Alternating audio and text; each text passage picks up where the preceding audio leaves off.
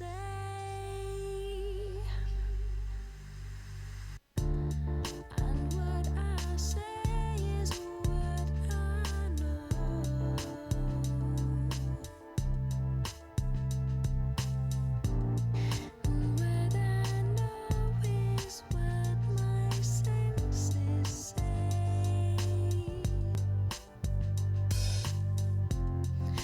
what my senses say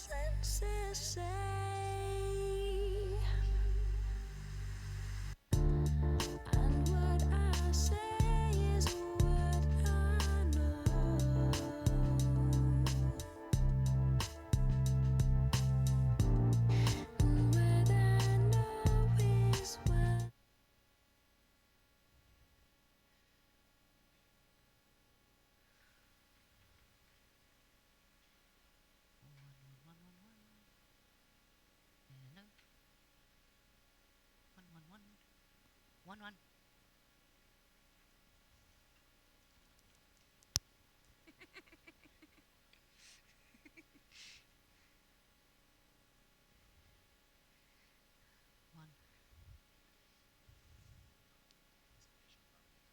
Yeah. One, two. One. One.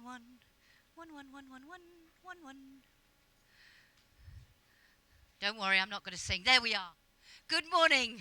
Good morning, ladies and gentlemen, and a very warm welcome on behalf of the European Commission to this conference on innovation in food. It's great to see so many of you here, particularly with the rival attractions outside of all the wonderful pavilions. Hopefully you'll get a chance to visit that later on. My name is Jackie Davis. I will be moderating our discussions all day today, and later on I do hope that we'll have some very lively and interactive discussions. The reason for this is, no, don't worry, I'm not going to sing or dance, but I will be coming among you with the microphone this afternoon during the discussion to get not just your questions, but also, we hope, your comments and your perceptions. We have a lot of expertise in the room.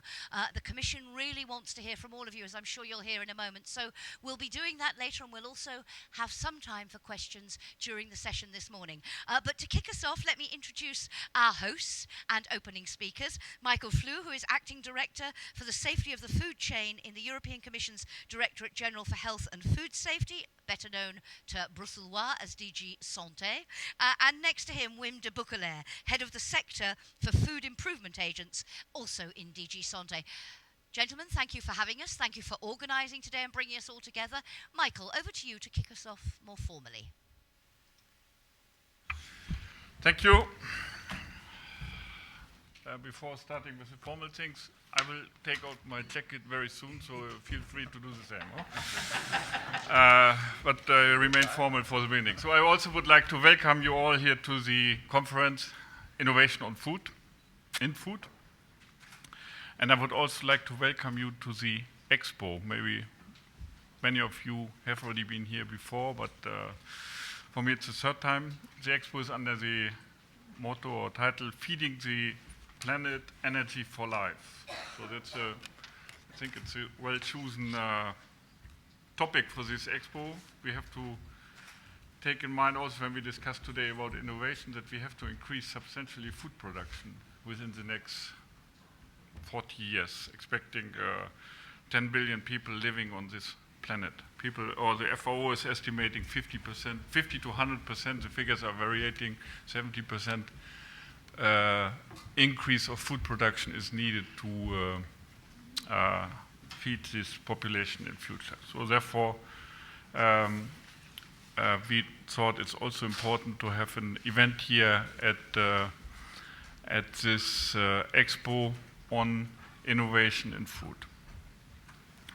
This conference was already preceded by 2 days workshop in ISPRA. Wim and colleagues will certainly report back on this, I hope. Let's see the objective of our conference. We have a number of objectives. We would like to discuss a number of questions, or we hope we get some information on questions like whether the legal framework allows food business operators to bring new innovative products on the market. Another question which we would like to discuss is how can it be assured that future innovation will meet consumer needs? And a very relevant question also, whether the authorization processes to bring new products on the market, whether they are really clear, efficient, and transparent. And last point, and I know this is very close to the heart of Wim, is how do we communicate? Do we communicate correctly about innovation in food? And this brings me to another question. We have to see nowhere else. I mean, I have been in various areas, in biotech, in pesticides, in plant health, in seeds, in food improvement agents everywhere, but nowhere else technology is so much mistrusted like in the food sector. We are all embracing the iPhone 6 or the Samsung, I don't know which number is now on the market, the new cars, even if we have now with Volkswagen a problem, but we are always jumping on new technologies and we are embracing technologies. And when it's about food, there is normally a very big reluctance on the consumer side to accept innovations in food. Why is this? Why can this not be better communicated? Innovation is in the food area not necessarily related to an improvement of healthy food. This is what it's a statement maybe from my side, but this is, we have observed in the food sector very often the trend back to, let's call it back to the roots. Allow me a few words about our food legislation and also what President Juncker how he's perceiving our food legislation. In his mission letter to my commissioner, to Commissioner Andriukaitis, he's stating that we have a well-developed food safety policy with a complete and mature legal framework. And it is now the priority to modernize and to simplify this framework. So it's not the priority any longer now to regulate further, but when you read this, it's more about looking at what we have and try to see whether it's fit for purpose and whether we can make it, improve it further. We have with our legal framework certainly achieved the highest standard in the world, and we want to defend them. This is also what Juncker is saying. He does not want to sacrifice food safety for the sake of trade, for the sake of business. It's jobs and growth, yes, of course, but food safety remains. The standards remain non-negotiable. Yeah. So in this context, we have also to see when we talk about modernization and simplification. It's not regulating less, but it's regulating maybe in a different way. This Commission is also very committed to better regulation. Better regulation, what does it mean? For those of you who have read the guidelines on better regulation, I guess most of you have not read them. But in a nutshell, this means we will be asked in future, whenever we regulate, and not only on major basic legislation, but also on important implementing acts, we will be asked, the regulator will be asked to communicate more, to consult more, to get in closer contact with you, with stakeholders, food business, but also consumers, citizens. So more consultation. We are also asked to evaluate more the existing legislation, to evaluate what we have in place, so an ex post evaluation, but also to make ex ante evaluation in case we start considering doing new initiatives. And important also, and this is an important new element in this better regulation agenda, is that we are also asked to seek feedback once the legislation is in place. So there's much more, and overall there's much more interaction foreseen in between regulators and those who are concerned, the stakeholders in general. So more listening to those who are concerned, and this is what we want to do and to achieve here also today. We are in a listening mood. We are here to answer questions wherever we can, but we are not here, and this I would like to make clear immediately, we are not here to decide. Yeah? So don't expect from me by the end of today that you get commitments that we will now regulate, I don't know which new areas, but we are here to listen, we are here to discuss, and we are here to enjoy the day and hope to have a fruitful exchange of views. With this, I would like to open this informally and give the floor back to Jackie or to Thank you. Wim. I don't know. Thank you very much indeed, Michael. And as you say today about listening, about sharing views, you've underlined why this issue is so important, that immense pressure coming from increased population and other challenges. And that very striking comment, nowhere else is technology less trusted. Why is that? To what extent do consumers understand the regulations, the approvals procedure? To what extent does industry have trust and confidence in the regulations and procedure and feel that it is predictable and so on? Those are all issues we will come back to. 2 housekeeping notes I should have mentioned right at the beginning. We are being live web streamed, ladies and gentlemen.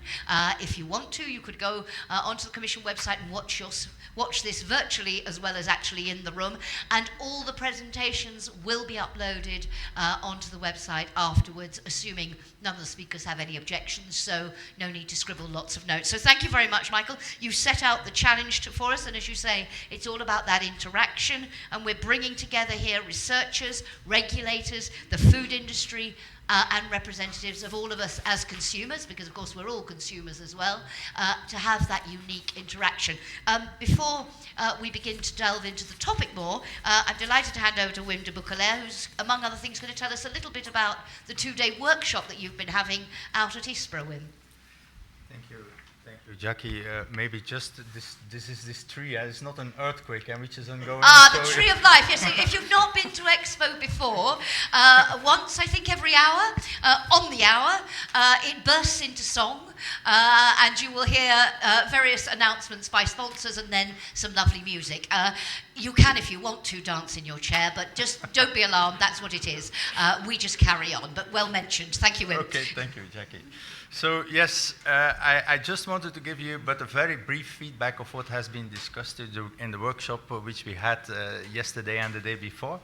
And it was very unique because in fact we managed to bring together the governmental experts, the guys with whom we work together when we prepare our regulations, our authorizations. But we were very happy that we also had some colleagues from the United States and from Japan who explain how they do it in the United States and Japan. So we learn in order to learn from them. And then also very happy and a very strong representation of the consumer organizations were present, who could give their point of view, together then with our main stakeholders, let's say the food ingredient suppliers, ELC, also the enzyme producers, AMFEP, EFA, the flavor producers, IPIFF, which is the producers of insects in feed and food, Food Drink Europe, of course, and then the organizations representing the interest of the plastic producers, CIFIC, EUPC, the European Plastic Converters, and the Plastics Europe. And then finally, of course, the Commission was represented by DG Santé,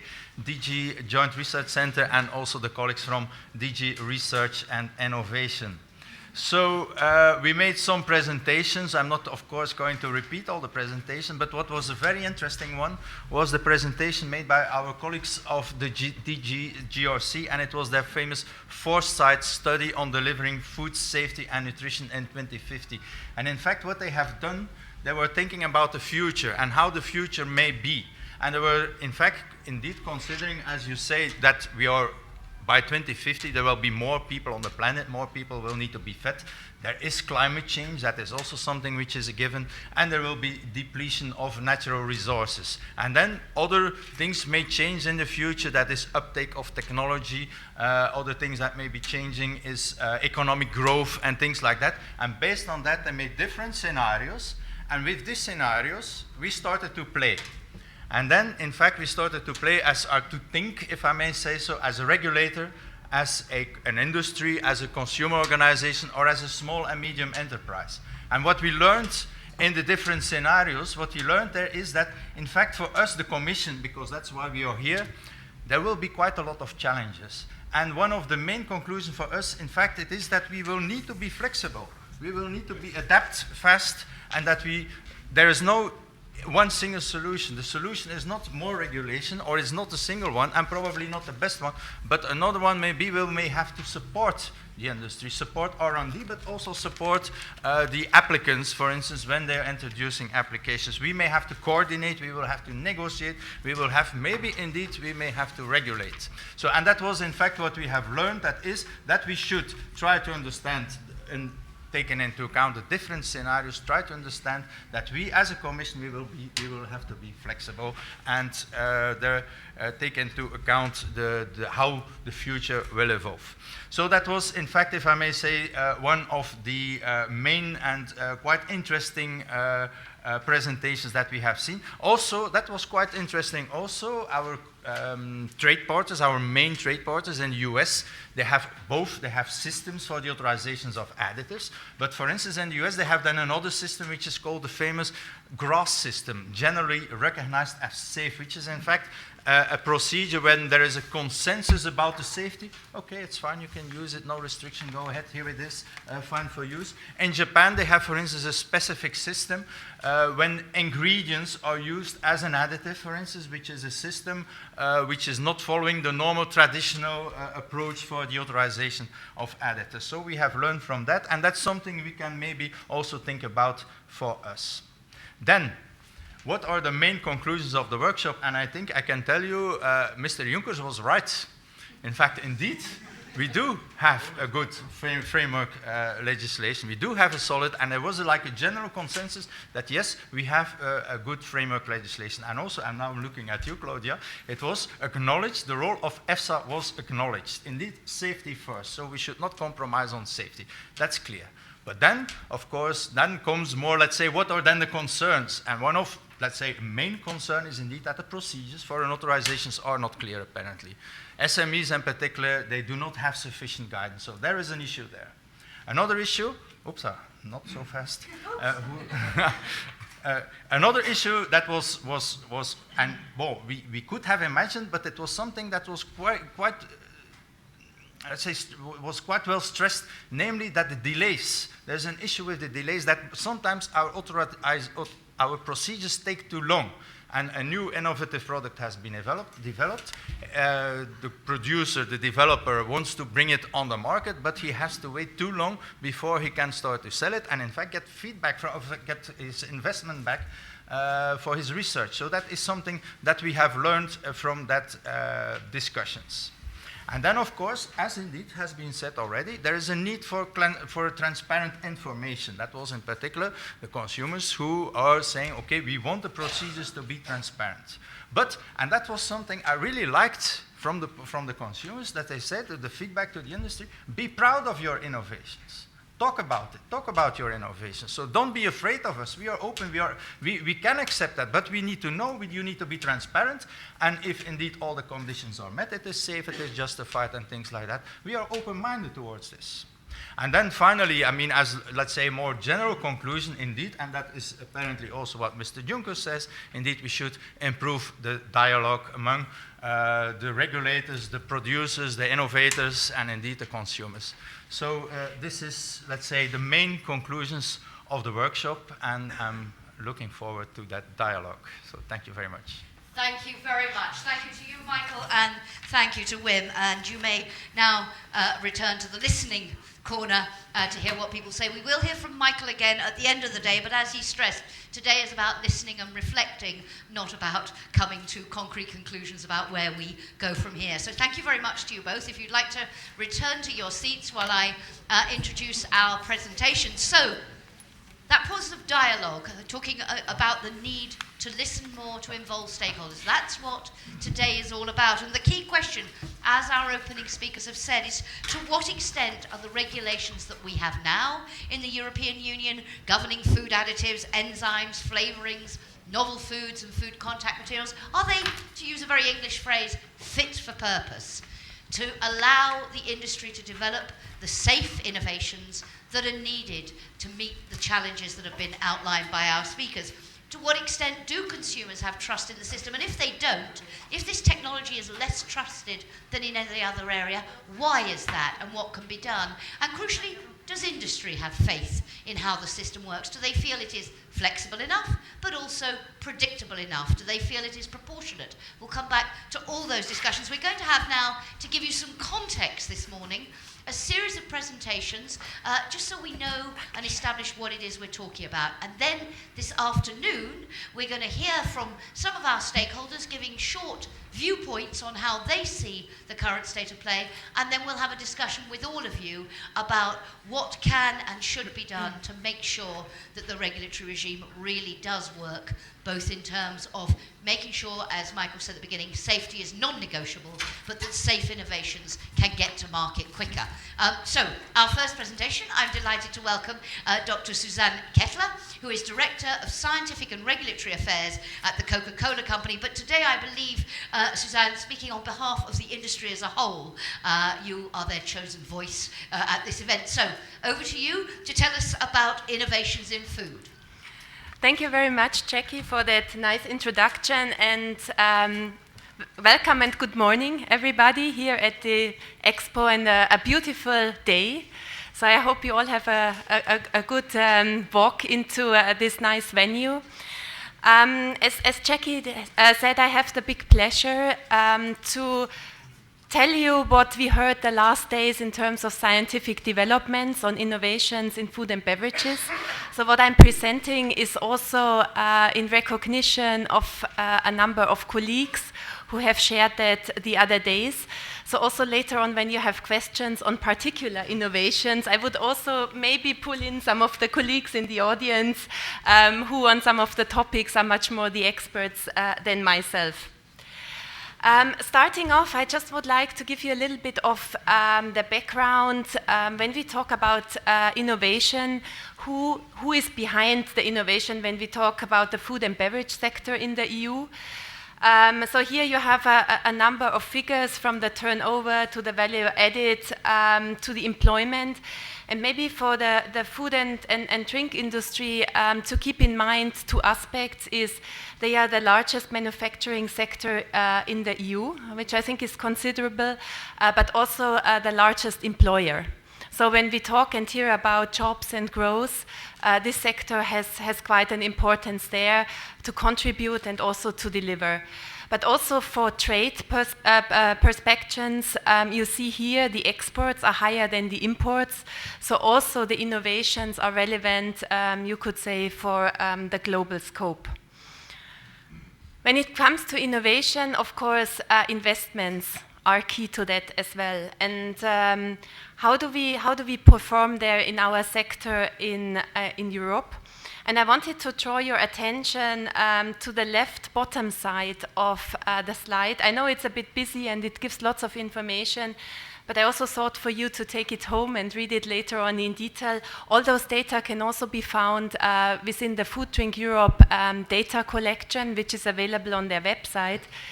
But just to mention, you see the EU here, the private investment of the food and drink industry in R&D as a percentage of the output is rather low compared to the rest of the world. So I think this should alert us. We should ask ourselves why. And I think in the context today, talking about the way to market, what needs to be fulfilled, the regulations, I think it's good to keep in mind there might be some potential going forward. I wanted to share that slide with you. It just gives a quick snapshot of where are the areas of innovation in food and beverage industry in Europe.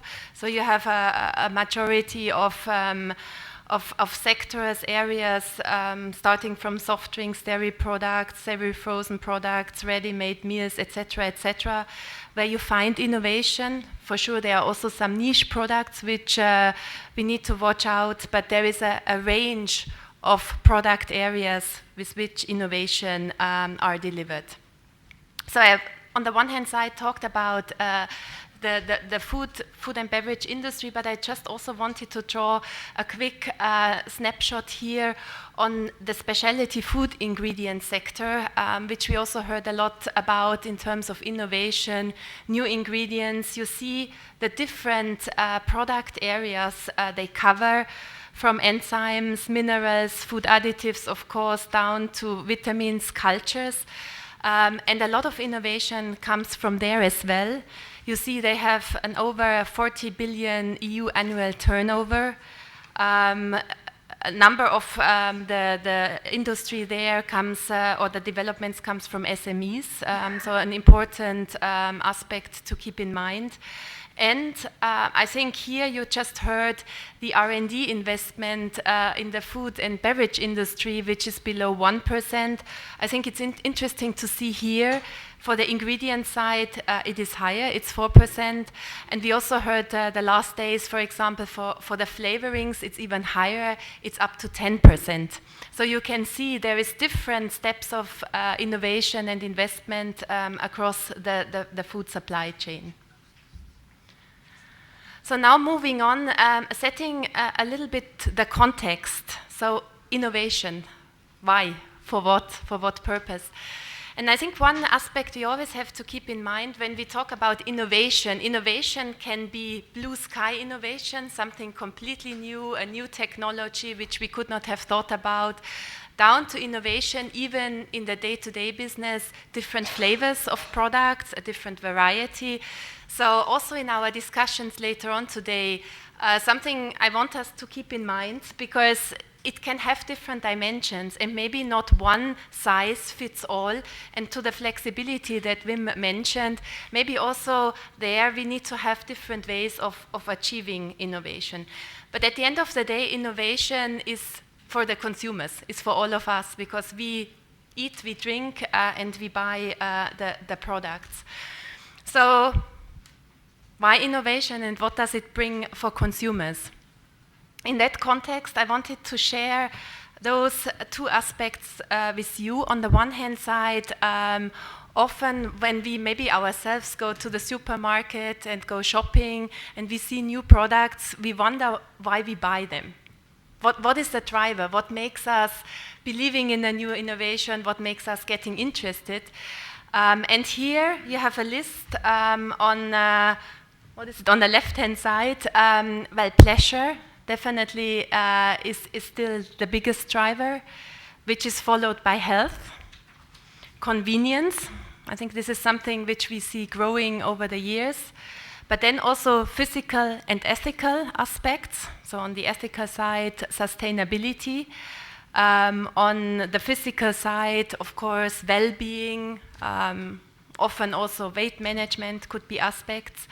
So those are the key drivers which have been established. And actually this is established by an organization who looks into innovation and collects data from different sources. On the right-hand side then, behind those drivers, you see the trends. There is 15 trends behind. And I also wanted to share with you, when you see all those trends, they are not marked in terms of relevance or highest importance or highest relevance for the consumers, but there is a list behind which defines those.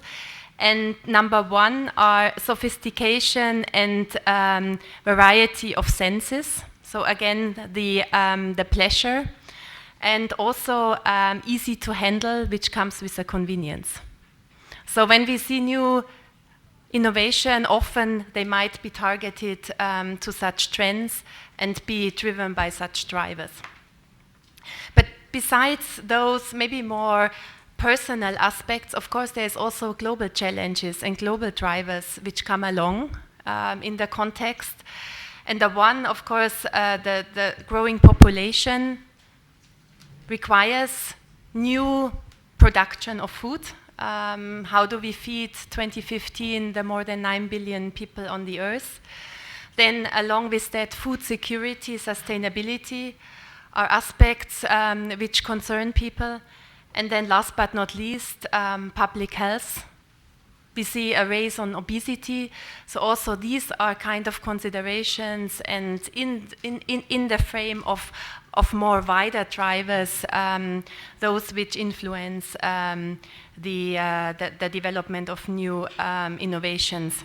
And you see at the bottom here the Expo theme, which Michael already nicely explained. So feeding the planet and having enough good food in a sustainable way for all of us globally is an important aspect to innovation going forward. With that, I quickly want you to be introduced to the world of new product development. So you have on the one hand side, of course, what you see on the top right side, scientific developments. You have research, which can go on longer term, both from academic organizations, also industry. And that then comes together with the consumer demands and trends, as we just heard them, and that stimulates and creates new ideas. And those ideas are then taken further into product development, where still the consumer is still in the heart of the development. And I think often we have the discussions like an innovation, how is it accepted by the consumers, or we heard before there might be questions, there might be concerns, certain perceptions. It's interesting because with every development which comes, the consumer is already part of it. And sometimes I think we need to ask ourselves why we ask consumers and we try to develop it for the needs, but at the end of the day, maybe we don't succeed. And what is the reason for that? And maybe also how the legislative framework, how the risk assessment can help us to better proceed in that way and to be more successful at the end of the day. So after the development and the hopefully successful evaluation whether a new product fits into the consumer needs from a taste perspective, that's important. We know that the appeal, that the appearance is very relevant. People consider the quality, of course, as a key priority, the safety of the food, the sustainability. Of course, then there is the launch, and you can see there is a kind of circle, because in a way it never ends. When there is also products on the market, as I said, there will be new tastes, etc.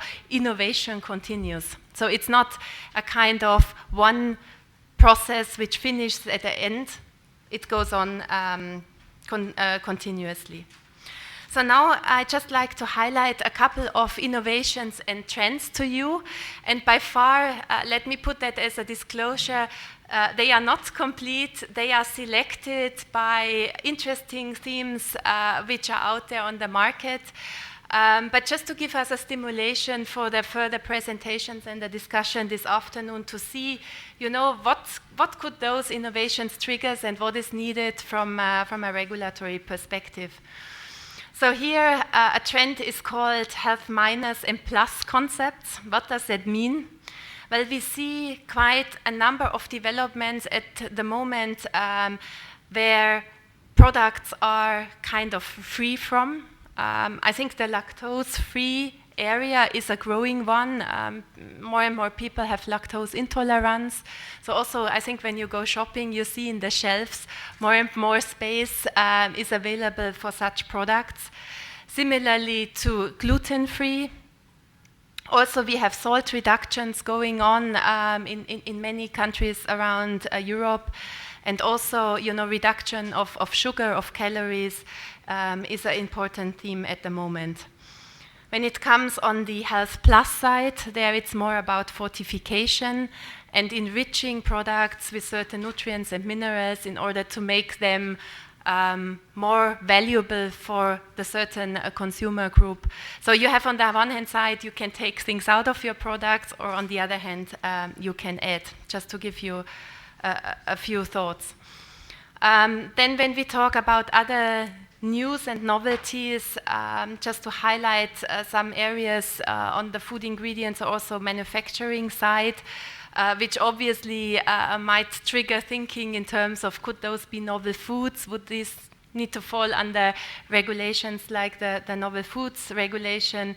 Novel vegetable proteins is one area, bulking agents, another one. Of course, when you take out fat or sugar, you need to replace the substance by something else. According also fitting to what I said on the slide before, novel carriers. So if you want to add something, you might want to find new ways of how to bring it into the product. Novel lipids, novel fibers, all of them for better nutrition, palatability, better product performance, or also alternative manufacturing. I think A number of them are already more and more established, but there could be technologies like pulsed electric fields processing, where you preserve by electric field rather than by other methods, which can have some effects, for example, on sustainability and preserving energy. And there are many more. And I just wanted to mention, because there is a lot of things out, things are going through the food approval, but one example, maybe more on the food additive side, on the innovation, a new sweetener which had been approved a couple of years back, stevioglycosides, which is a non-caloric sweetener from natural source. So also these are innovations which deliver new properties or respond to new consumer trends and demands. Maybe they are on the natural side. Lastly, I wanted to mention a topic which was also presented the other day. I know there is an expert in the room from the International Platform of Insects for Foods and Feeds. So I'm not the right person or the right expert to take you through the world of insects as foods, but it's quite an exciting world, I have to say. And maybe later on in a discussion we can come to that. And also EFSA has just the other day published a new opinion there. So you see, this is an emerging trend. And I'm sure we will be hearing more in the coming future. But just to summarize now, because I talked a bit about the innovation, but how do we link that now to the discussion that we have, and a few thoughts in terms of how we can stay innovative and competitive in Europe. And because Michael said he's going to listen, so I want to share a couple of thinking behind it. Of course, and I think we repeat that many, many times, the safety of our foods and beverages is paramount, not to debate. Also, from the food sector, of course, we would like to have clear rules which apply across the whole of the EU to ensure the internal market. The regulatory policies, of course, we believe they should be based on science and facts. But considering on the one hand side the risk assessments, but also taking into account the benefits, what it brings, because sometimes there is also a balance coming together. Then European requirements should be competitive with those across the globe. Obviously for the export, that's an important area for us. The timelines, timely approvals are quite important in order to ensure return of investment and to stimulate, hopefully, the R&D investment over the time. Also the opportunity to review existing rules, to enhance formulation activities, to be able to use new ingredients, new technologies, and then through education and communication build confidence in the safe foods and beverages that we obviously believe in we have, and counter the negative perceptions as of to enable to use new ingredients and have a better acceptance. So with that, I'm through, and wanted to thank everybody for the attention. Thank you very much. Covering a lot of ground there in terms of the drivers for innovation, some insights into what is going on, and then at the end, your recommendations, a perfect shopping list, if you like, for me to put to our panel later on and to discuss with the whole room. So thank you for that. We have a couple of minutes for questions. Anybody have a question for Suzanne at this stage? Because I have one. As you don't, I can ask it. You mentioned right at the beginning, you drew the comparison between the figures for the food sector and the level of R&D at 0.7%, and then in the food, specialty food ingredients and so on, much higher, 4% and 10% going up. Can you explain at all the difference in those figures? Because it would be quite striking to say, okay, maybe the low level of investment is something to do with the regulatory environment, but the specialty ingredients have to use the same regulatory environment. Is there any explanation for why that difference? Well, I think it might make sense in terms of also, you know, the food industry uses the new ingredients. So this innovation kind of flows into the final product, right? So there is already a lot of work done there, which often is also in collaboration. But I guess it's also to do with maybe the size of the sector and the business behind it. I'm looking also at Maurice because from a food specialty perspective, I think she can give a better insight. And we're going to hear about that from them later on. So we'll come back But to that. I think because also those ingredients are used in the final product. So it, as a whole, it comes in, but still, why is it still that low for the food and beverage industry? The other thing you said was, do we meet consumer needs? And you said, maybe not as well as we could, and maybe the regulation has something to do with that. We'll delve into this a bit more later, but just a thought from you now. What did you mean by that? In what sense do you think you're not meeting their needs as an industry, and how do you see the link with the regulation? Well, I think the needs, we try to get hold of them early on when we develop the products. And I think it's also well known that with innovations, there is only a certain percentage which survives on the market, right? But also the consumer needs and the trends are changing. So I think there is also a need for us as the industry to go fast about it. And then I'm just wondering, when it comes down to, when you look at the process and the timeline, how long it takes from, if you really develop something very novel, from the development down to the implementation, and the trends are changing faster, are we still on time? Or are we missing out, or are we running behind? And that's, I think, something to keep in mind. Okay, so it's the speed for you that is the crucial issue, which, as I say, brings us back to that. How do we speed up the process, keep that flexibility, keep the predictability, all those things that you need to invest and get a return on investment. Michael, please. Short question, because is it on? Yeah. I was saying we are not only listening, but I think it's on. We are also asking questions. We absolutely. That's very good. I don't expect an answer now immediately from Susanne, but we have to work with maybe before this afternoon discussion. Who is actually the driver for innovation? Because it was a circle, but where does a circle start? I think there is a problem with the mic. Is it the consumer who expresses his needs? Or is it the industry who defines the needs? Okay, so where does it start? Just a thought on that. I know we'll delve into it later, but where for you does it start? Do you innovate in response to those big trends, those big challenges, or do you innovate primarily in response to, as you said, anticipating the customer need? Where do you think, which is the bigger driver? I would need to make a disclosure because I think it also depends a little bit on the products. But I think there is a big driver by the immediate consumer needs. So the current trends. So I think that's one aspect which is very important. I think the longer term context, like what we said, the sustainability, etc., that comes into. But I would say there is a more short-term, mid-term innovation and a longer-term innovation. But both exist, in my view. But fundamentally driven by the customer. Yes. In both cases. For now, Susanna, thank you so much.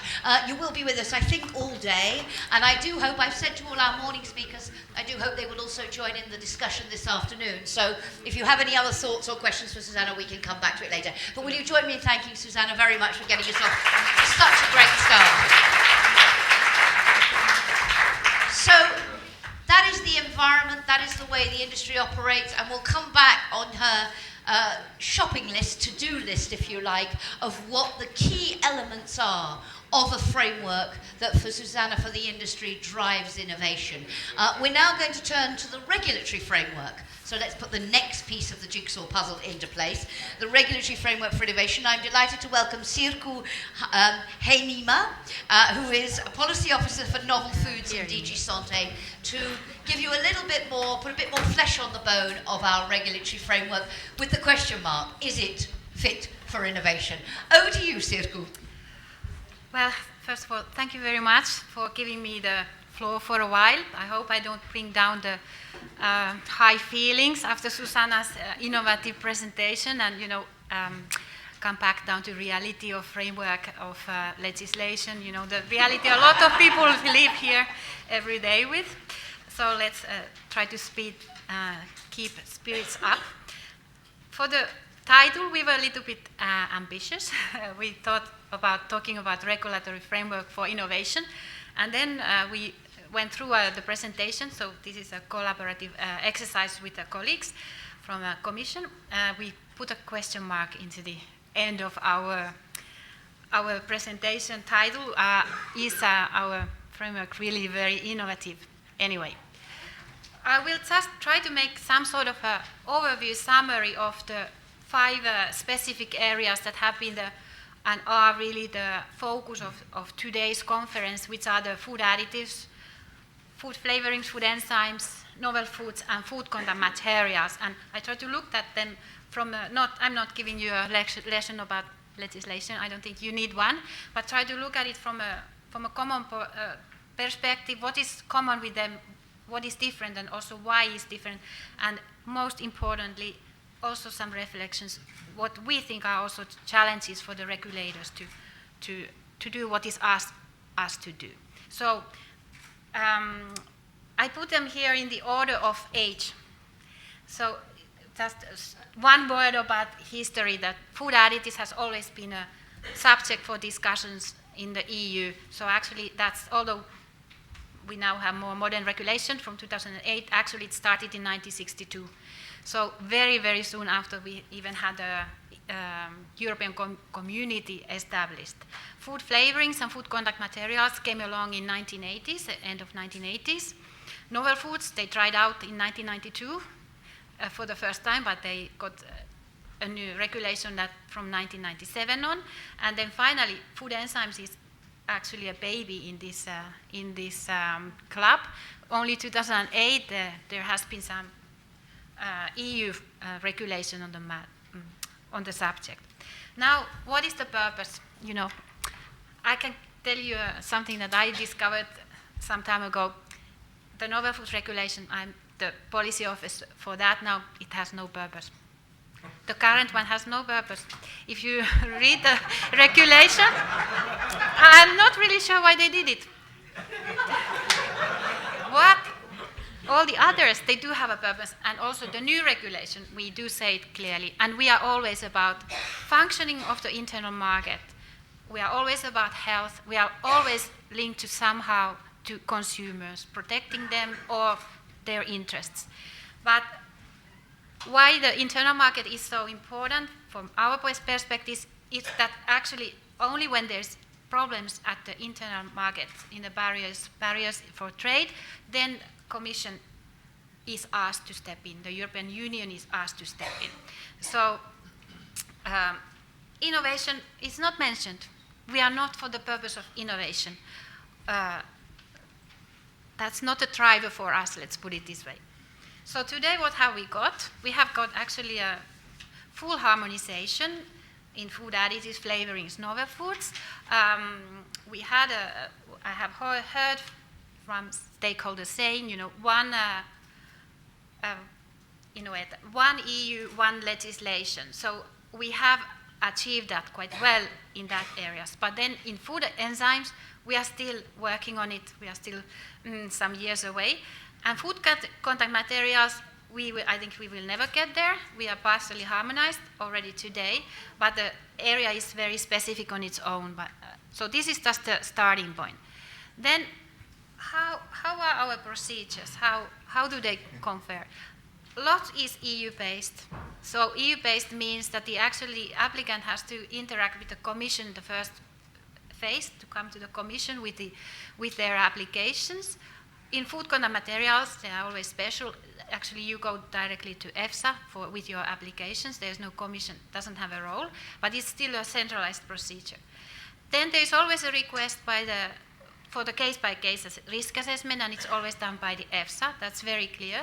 And then the risk management role is with the Commission, of course, in collaboration with the member states' risk managers.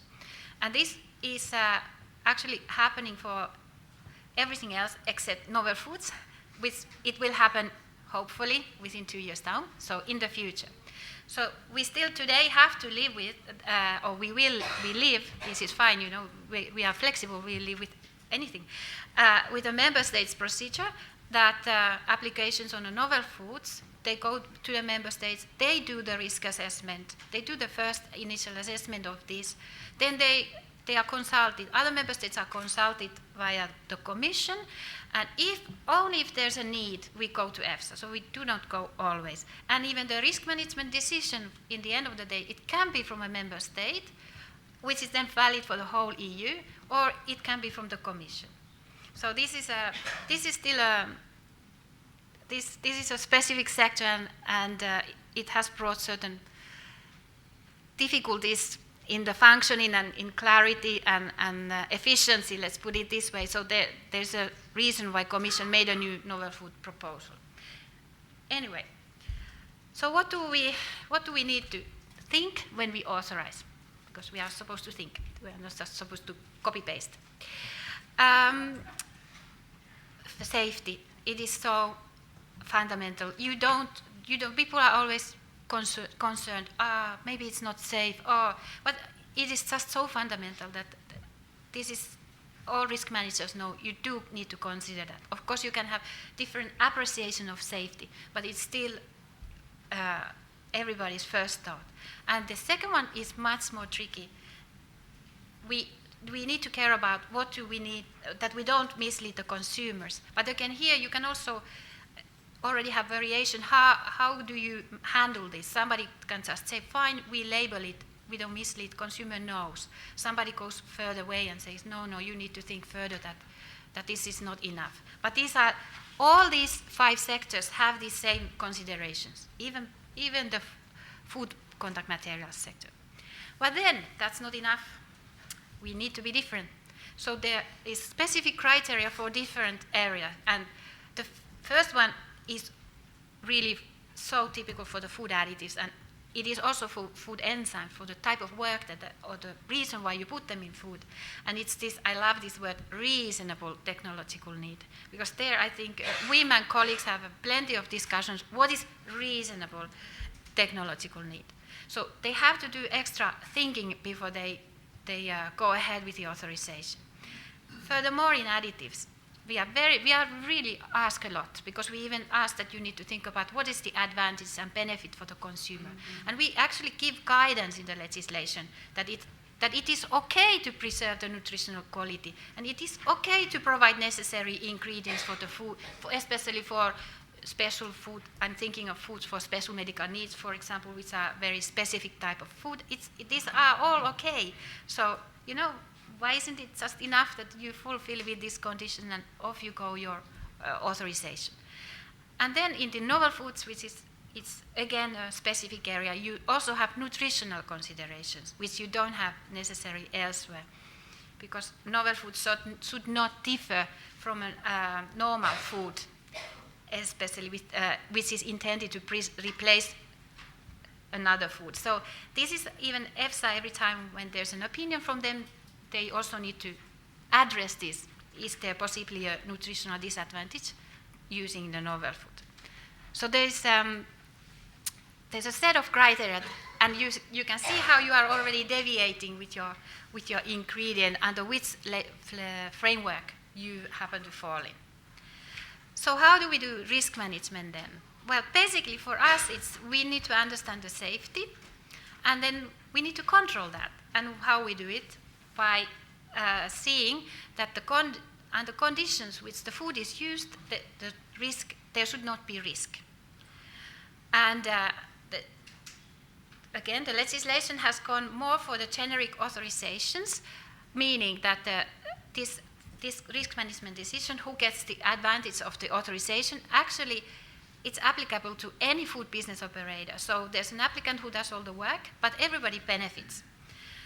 As long as you comply with the conditions of use and with the specifications which really describes what is the substance that was authorized.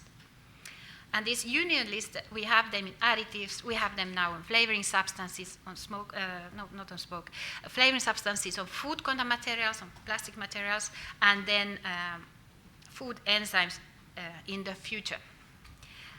And then we still have the area of individual authorizations, where actually the decision is only applicable to that applicant who made the application. So they still have to comply with the conditions of use and specifications, but actually other food business operators do not get the advantage of the work from that, except that in novel foods, nothing is that simple. People do, you can still get advantage of a novel food authorization if you make a substantial equivalence notification, but that is another story. In smoke flavorings, it was because this is actually primary products for smoke flavorings that were regulated. The same approach was taken that an individual authorization was done. And actually also in the area of food enzymes, if you have a GMM enzyme, this is in the end of the day, it will, because it's strain specific, it will come down to the industry who produces it, who will benefit from that. So as you can see, even this is not harmonized. The way authorizations come out, who gets the benefit, who gets to use it, who actually did all the work. So just a few words about where are we, what have we done within the last 17 years, or soon 20 years on novel foods. We have had around 200 applications. We actually have only 90 authorizations, so success rate is not huge. We have a really wide variety of different type of things. We go from rapeseed protein to a third country food, which is like chia seeds, to synthetic vitamin K2. Basically, novel foods is catch it all. If you don't fit elsewhere, you fit in novel foods. You know, I was thinking that the legislators always like to put things in the box. So this is the box where you put things when you don't know what you're really doing.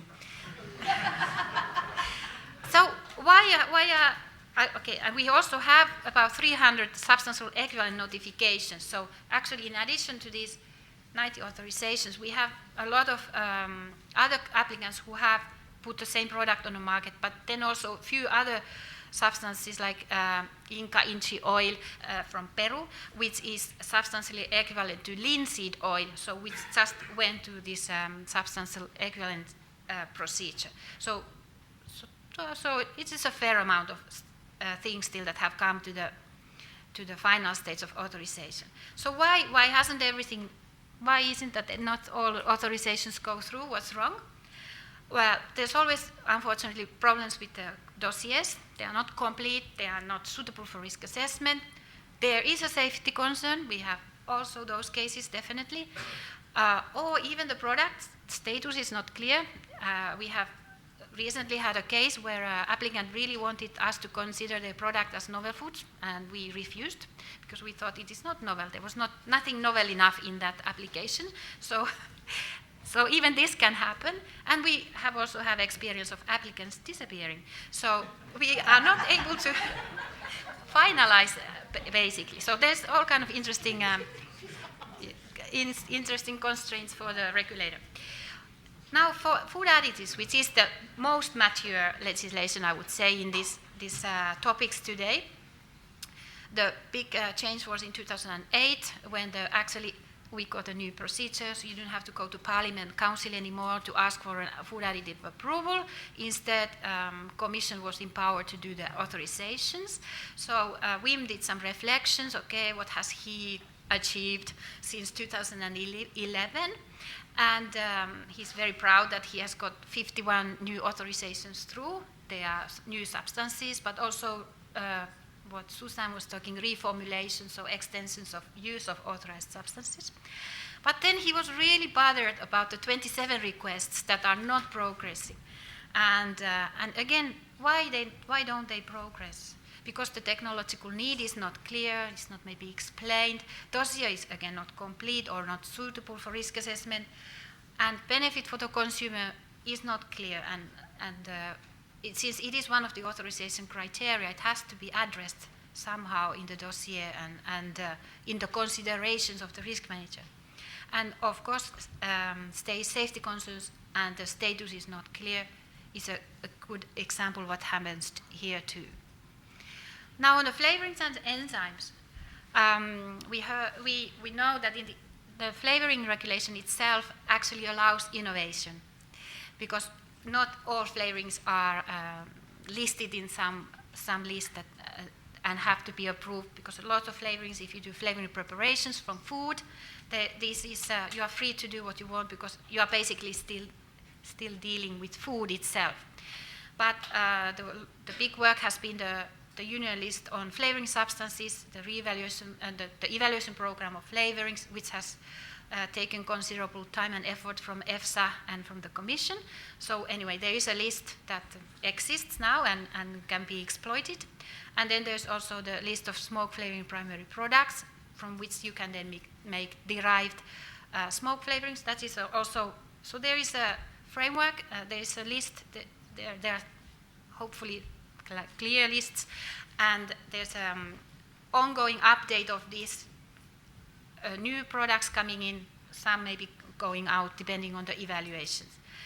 And then on food enzymes, there is the big work of 300 applications that the EFSA has to look, and Commission eventually come up with risk management decisions. On the food contact materials, just a few words because it's so specific. We have specific union legislation for 5 of these food contact materials, and the most important is the plastic ones, plastic substances, where you have more than 1,000 substances authorized. But then there's another 12 materials that are used in food contact materials, where there's no union measures. This accounts for more than 10,000 substances. There's no safety assessment at the EU level, and if you take into account that the EFSA's capacity to evaluate food contact materials is 50 per year, you can also then count how much would it take time if we ever even thought about having this regulated at EU level. I don't think we are. Instead, what we are doing is, or what the colleagues are doing is, they have commissioned a study from the Joint Research Center, actually, to get an understanding on the present situation, and then on the basis of that to determine if there's some action that should be taken or not in this field. Now, I'm almost finishing my presentation, and I wanted to just give the regulators' frustration, let's put it this way. We have every morning coffee amongst the colleagues that are here today, and that's a very good opportunity to, for us, air out our frustrations. So one thing is that we also want to reduce burden, because if you reduce burden, we reduce also our workload. And we are really thinking about this clearer guidance, what is clearer guidance and how you make clearer guidance, because you could even say that there's some language barrier in there, because actually today we are operating quite a lot in English, and we are doing quite a lot of guidance in English. So that is a challenge for us, that how can we make our guidance so clear that you don't need to come back to ask what did you mean with your guidance. The other is the challenge of how could we reduce approval timelines. There are certain procedures, of course, within the Commission that they are beyond us procedural deadlines. But we take it very seriously. How could we work faster so that we still understand the dossier? We still we cannot compromise on safety, so that all the safety elements have really been understood. But how could we do it better? So this is another challenge for us. And then the flexible framework. That came up already from previous slides, that the status is not clear. So is our framework flexible enough to cater for all the new things? I said already, novel food is a catch-all. Basically, you don't know what it is. It's a novel food. We have had recently a request about DNA tracing. What is DNA tracing? It is you put a piece of DNA into your food, and you can actually trace the life of the food by tracing the DNA. But what is it? Is it a food additive? Is it a food contact material? Is it novel food because we are still eating it? We didn't give an answer to the applicant yet. But you see, there are these there are innovations that we don't know about. But is our framework flexible enough that we are able to guide then whoever wants to do it, and who wants to have the safety assessed, and who wants to have the recognition that they are putting products legally on the market, that we can cater for that. And then well, I'm Finnish myself, so communication cannot be my strong side. So how do we explain our risk management decisions? We are supposed to just do what we are doing, but actually, shouldn't we a little bit explain more? Now we are more just procedure, yeah, we've done it, but this is a challenge for us. How could we communicate it, still staying neutral? And it's not for us to sell other people's products, but still, is there a role for us? How could we do that? And finally, which is, I think, all the regulators sitting in this room to agree with me, is the challenge of understanding the text in the same way in all the member states. So it's about the interpretation of the legislation, it's how you implement it, and then finally also how you enforce it.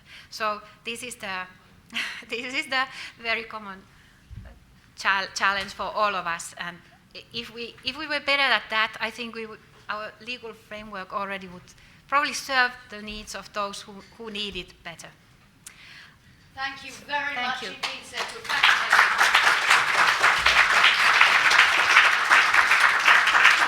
And thank you both for your very clear explanation, but also your frankness about some of the shortcomings. We feel your pain. I like the idea of their coffee in the morning, where they share their suffering. I think we'd all like to be a little fly on the wall to hear some of that sometimes. Questions for Serku? Anybody have a question at this point? Okay, while you're thinking, I want to just ask, going back to all the different ways in which, some you have to go straight to the Commission, some you go to EFSA, some you go to Member States. Is the long-term objective to make it one procedure for everything, or are there scientific reasons or why that will never be the case, that you will have to always have these differentiated approach for different types of substances? So is it simply because the regulations developed at different times and in different ways, and is the ultimate goal one way of doing it, or are there good reasons why that can't happen? No, definitely ultimate goal is probably to have there was always this saying in the Commission, one door, one key. So, you have one application, you should have to just go once and everything what you need is catered for. There is definitely a political reasons, I would say, or the development when the legislation has been done, why it's different. Like food additives that I mentioned, has always been a very sensitive case in the EU. Remember, it used to be a council and the parliament that gave the authorization. It was already an achievement that Commission could do the authorization. So there, it's definitely the goal that it should be wherever it is the most efficient, let's put it this. And we are getting there with novel foods. We are not there yet because the new legislation is not in place. Food contact materials, I don't actually know why they go to the member states in the first place, but there is whenever you do negotiations, there's a certain political climate. Sometimes member states like to keep something for themselves. Sometimes they just, Commission, please get rid of it. But as you said, your life would be similar. You have this case of the DNA tracing that you talked about, where you're not sure which category.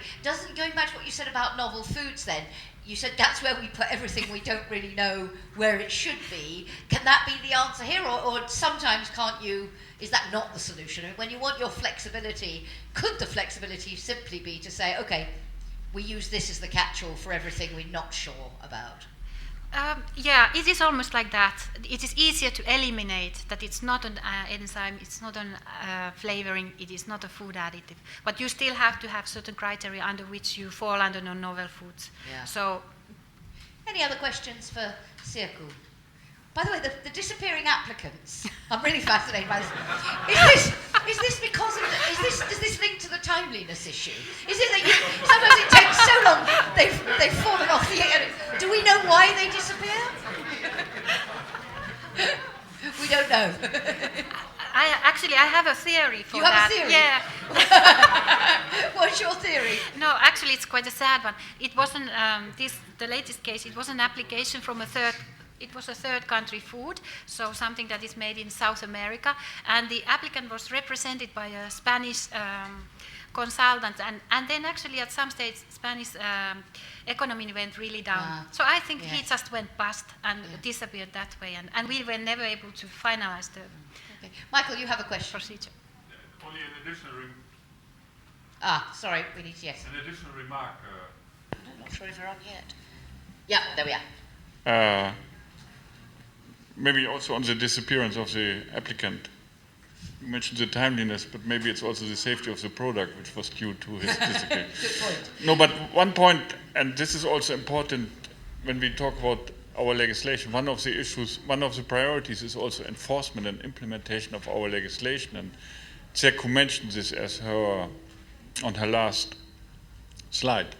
We have the Food and Veterinary Office in Dublin, and some of us have worked there, and unfortunately we never managed to look into this field, the use of additives, enzymes and flavorings, and they are just starting now, and then you're really, I have to say, almost shocked when you see how poor the level of implementation and enforcement is at member state level. We have all these nice risk assessment, risk management processes in place.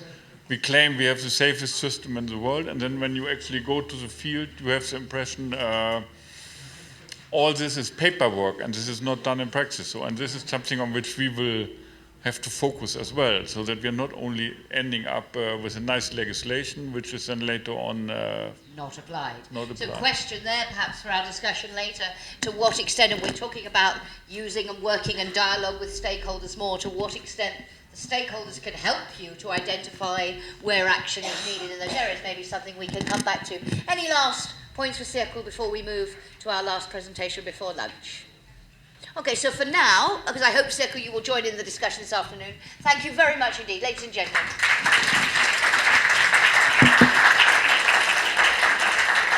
So, the European Food Safety Authority has already been mentioned many times this morning. So now that's the regulation. Now we're going to hear about the role of EFSA and how safety is evaluated. Claudia Roncancio Peña, Head of Food Ingredients and Packaging Unit at EFSA, is going to explain to us a little bit more about the work they do and how they do it. Great to have you with us, Claudia, and over to you. Okay, thank you very much. Real pleasure to be here, very close to home. So now my home is Parma. So I'll turn that one off so it doesn't okay, compete with you. okay, good. I would like to give a brief explanation also on the role of EFSA, but I would like also to mention some potentialities for the innovation, because of course, as Circus said, we work on a regulated area, so we work on a frame, within a frame. So we have some limits also there, but also there are a lot of opportunities, and this has been identified in EFSA and is currently under a lot of discussion on different areas. And most probably with the views of communication, with the opportunity to have this public here today and to have all of these opportunities to exchange views, we will be in the future also to identify some other doors where innovation can enter into our work. So European Food Safety Authority, it assesses, evaluates, and communicates independent scientific advice. It's a European reference body, and it covers the entire food chain. As I said, well, already since when EFSA was set up in 2002, it was an innovation. It was a different way to work. So risk management on one side, risk assessment. We moved to Parma in 2005. We cover, or the work of EFSA, cover many different areas. So this is also an important issue. When we talk about harmonization, we are talking about 31 different regulatory frameworks in which we work. We have to see the opportunities to harmonize, but we have also to leave some doors for flexibility, because most probably we cannot fit all within one frame. There are, in terms of science, there are different issues where we have to take into account. Also, when we talk about science, there are many different views on this forum for discussion at the working groups and the panel enhances this opportunity. So we have since 2003 more than 3,300 scientific outputs. So these are in the form of opinions, on reports from EFSA, on different scientific reports that we are publishing on our website. What we are doing, but because we do all scientific advice, we do risk assessment for food and feed policies. So our customers are quite different. In the case of a feed additive, our customer, well, it's our pets or livestock animals. If we talk about food additives, it's a different customer, let's say. So we have to cover a wide area of work. We have also to communicate. We have very different views, ways to understand the things also. We come from different, Europe is quite big, so we have different understanding of the things. So this is also an important part, and EFSA also has to link not only the risk assessment, but to ensure an efficient and accurate and clear risk communication. We need to cooperate with other member states. There are different systems where we have in EFSA through different, what we call focal points, discussions at the advisory forum level. So we really need to enhance our collaboration and our cooperation with the different member states. Within the member states also, we have universities and other institutions where we need to understand also the drivers for research in their area that could match with the drivers for, or the needs for EFSA. You already know which are the main roles, most probably, from EFSA, from the creation of EFSA. When we are talking about food safety, and I'm going to develop this a little bit further, we have different guidance, we have different rules. Most probably in this area, we also could have some, we could benefit of some further collaboration and further enhancement for harmonization.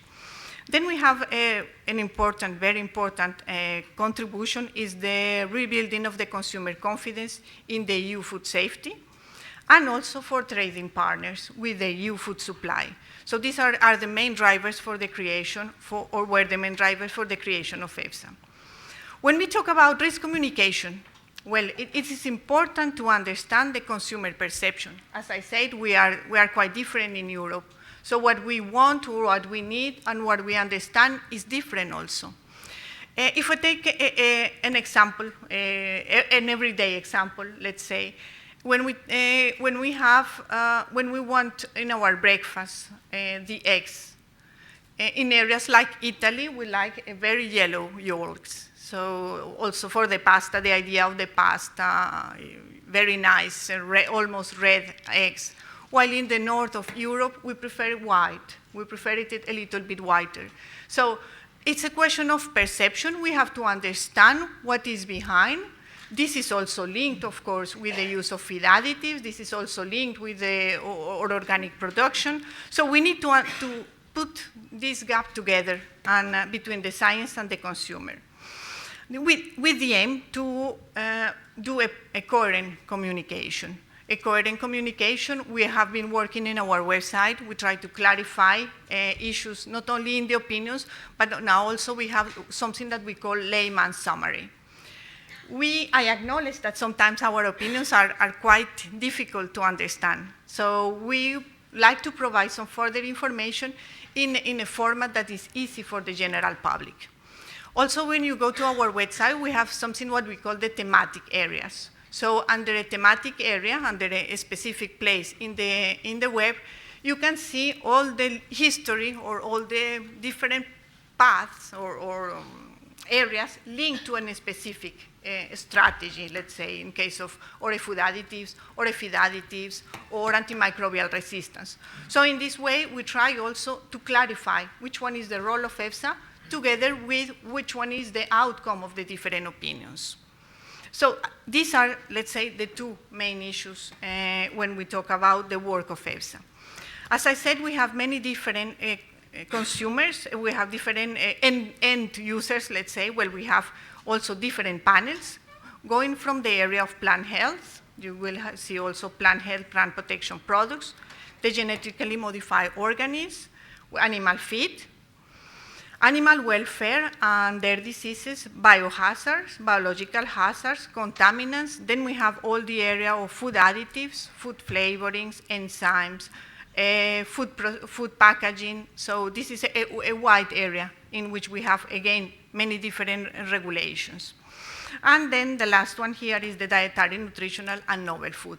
So it's a wide, we are working on a very wide and different areas in the daily work of EFSA. In terms of science, when we are talking about all of these different areas, we will focus on a specific protocol, what we call is the risk assessment.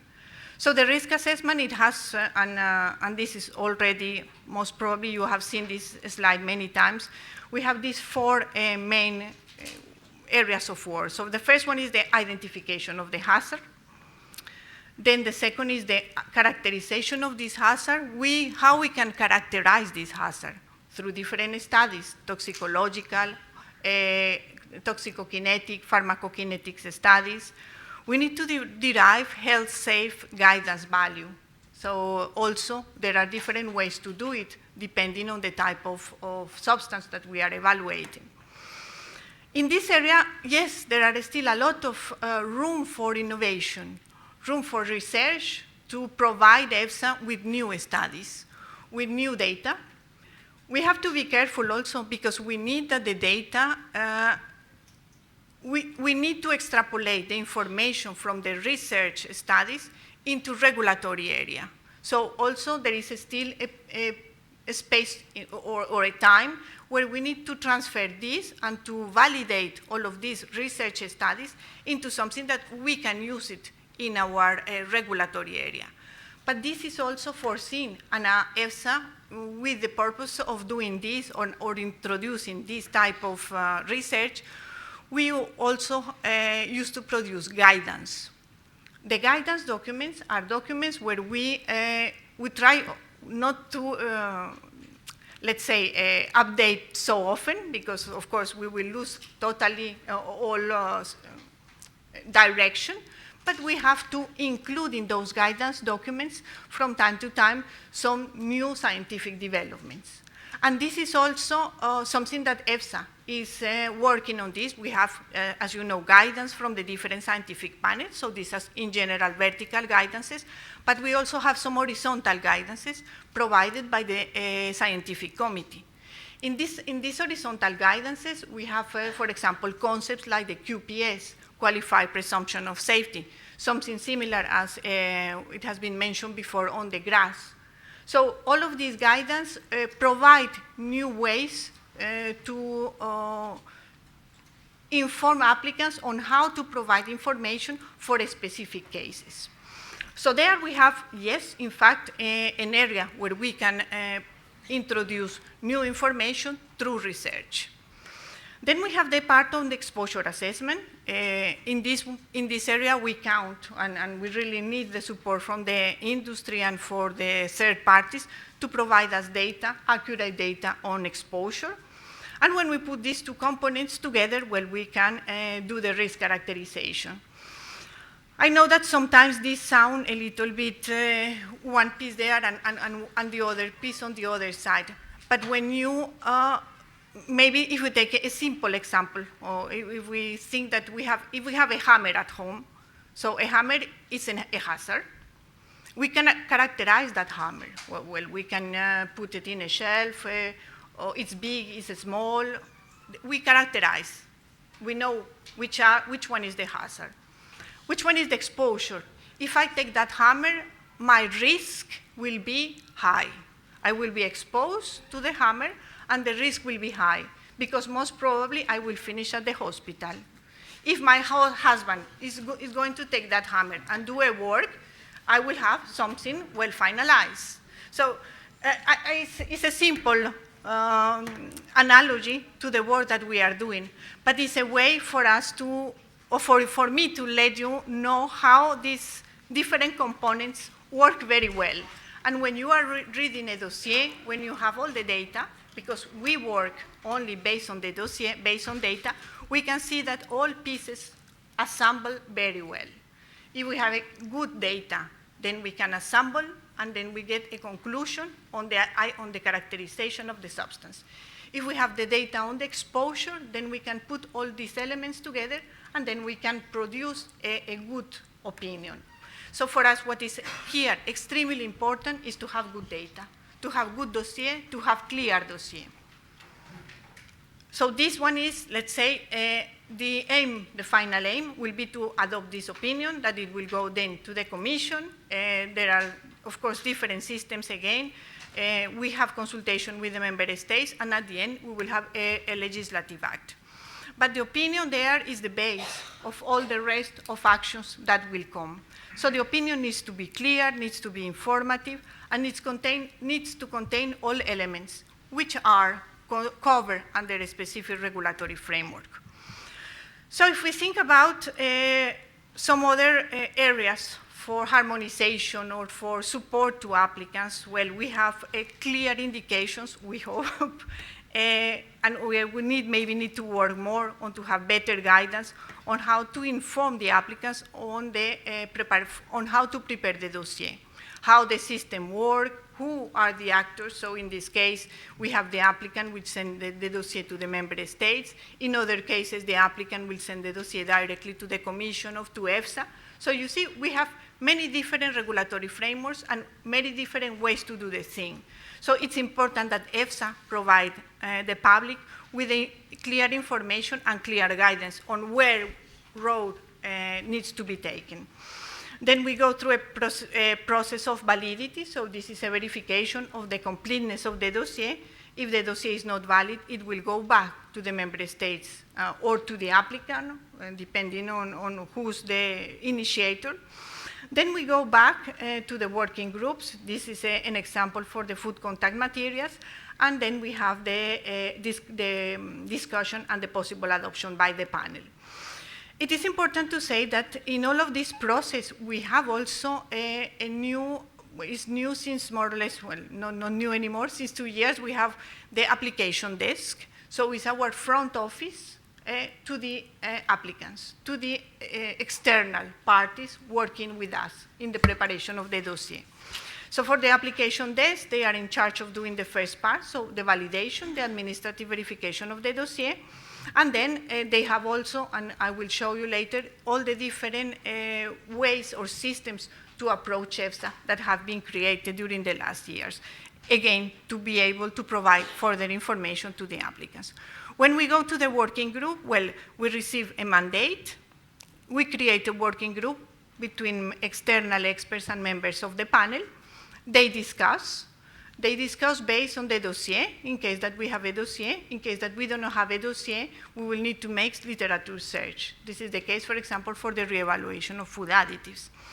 Once this is discussed, well, the discussion goes back to the panel, the final discussion, the final decision, because it is a collegial decision, in which the whole panel, 21 members, will decide and will finalize or adopt the final opinion, including efficacy, if needed, or safety for the consumer, safety for the user, for the environment, or for the target animal, depending on the area, of course.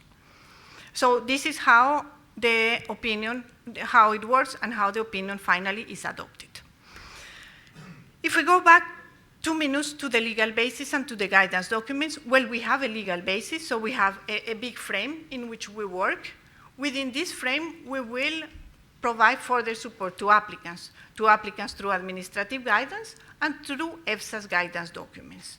We have administrative guidance where we provide general explanations on how the process works and how the information should reach EFSA. What is here really important is the EFSA's guidance documents. In the EFSA's guidance documents, well, we have, again, some issues on the administrative data, and I would like to mention here the part on the confidentiality. Because, yes, we work with confidential, EFSA work with confidential information, but when we publish the opinions are clear from this confidential information. We know that manufacturing process is a very sensitive and confidential information. It's a know-how. It means that there are a lot of work behind, many years of work. So we know that this part is highly confidential. We need it because during the evaluation, we need to see how the product is produced, which substances are used. So we need to have a complete overview on the manufacturing process. But in the final opinion, this, for example, in general, is accepted to be treated as confidential. So because sometimes we have also this issue that the applicants refuse to provide EFSA with the confidential information. Yes, we need the confidential information for the purpose of our internal discussion. And this information will stop, let's say, once the opinion is adopted, because when it will be released, it will be clear from all confidential information. I took here the example only of the manufacturing, but there are some other issues that could be considered confidential. When we talk about technical data, for us, what is absolutely important for EFSA is to receive clear dossier. You are the owners of the dossier, applicants are owners of the dossier, you know, or each one of the applicants know the dossier and the product much better than us. EFSA is learning from the dossier, from a written document. So this written document needs to be clear, needs to be accessible for all experts. So this is also a recommendation, because it's important for us to understand what is behind this issue. So as we said, as I said before, we have different guidance with different requirements. It can go up to different levels of detail. So in general, if we talk about biological and toxicological data, we need a package of information. We need to see at least some similarity of the product that you submit in the dossier with the product on the market. Ideally, it has to be the same, but we know that depending on the regulation, sometimes we have to count with information that has been published many years ago or that are publicly available and not produced by the applicant, so it doesn't exactly match. But all of this information needs to be clearly submitted in the dossier. Something that is important in terms of innovation is the fact that we have, in the evaluation process, we have different tiers. So depending on the type of substance, depending on the characteristic of this substance, we can have different tiers, different levels of information that is requested to the applicant. So for some cases, when we know, for example, that we don't have a lot of bioaccumulation, we may need less studies than for a substance that bioaccumulates or persists more. So this gives us some proportionality also in the data that we request, which of course helps for the innovation. And at the end of the day, the guidance documents are not only the guidance for the applicants, but are also the guidance for the experts. So the experts will evaluate the substances following the same principles. So it's a two-sided document. Sometimes it's seen as only as a guidance for the applicants, but also it's a guidance for the experts. This is the way that we evaluate the substance A. Once we have this data, it will be the same way that we will evaluate the substance D when we have the same data. So the proportionality of the different tiers is something quite interesting and within the full evaluation. When we talk about dialogue with the stakeholders, dialogue with the applicants, well, now we have a catalog of support initiatives. This catalog works or provides information on the different ways to communicate with EFSA within the life cycle of a dossier. So since the submission of the dossier till the adoption, even a bit post-adoption. The aim of this document, well, is to create awareness and mutual understanding on the opportunities for dialogue, because I know that sometimes some of the criticisms that we receive is that EFSA is not as accessible as other entities. We are in Parma, maybe you are in Brussels. So all of this creates some kind of miss or broken communication. But well, we have this catalog. We put in place many different initiatives. And then, for example, we have initiatives when we are at the pre-submission phase. So we have the different guidance document. We have information session with the applicants. We have workshops. And then the updates have different web forms where you can communicate directly with EFSA. During the submission, we have, well, the electronic submission, the submission by electronic means, so CD-ROM or any other electronic platform. During the completeness check, which is done by the application days, our front office, we will have clarification teleconference during this completeness check or suitability check. And then once the dossier is validated, it will go to the risk assessment. We have clarifications during the risk assessment on the questions that had been posted, or also sometimes the experts identify the need to have some further clarifications, and then we have some technical hearings. After, when it's a pre-adoption and publication phase, we have, well, a pre-notification phase to the applicants 24 hours before the publication of the document, and then we have even also post-adoption teleconferences. We have used this post-adoption teleconference mainly in cases of inconclusive opinions. So where where EFSA, in the opinion, identify data gaps. So the clarification teleconference post-adoption provides further support to the applicant on how to direct the future work in this particular substance. So I would say, sorry? We're nearly out of time. Okay, yes, I finished. Okay, so I would say this is the package of initiatives or catalog of services that we are offering to the different stakeholders. More information, please go to the web. We have the website. We have a specific page on the application desk. We have the web form. You have my name. You can contact me in case, well, I'm working with the food additives. So we have means to communicate with the applicants. When we have letters also, we provide information on who's the person responsible. And that's all. Thank you very much for your attention. Thank you so much, Thank you. Claudia. Thank you. Very clear and comprehensive description of what happens. One question from me, just going back to the confidentiality point, because one issue that always comes up, and I'm sure we will talk about this afternoon, is transparency and consumers' understanding of these processes. How do you square that circle? Because you need that information, and as you say, sometimes it's hard because of confidentiality concerns. How do you get that balance right? Yeah, well, I would say that there are specific clauses on which parts of the opinion or the dossier should be considered confidential. For example, the manufacturing process, the way how the studies are performed. But when we adopt an opinion, we should, normally, we have to clearly state the conclusions and the basis on which the information help us to reach this conclusion.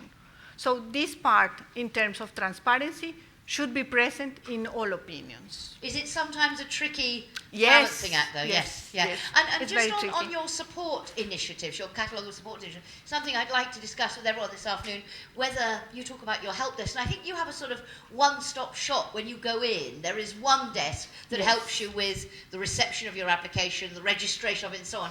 Do you think there are lessons here also for the Commission in terms of the guidance that they give applicants? Could they learn something from you? Well, I think it's a common process of learning. Also because during some years we have different doors to access EFSA. Now we identify this common source, this common entry. It works, it is working, we are improving, we are changing also things internally to make it work better. So yeah, it's a process. So the one door, one key can It's a- possibly be applied across other areas. Any questions for Claudia before we break for lunch? Wim? Claudia, thank you for your presentation, first of all. I have a question. We learned yesterday that one of the key elements or the key issues is the long timelines. Now, for instance, imagine we receive an application for an additive that has been reevaluated. Let's take sorbates. And there is a need for an extension of the use, for instance, in fresh cut fruits, something quite simple. Well, based on the opinion, we will decide, okay, we need to go to EFSA to ask whether that extension of use is safe. That would not lead to a problem. Now, if we ask an opinion of EFSA, we need 9 months, or you will have 9 months to do that, just to check whether the extension in fresh cut fruit of sorbates is in fact acceptable. I was thinking, to us, this is quite different from a completely new additive that needs to be completely reevaluated. So now I was thinking, would that be possible, for instance, that EFSA offers a service to applicants where they can come to you and say, well, okay, we would like to extend our use, so you have the tools for the exposure assessment. Could you do something like that? So, and then that immediately feedback can be given without us having the need to start the whole procedure of asking, drafting term of references, etc. And then just a straightforward question, what is the consequence of that extension? You have the tools, and would it be possible to give like a straightforward answer without us needing to go through the whole procedure? So fast track, quick way of getting Something answers. in that sense, yeah. Really fast. Well, you know that we don't have the possibility to have this type of pre-submission. It would be, this is a service that could be considered more or less as a pre-submission because, well, at the end we will have a very fast opinion. It has to be an opinion and a statement, but for the time being, we do not have, and this is still a lot, we have still a lot of discussion, we do not have the resources, budgetary and human and staff resources to fulfill this task on the pre-submission, contrary to other agencies. But yes, we know that in some cases, we just may need to negotiate the timelines and have some proportionality also in the timelines. Okay. And that your point earlier about the differences in the information that you require Yes. to try and have proportionality there. Any last burning questions before we break for lunch? Okay, would you join me in thanking Claudia Thank very you. much indeed? Thank you. Thank you so much. And will you be staying with us this afternoon? Yes. Excellent. So if there are any questions, then please do join in our discussion later as we explore lessons we can learn from all of this and how to move forward. Please, before we break for lunch, I just want to give the microphone to Alessandro, who's going to give you a little bit of practical information about today and how you get back to airports, etc. Thank you, Jackie. I will be brief. I think we are all very hungry of innovation in food, especially. The lunch will be upstairs, in any case. I've got two news. One is, well, the bad one, and the second one is a little bit better. Give us the bad news first, Alessandro. I burn myself. We haven't organized a public transport for all of you, because obviously some of you will stay longer for the weekend, which is an excellent idea, and all of you have got a different time departures. But the good news is that Expo is pretty well connected with the public transport. So for those of you going to Malpensa, you have to go you have to return to the entrance of this morning. Please consider half an hour, and then from there, every half an hour there is a shuttle to Malpensa. The shuttle takes half an hour, more or less, and it stops both at Terminal 1 and Terminal 2. So from here, consider 1 hour. Half an hour walk, half an hour reaching Malpensa. And you've got every half an hour, you've got a shuttle. The shuttle will be a coach, a white coach, shuttle Malpensa Express. For those going to Linate, more or less the same, but Linate takes a little bit longer to reach, so 45 minutes. So the same drill. You go back to the entrance of this morning, and from there, every hour, so 3, 4, 5, 6, and 7 max, you count 45 minutes to reach Linate. Third option, you go on a taxi. It's on you. It's your private transfer. And for those going by taxi, actually the exit is much closer to the pavilion. Is the one called Roserio, 10 minutes from here. Those of you approach me, I will show you on the map how to get there. And from Rosario, it's again, it's half an hour by transport, by Thank you. taxi. Rosario is really easy. You just go out of here, turn down there, and you are there. Thank you so much, Alessandro, and thank you for all your help and support in organising this. A huge challenge. So we're going to break for lunch now. Upstairs on the roof, the sun is shining. When we come back in 1 hour, and please do be on time, we're going to hear from key stakeholders, from consumer groups, from food producers, from food ingredient producers, and an academic perspective on the relationship between regulation and research innovation.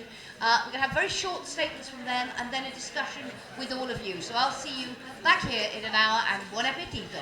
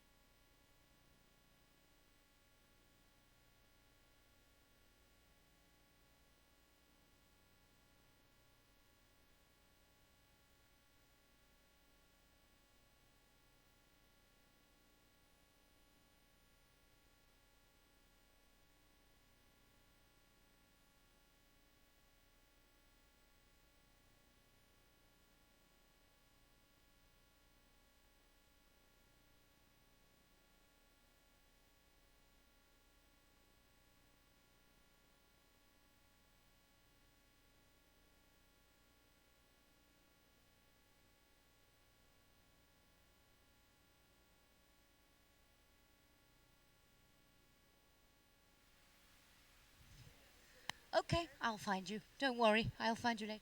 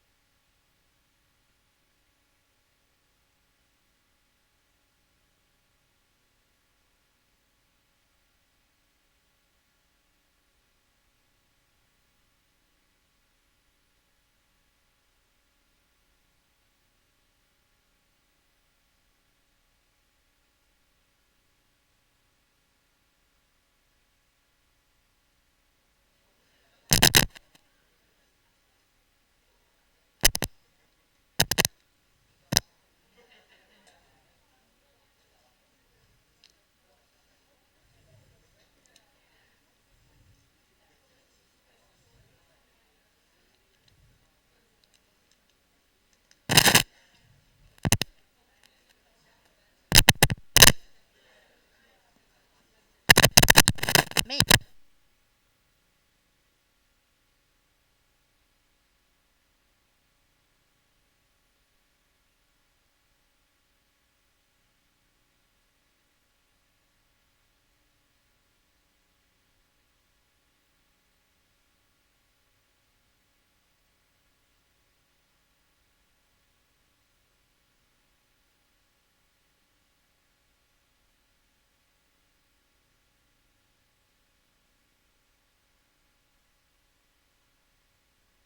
Mi sembra che va bene.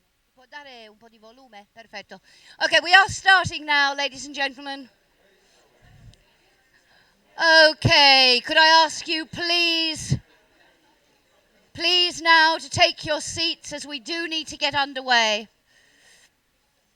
Very mindful of people's journeys home tonight. Many of you do have planes to catch. We need to stick to time. So, if I could have you, ladies and gentlemen, if I could have you back in the zone, thank you very much. I do realize it is a very foolish moderator who parts people from their coffee, particularly Italians from their coffee. So if you didn't manage to get one, I do apologize. But as I say, we are operating under considerable time constraints today because of flights back to wherever you're going tonight. So, this morning, we heard about the key drivers for innovation in this sector and some of the innovation. Sorry, can I? Shh. Focus. Thank you very much. Thank you. We heard about those drivers for innovation. We heard about some of the innovation, some of the areas where the biggest focus is in terms of developing them. And we began to identify some of the challenges to make sure that we have a regulatory environment that does indeed foster and allow safe innovation. We also heard about the challenges of meeting consumer expectations in this area, and we heard about how EFSA evaluates the safety of innovations. You may be wondering what these are. Not yet, but a little bit later I will explain. I want to get your opinions on some of the issues we are discussing before we go into discussion. The way this afternoon is going to work is we have asked a series of key stakeholders to come on stage one by one and make short presentations, no more please than 10 minutes each, how they see the state of play, and then we're going to open it up for discussion, and that's when I will come out with the microphone. As I say, not just for your questions, but I really do hope as well for your comments and your suggestions, because as Michael and Wim made clear at the beginning, today is about listening to all of you, so not just our panelists, but all of you. So let's, without further ado, get underway. And our first statement, as it were, is going to come from the consumer world. Camille Perrin, who is Senior Food Policy Officer at the European Consumer Organisation, BEUC. Camille, a very warm welcome, and over to you. And the clicker for your slides is here. There we go. Can I see the slide? You will see them on the side there. Oh, okay. They're there. Okay, perfect. Don't worry. That's for afterwards, really. Okay. So thank you very much, Jackie, and good afternoon, everyone. I will try to stick to my 10 minutes, which is a challenge for me, but I'll try. Not sure it's working properly. You can see on here, Camille, you don't need to keep I'm looking not up. sure working?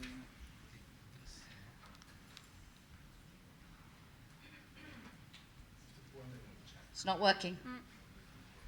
Okay, good start, ladies and gentlemen. That doesn't count in my 10 minutes. No, I promise you. No. I wouldn't do that to you, I promise. Okay, well, I think there we are. We're in business. Okay, so rewind. Camille, over to you. Thank you very much. No, just the point I wanted to make to start with is that innovation for consumer does not have to be only about technological innovation. And I tried to illustrate this on the slide. Basically, there are plenty of different innovations. It can be indeed about novel foods, additives, or new technologies such as GM or cloning, but it can also be about new recipes to take sugar or salt out of some food products. It can also be about new ways of providing information to consumers, or still it can also be about new modes of consumption, such as e-shopping or community-supported agriculture. From the consumer perspective, what are their expectations when it comes to innovation? They expect innovative products or ingredients to be safe, of course, and safety has to be assessed independently by a trusted authority. They expect innovative products to bring them convenience, food that is easy to prepare, for instance, resealable packages or longer shelf life for the product. They want healthier products, and this has a lot to do with the formulation to remove fat, sugar, and salt from food products on the market. They also want more natural products. There is this trend for products with less in number of fewer additives. I just wanted to quote here a Eurobarometer from 2010, which found that pesticides, chemicals, and additives are among the top concerns of consumers in Europe. And finally, they're also looking more and more for more sustainable products, better for the environment, better for animal welfare, etc. This is just to illustrate the fact that we heard at the workshop that 70 to 80% of innovations that reach the market actually fail because there is no uptake by consumers, or perhaps because they don't actually meet their needs. And this is just a few examples that I wanted to highlight. There has been this beauty yogurt that was not really successful on the market. Or in Europe, for instance, consumers have no appetite for food from genetic engineering. On the other end, some food packaging can be very well appreciated by consumers because they make food more easier to use. For instance, it makes easier, for instance, to dose your sugar when you're baking a cake. And another example I wanted to highlight is those eggs enriched with omega-3. Basically, the chicken are fed with flaxseed, which is a good source of omega-3 for the animals. Our main concern, of course, is safety. And for us, it's clear that no food or ingredient should reach the market unless it is proven safe. That means a thorough safety risk assessment by EFSA, followed by pre-market approval. Another principle which for us is very important is the no data, no market. In the EU legislation, the onus is on industry to provide the data that prove that its ingredients are really safe. And finally, it's also important that the precautionary principle is applied to ensure a high level of consumer protection. For instance, in the case of uncertainties or if science is inconclusive on some risks that could come with certain technologies, it has to be applied, of course. Now, we often hear that European consumers are innovation averse, but are they really? There has been, again, a Eurobarometer in 2010 that surveyed Europeans' attitudes toward biotechnology, including genetic engineering, cloning, and nanotechnologies. And the key conclusion was that actually consumers feel they lack information on this technology. They are also unsure on the safety of this technology and the potential risk for the environment. And they also do not really perceive the benefits for them and their families, although they might perceive benefits for the producers. And this results in a lack of trust. It is true that the acceptance of some technology is greater in other applications than food. For instance, acceptance of biotechnology is greater when it comes to producing new drugs, but not really when it comes to producing food, because perhaps consumers do not see the need for that. I also wanted to highlight briefly research which was commissioned jointly by our UK member WICH and the UK Government Office for Science. This research was about food system challenges, and it asked consumers about their attitudes toward different solutions to tackle these challenges, including climate change, the scarcity of resources, etc. And the conclusions were pretty striking. Most consumers actually said they would prefer solutions which are low-tech, natural, or focused on behavior change. They do not reject out-of-hand high-tech solutions, But then they ask for an independent safety evaluation, clear benefits, and also the absence of low-tech alternatives. Of course, innovation can bring benefits to the consumer, and there are a number of examples which have been read already this morning. I will not come back on that. And it is certain that consumers' acceptance of innovation is very much linked to the benefits they perceive, either for them or for society at large. For instance, here I have mentioned the example of nano applications. One example is about a nanosensor that enables to detect meat spoilage. In that case, you may think that is something quite interesting. But the other example is about interactive drinks. So basically, you have nano-encapsulated flavors and colors, and when you check the bottles, it becomes color and flavor. This is a much more, let's say, frivolous application. So there, you might wonder whether the risks outweigh really the benefits. And finally, when it comes to society, we heard a lot yesterday about insects, but algae are also another innovative trend. So this might, for instance, be more sustainable sources of proteins. Of course, safety aspects have to be considered, but in that case, consumers might also see benefits for society at large. Innovation should, however, not mislead consumers. And here, these are just some illustration of articles published by our members which deal with additives, flavoring, etc. There is the most famous glued meat. I know that the term is not perhaps very much liked, but it has to be labeled when the meat is sold in the supermarkets. But what about when you eat out in the restaurants? Do you know whether the steak on your plate is really a whole piece of meat, or is it formed meat, perhaps? The use of flavorings is also sometimes a bit problematic when, for instance, it's meant to replace the use of more quality ingredients, like in a yogurt. You have just a very tiny amount of fruits, and the flavorings are there to replace the fruits, actually, to provide some taste. Or there is another case, which is the use of preservative like sulfites in meat. It is illegal in the EU to use these sulfites to make up for the lack of freshness of the meat, but nevertheless, our members found cases where these requirements were not really respected. Over the past 2 days, we also heard a lot about clean labels. This is this trend to remove food additives of food products to follow consumers' demand. But actually, sometimes the labels are not so clean as it seems. 72% of consumers say they are willing to pay a bit more for food that is naturally produced. So as I said, the additives are removed and replaced by some other ingredients. It can be processing aids, which don't have to be labeled, and it's very much the case for enzymes. It can also be functional ingredients, which do not have to bear a number, but still serve mostly a technological function in the product. And I just wanted to mention briefly the example of citrus pulp used in meat preparations to retain water. I deleted the name of the company in the website, but basically here the producer advertised that it's a great option to bind moisture, partially replacing meat to reduce costs. So is it really to serve a technical need, or is it just to save money? In that case, it's a bit questionable.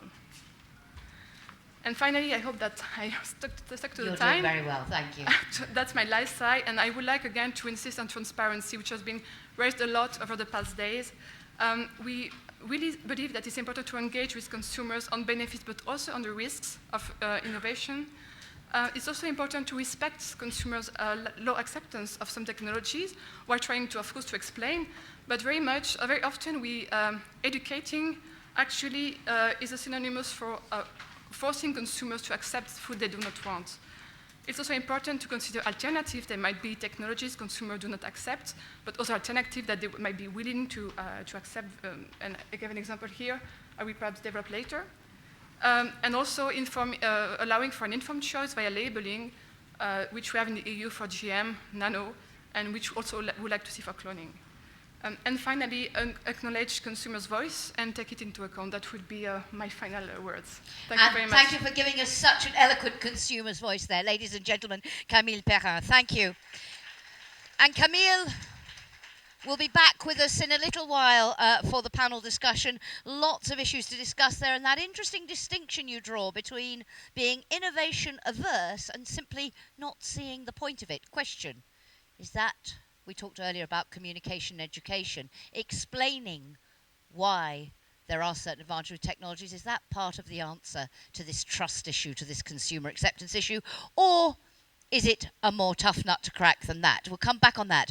Our next stakeholder statement comes from Hugues Serres, who is Director for External Affairs at DuPont Nutrition and Health, and he's speaking here today on behalf of the Federation of European Specialty Food Ingredients Industries, otherwise known as ELC. Anywhere in the middle, Hugues, and there is and I'll give you your name so that you look like who you are, and there's a clicker there.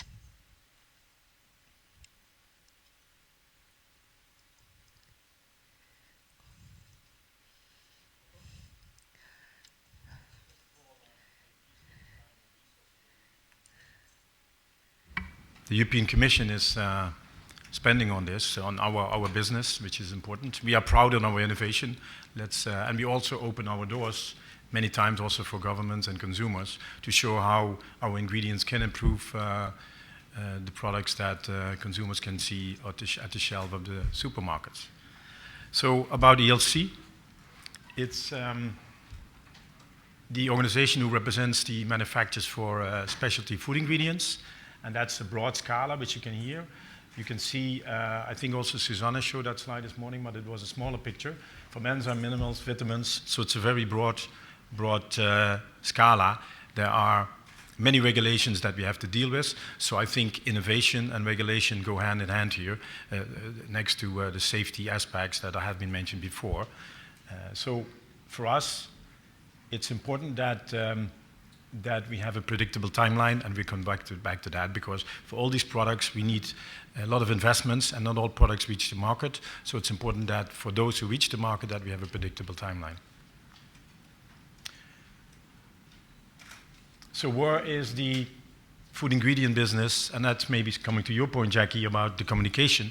In the supply chain, you can see here that on the left side, you see the farmers, where it all starts. Then you see the raw material producers, the starch, the rice, these commodities. Then, in combination with our food ingredients, the food producers have tools to make the products for the consumers. But first, you can see they go to the retailers before they go to consumers. So the challenge, basically, is also that we are very in the beginning of the food supply chain. Then who we are, and this slide was shown this morning also, so I can win some time, but I would like to highlight that here. 22% of our memberships are SMEs. For them, knocking a nut on regulation is very difficult. The bigger companies have more resources. They can go to meetings. They can actually invest in having a very closer look at regulations. And so SMEs are normally more suffering from the things that big companies also suffer from, but to a less extent. So keep them, helping them on innovation to develop their products and getting onto market is very important. Then the 3 to 8%, I think this morning there was a question on why is it so high, or maybe why is it so low on the food industry. I also mentioned that maybe 1 out of 10 reaches the market. So many products in the early phase, the enzyme molecules are not rightly developed. You go back to the lab, you look into it again, you do the safety studies, and then you have to keep investing it. So that is why the investment is higher. You also do a lot of application tests in the lab with how the yogurts are formed, and so this all takes time in the different parts of the world. So that might explain to a certain extent that we are more R&D investment business. So then I would like to take the opportunity to show how life could look like in the supermarket when you don't have the possibility to use these food ingredients. You can see on the left side, it's just a random selection of products on the supermarket shelf, and then when you're not allowed or when you wouldn't use these ingredients, then the choices are much less, which we consider as, of course, not a very good thing for most consumers. So the last piece before I go to my list of regulatory needs, requirements, that we can work on together with the stakeholders, both EFSA and the Commission, is that we see clear uses making products more safe, more healthier, and more sustainable but also keep the industry more competitive. I mean, Europe is a very a big market, but also we see a lot of competition. We see a lot of import and export. So that's important that you stay competitive, because it's all about jobs. You saw the 90,000 people that are working in the industry in Europe. So that is a significant amount, and we want to keep them giving a good future and a good job in Europe. So on the safety aspects, just look at my slide. So what products can do, they can prevent growth of wrong bacteria, so the food is spoiled. You can do that by actually using more beneficial cultures. You can use preservatives. You can prevent that the nutrition profile of the food is reduced, degraded by using antioxidants. And also, this is an interesting example, is about reduction of acrylamide with an enzyme called asparaginase, but you can also do it with the use of other ingredients. Then the second thing, it also was mentioned before, there is a trend for healthier food. And here you can see Scala, I will not read them out all, which can actually improve the foods and make them healthier for the ones who need that. Fibers, low-calorie sweeteners, ingredients like phytosterols, who have a positive influence on the blood cholesterol concentration, and we have many more examples. We see below prebiotics, probiotics. That's a fairly new field. It's very promising, but we have been challenged quite a bit with the fact that we are having strong debates with EFSA about the requirements, and that we would like to see that with EFSA we can talk about the experts more about the data requirements, because it's a promising business, and it's also developing in other areas of the world. And we have many studies, but we were not able to come to a conclusion in Europe about the probiotics. Then also an important thing is to use less resources, less raw material, less energy, water. And you can do that by getting more out of your raw material, so less food loss. You can prevent spoilage during process, or you can work on a product which during production is easier to be formed. And the example that I want to show here is the bread, where we did a calculation, sustainability study, where basically we reduced by using blends of ingredients, including enzymes, with 40%. And I think on the bottom you can see that it's the equivalent of 42,000 cars. Then the other thing which was maybe less mentioned is that also a lot of the products, the commodities which are used by the food industry to make consumer products are exported.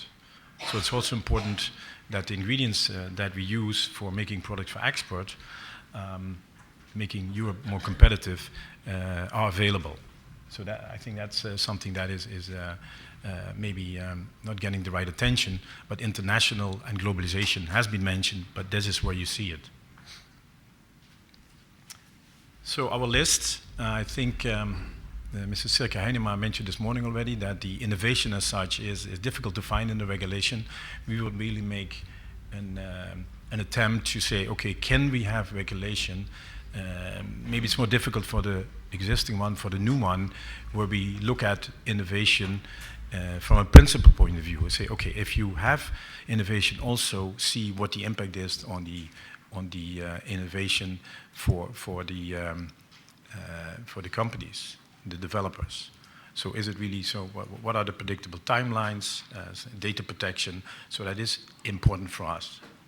And maybe it's difficult for the existing one, but if you have to look at the new one, then it's maybe possible to change that.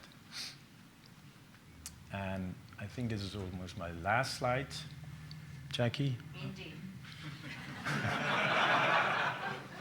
So the short list is, we really would like it right to, it's not definitely has to be the shortest timeline. I mean, we know that a quality safety assessment takes time, particularly for new technology, but it's very difficult if I go back to my new CEO, because DuPont has a new CEO since 2 days, and he said, how long does it take in Europe? I said, yeah, I don't know. So if he knows it takes a year or more, even half, then the calculation is different. So, and then the predictability. So particularly a new field, having a dialogue during the discussion with EFSA, I think that's key. But of course, we like shorter timelines because everybody wants that. Then protection, data protection. I think it was mentioned before that if an additive is approved, it's a pretty generic approval. Then, so it's harder for companies to invest that because you did all the work, and then everybody else can do it if they comply with the specification. So that would be something to also, as long as possible. The development of a product, despite separate from the fact that many products are not developed up to the market for safety quality reasons. So it takes time, and 7 years is actually the minimum before you really have a product on the market. So that protection would you like to have. The other thing is then you also want to publish the data to make them available for everybody. So the communication about that is new development is also better. Very briefly now, if you want to. And one door, one key. So it doesn't help if you have one approval for one product and you need to have a GMO approval afterwards, and then you have to wait for another time. So if in a way that can be done with a holistic approach, then we would appreciate it. But I think we are not that unaligned about this, and I think I'm very happy to see this event as another step of improving the dialogue. Thank you very much, and we will have that dialogue and discuss your shopping list, as it were, a little bit later on. But for now, thank you very much to Oud. Thank you. Our next stakeholder, Christian Baz, Regulatory Affairs and Quality Management Director of Ajinomoto for Europe, Middle East and Africa, and he's speaking here today on behalf of the Association of Manufacturers and Formulators of Enzyme Products, better known to many of you. This is a marvellous industry for acronyms, better known to many of you as AMFEP. Hello. Hello. Can I speak standing? Because as long as the mic is picking you up. Can the interpreters hear you? Is it okay for the translators? No. No. Okay, sorry. No. Sit down. I can see them frowning. Sorry, Christian. Unless you want to use this. Yeah. Use that. There we are. Solution.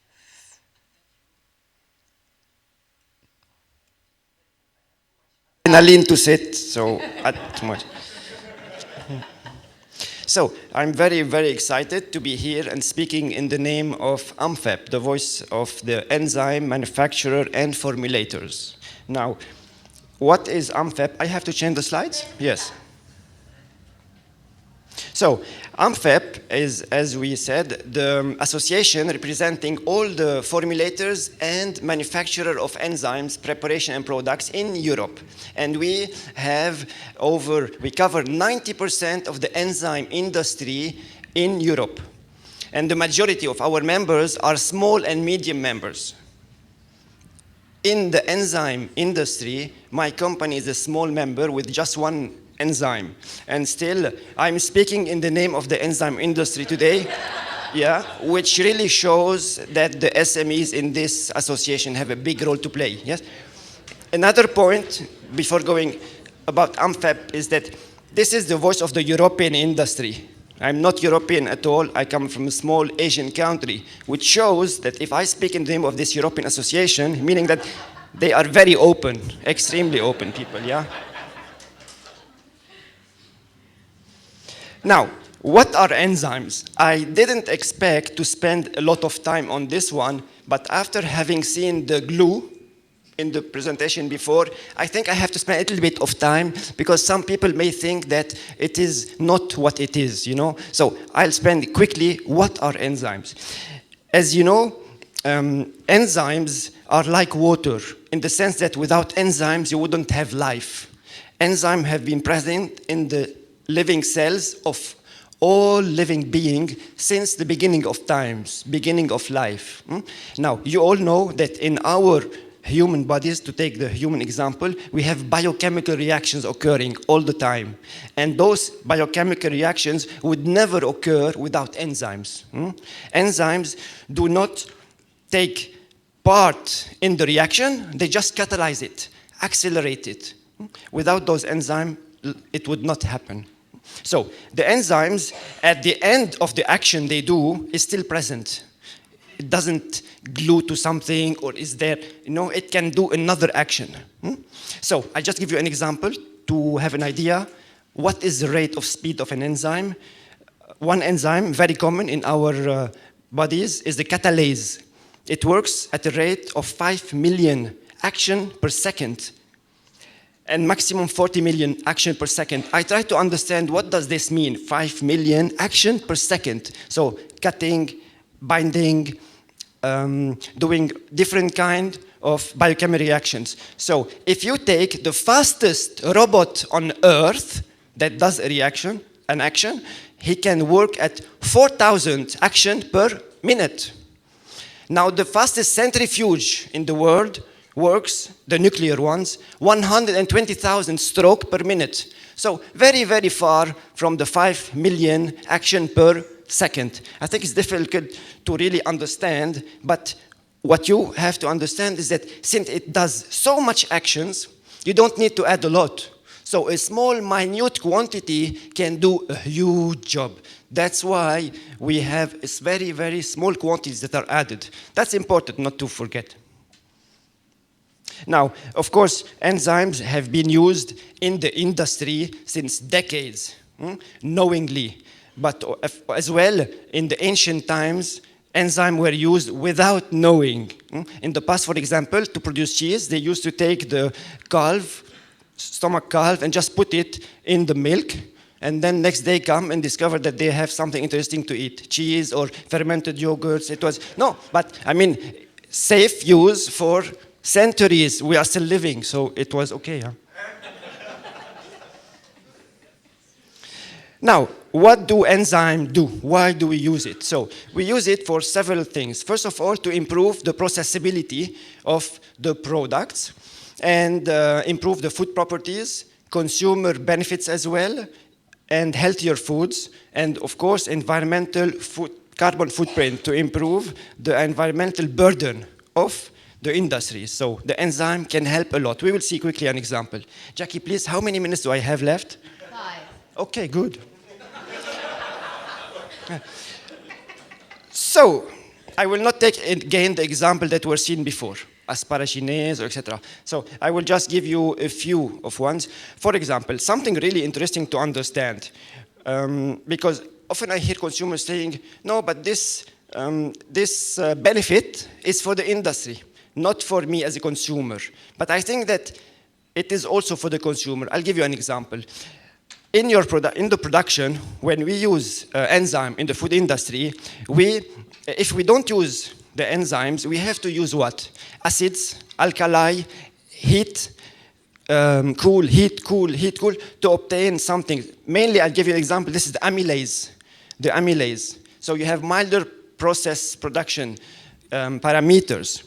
So then, instead of having all this usage of water, energy, raw material, the enzyme comes and can improve all these harsh processes. So you have a cleaner process, less water, less energy, less outputs. So which means that at the end, for the same price, if the consumer pays the same price because I got the message, then it is clearly, yes, if you don't pay more expensive, then it is clearly a consumer benefit, I think, unless it's not important. Now, of course, another consumer convenience, for example, some people, are intolerant to lactose. That's why the enzyme lactase is important, because then they can also enjoy milk without having the allergenicity, for example. I will not go through all of them because I have 4 minutes left. So, time is really essential. We heard it before. And I will just explain a little bit of a view. With the next slide is important to show it more. First of all, in Europe, we have the safest foods on Earth, one of the safest food system on Earth. This, I think, nobody will disagree with me. Now, if we take the 10 safest countries for the food, they have the safest foods.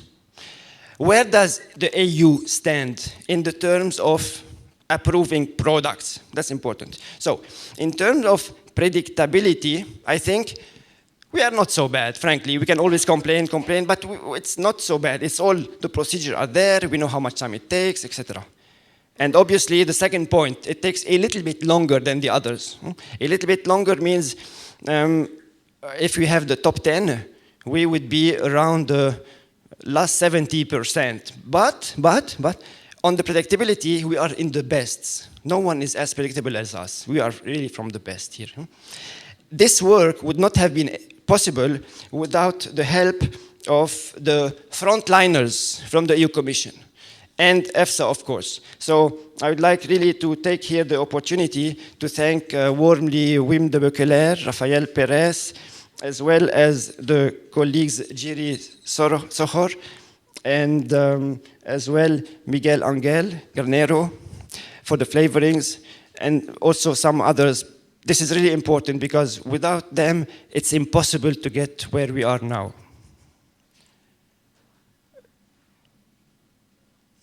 This point, we will touch it during the different roundtable. Now, what is also important, I wanted to say to you, this is the last example, and then I will have finished on time, I think. So, if we compare, and I gave this example before, it was not well understood. It's an image. Please don't take it as it is. It's an image. If we compare the safest food systems in the world, but we have to make now in comparison with the safest countries in the world, safest for the safety of the people there, yes? And let's take the assessment and the management of the ingredient approvals and compare this with what on the country safety with, let's say, the airport security checks when you have to go into a very safe country, safest. How much time it takes to go to the airport check? Sometimes you go there, it's a very safe country, you know it in advance, and you discover the surprise at the airport. You can see, oh, great, it's just 5 minutes, go, great. Sometimes you say, oh, what? 1 hour lining, and it happens a lot. I know you've experienced this. Yeah? 1 hour and sometimes more. So, to achieve this level, how do we get there is also important, you know? Otherwise, for us, the industry, time kills industries, really. It can kill industries. And for us, I'm not going to tell you it's a matter of days, no, but it's a matter of weeks, yes. I will leave the rest for the question and the round table. Yes? Thank you very much. Thank you. Thank you so much.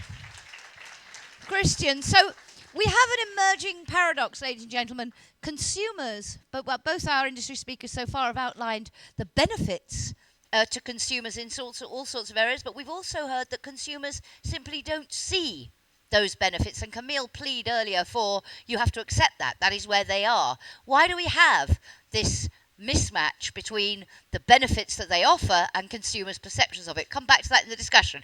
But now it's my pleasure to give the floor to Beata Kettlitz, who is Director for Food Policy Science and R&D at Food Drink Europe. Beata, lovely to have you with us. The clicker is there, that's it.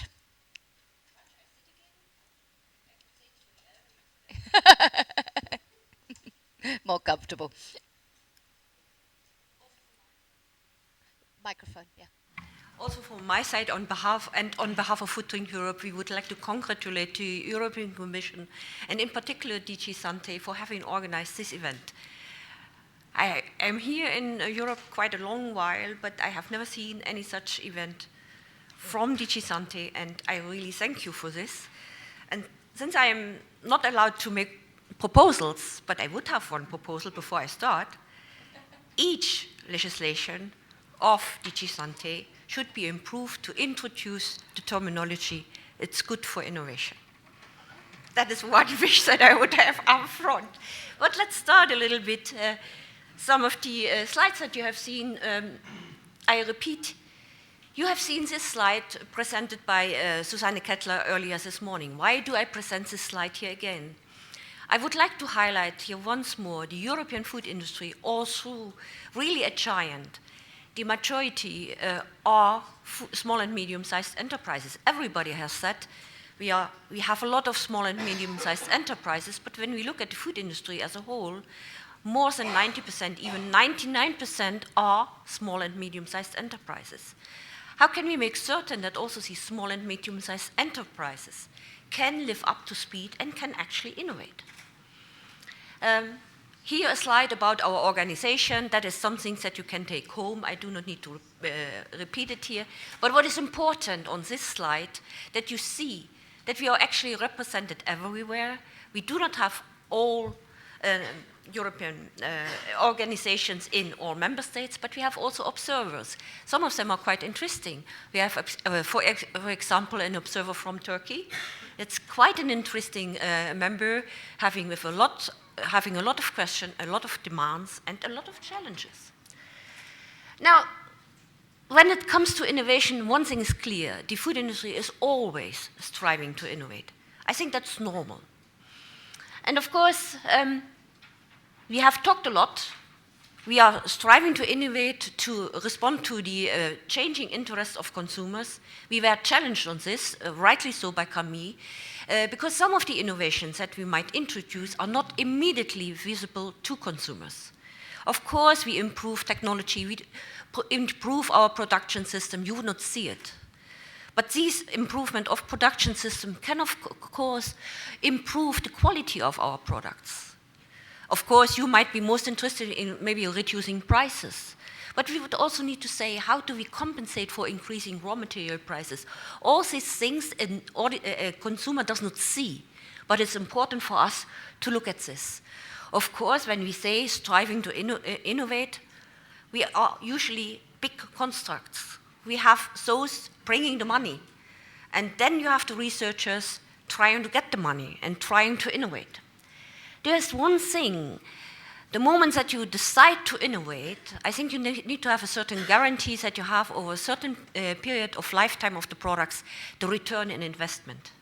And of course, any delay in approval reduces the return in investment. And I have given here an example what would happen if we have a delay of 30 months or whatever, which could happen. Then we have actually a 30% reduction in return of investment, and that is a lot, of course. There are some calculations which I could share with you from our members. This slide actually is, yes, when we had our workshop, the 2 days, we had also DG Research and Innovation. That is also the first time that I see DG Research and Innovation really liaising with DG Sante so directly and openly.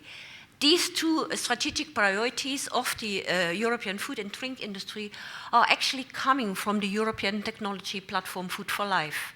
This is a platform which brings together the food industry, and it brings together also university professors, where we would like to look into scientific backgrounds. It is important that we keep up to speed on what does the science tell us. And here are the two strategic priorities we are looking at. The one is, of course, the sustainability, but sustainability from all aspects, not just the agriculture angle. But we are also looking into primary processing. And here I would like to use the opportunity, what we have heard here from both AMFEP and ELC. They are doing much better in innovations than the food industry today. That has a good reason. We are relying on the products of both ELC and AMFEP. And these materials are actually making our products better. So we go more in the area of novel foods, and we are using those ingredients or enzymes which are developed by other colleagues. And of course, we also go in the prevention of rising non-communicable diseases, focusing on nutrition and behavior changes. When you look at the two priorities, there's one thing which I would really like everybody to remind. Both priorities have a consumer angle. But when you look at the consumer angle looks differently. The first bullet point really is focusing on consumer acceptance. So we need to talk about this. It does not help us bringing new things to the market if at the end consumers would not accept it. So I think we need to have this consumer research actually to get it right. And of course, the second bullet point focuses on consumer behavior. And please be reminded it's the EDP Food for Life. So it's the science looking into it, where we see what can be done, what could we address, and how could we address this. And there we really see a lot of opportunities for us. Also, this slide you have already seen. I just repeat, these are the principal things which are our drivers for innovation, and I do not need to repeat the figures here. Convenience is, of course, also one thing which I would like to highlight in the light of the discussions that we have in the EU. We talk a lot about elder population. Convenience is one thing which is good for the younger population, for the still in the work process, but it's also for the elderly. Can you open the packaging? Is the packaging size too big, too small? What do we do about it? This is really something where we say convenience, and we can do something about it. Then of all, everything, I have explained what we have to deliver when we decide to innovate. It starts, of course, with the research. That is actually, strictly speaking, pre-competitive.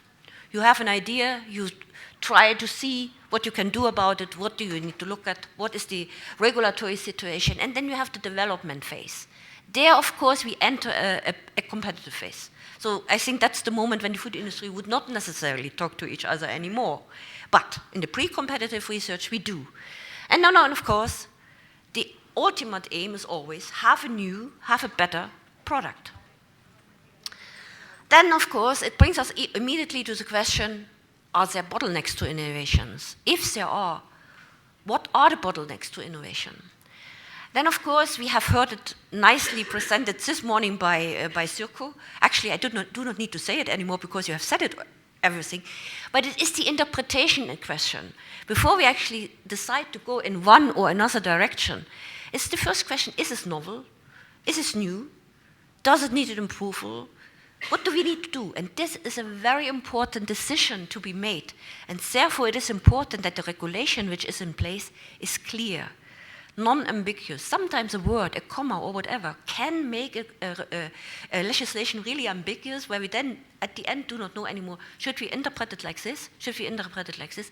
Maybe this member state says this, the other member state says this. It is a challenge for us. Timelines, we have spoken about it, but what I want to focus on here, timelines for us is important.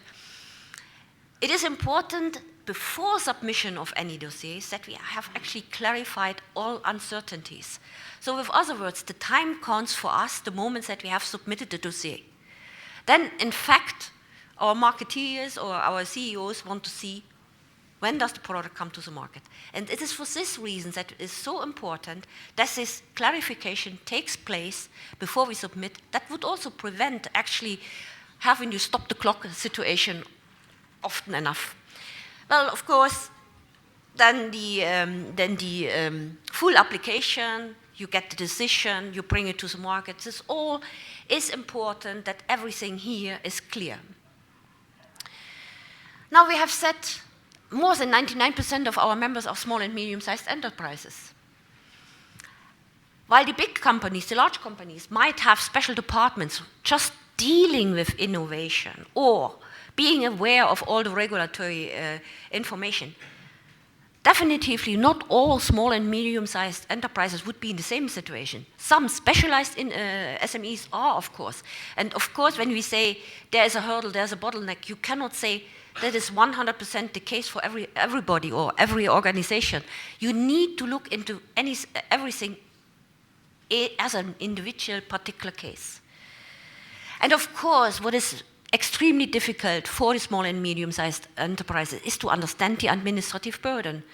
I used this example several times when I joined Food Drink Europe 10 years ago. I have seen an application, people complained they cannot bring the products to the market. It was a small and medium-sized enterprises. When looking into the case, it was a clear additive application, but they never knew that it is. So they have lost several years, actually, to bring anything to the market. So quite interesting here. And I'm really a defender of this, I call it knowledge transfer to small and medium-sized enterprises. Well, we use our modern communication tools. Do we do well enough already? We could maybe do better. Tell them what are eventually promising research needs. For this reason that we have also in our ETP particular attention to the small and medium-sized enterprises. have clear guidelines, have clear manuals that you really understand what to do. Have also the people with the right education in the small and medium-sized enterprise, have the right CVs. It's a conglomerate of information that the small and medium-sized enterprises need to have before they actually enter the business. Something like this, data protection or something like this, that are all things which is very useful information to explain and train small and medium-sized enterprises about. And before Jackie tells me that I should stop, I come already to the conclusion, and I'm always in favor of saying research, education, innovation. That should be mentioned in one go, because this education is also very important. You need to have the right people. They need to know what they do, and that is in particular relevant for the small and medium-sized. But if you do not have the right inventors, which with not the right spirit, you are lacking something. Clarification, simplification of the regulatory framework. I do not say that the framework is not functioning, but I think it is the point where the people do not understand. If there is a little ambiguity, is the moment when they would like to have the information before they submit, that they get the right dossiers. And it is not for the standard dossiers that we are really looking for additional help. It is for these dossiers which are just a little bit different and are therefore so particularly innovative, where we actually need this help. So, and guidance, we have already talked about it. We are looking forward for the novel food guidance, because we all think end of October, the Parliament will approve the novel food approval.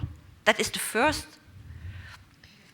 fingers crossed, and I think that's the first proposal in which you refer to innovation in the introduction. So with this, I would stop here and... Lots to discuss later from that list of removing obstacles to innovation. Beata Kettlitz, thank you very much.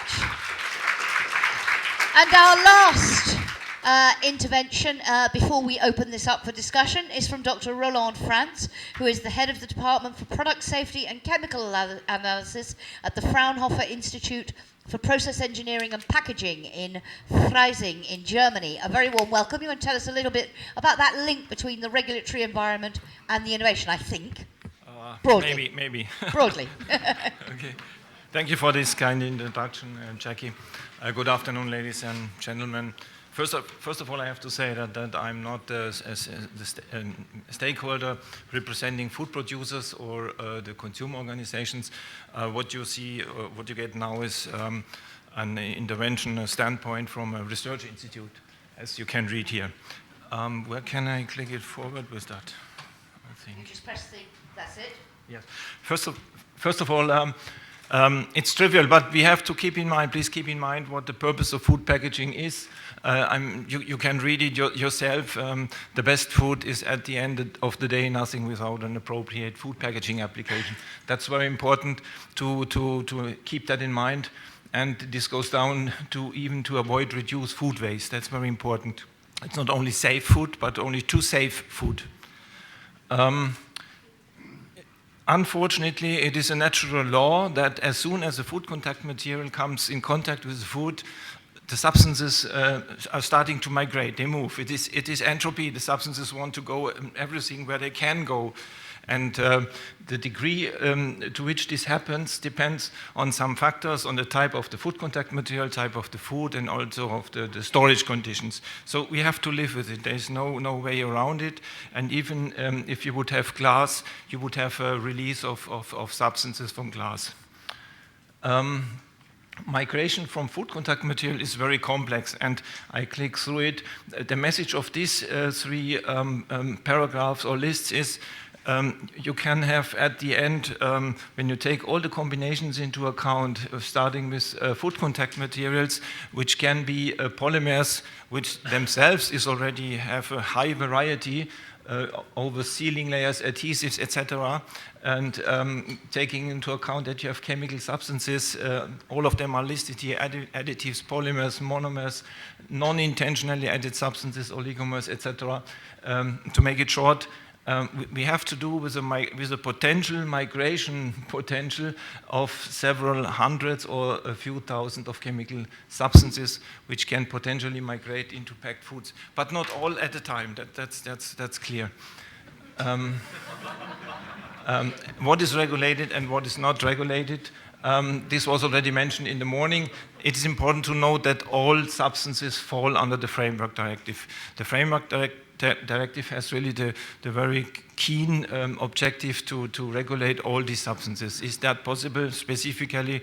Probably not. This is the reason why we have at this moment only the so-called PIM regulation. This is the Plastics Implementation Measure, sorry for this abbreviation, which regulates those substances which are used in polymers. And you have heard that we have around 1,000 of them.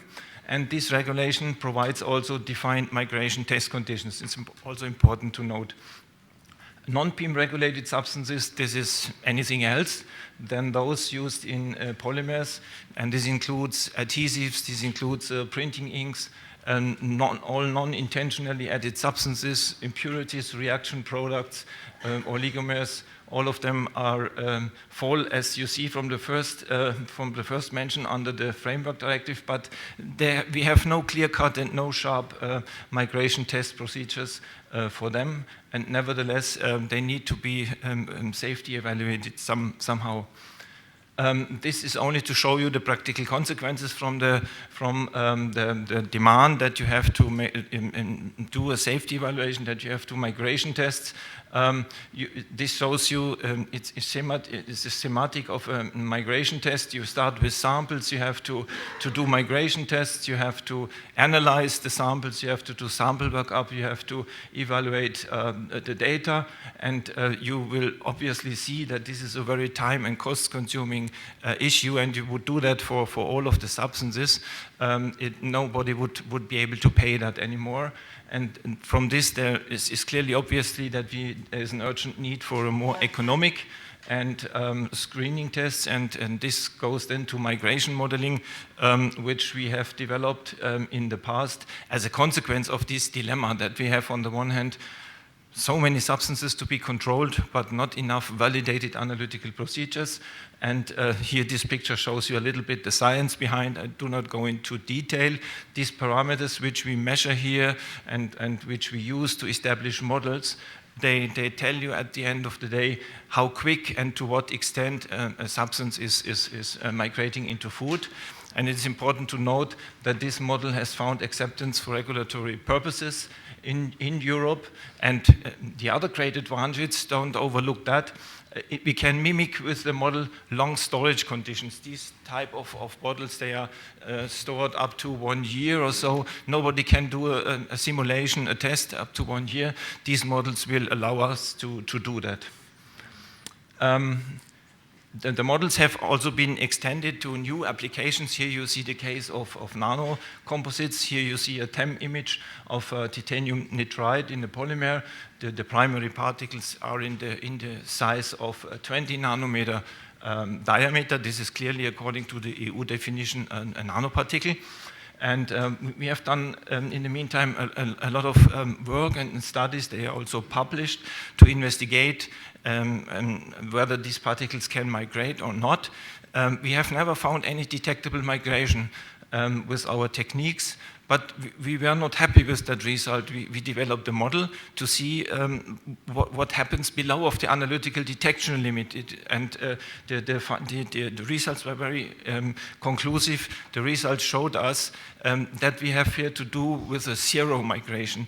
These nanoparticles, as soon as they are incorporated in a polymer, they are not able to move anymore. It is like a particle in a glass which will also not move. This migration model, we believe that this has now a potential to support and enable innovations in that area when the companies would find useful and applications for that. This picture should show you only how complicated the life is in our area. We have finally, within this FACIT project, developed migration model which allows us to calculate the migration from a substance On the left side, you see a packaging material which consists of up to N layers. This could be a printing ink, this could be a polymer, an adhesive, a polymer 2, a polymer 3, and a sealing layer. And with this model, we can calculate the migration of a substance if it would be in this layer 2, the migration into a food in either a liquid or a semi-solid or a solid or even a composite food. This is a model which we have developed, and based or taking also food consumption and packaging usage factors into account, one can also calculate exposure. And this tool, this software is freely available on this website, which you see here. You can download it and work with it. And it's not very easy. You would also need some training, but JRC, as I understand, is doing such training and would help you if you have problems. I come to the conclusions. I think I wanted to show that we have potentially too many migrants in food contact materials to manage them all by targeted chemical analysis, because it would be too time and cost extensive. Smart migration modeling in combination with some tests can solve these problems and provide exact calculations, or at least estimates for the concentrations in food of migrants. And we are strongly in favor of this approach, and we would also ask DG Research to support more work in that area to define the parameters for this model, which I have shown you. We don't have all the parameters for all materials, but the skeleton, the frame is available.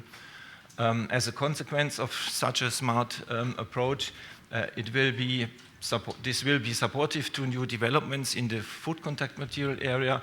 I'm talking about active intelligent packaging applications. I'm talking about nanocomposites. Also, plastics recycling is based on these migration models at the end of the day, and even for other new ideas which are coming up. I'm at the end and would like to thank you very much. Sorry, the thank you disappeared. Thank you very much, Roland. Thank you.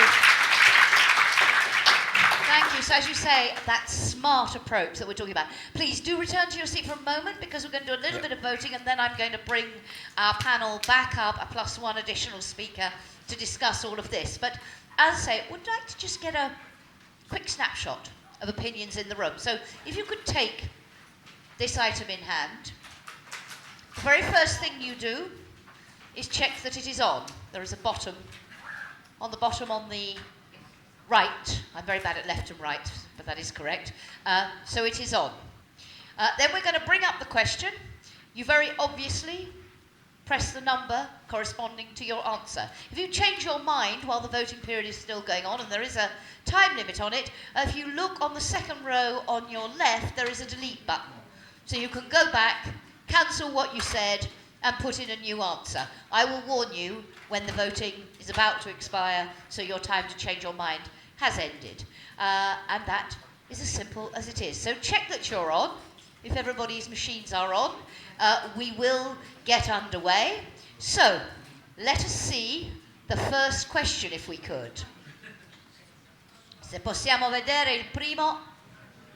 Here we are.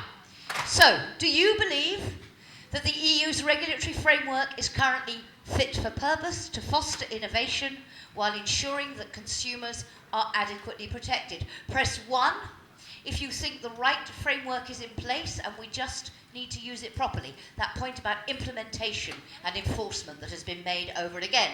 Press 2 if you think we're half getting it right. To some extent it's fit for purpose, but some changes are needed to make the system work more effectively. And press 3 if you think the framework really isn't working for innovation and it actually hampers innovation. So let's start the voting. You have 19 seconds. So 1 if you think we're doing it fine. And why are we all here this afternoon? Because it's all marvellous. 2 if you think we're here to refine it and make it a little bit better. And 3 if you think we need to go back to the drawing board and really rethink things. You have 4 seconds left.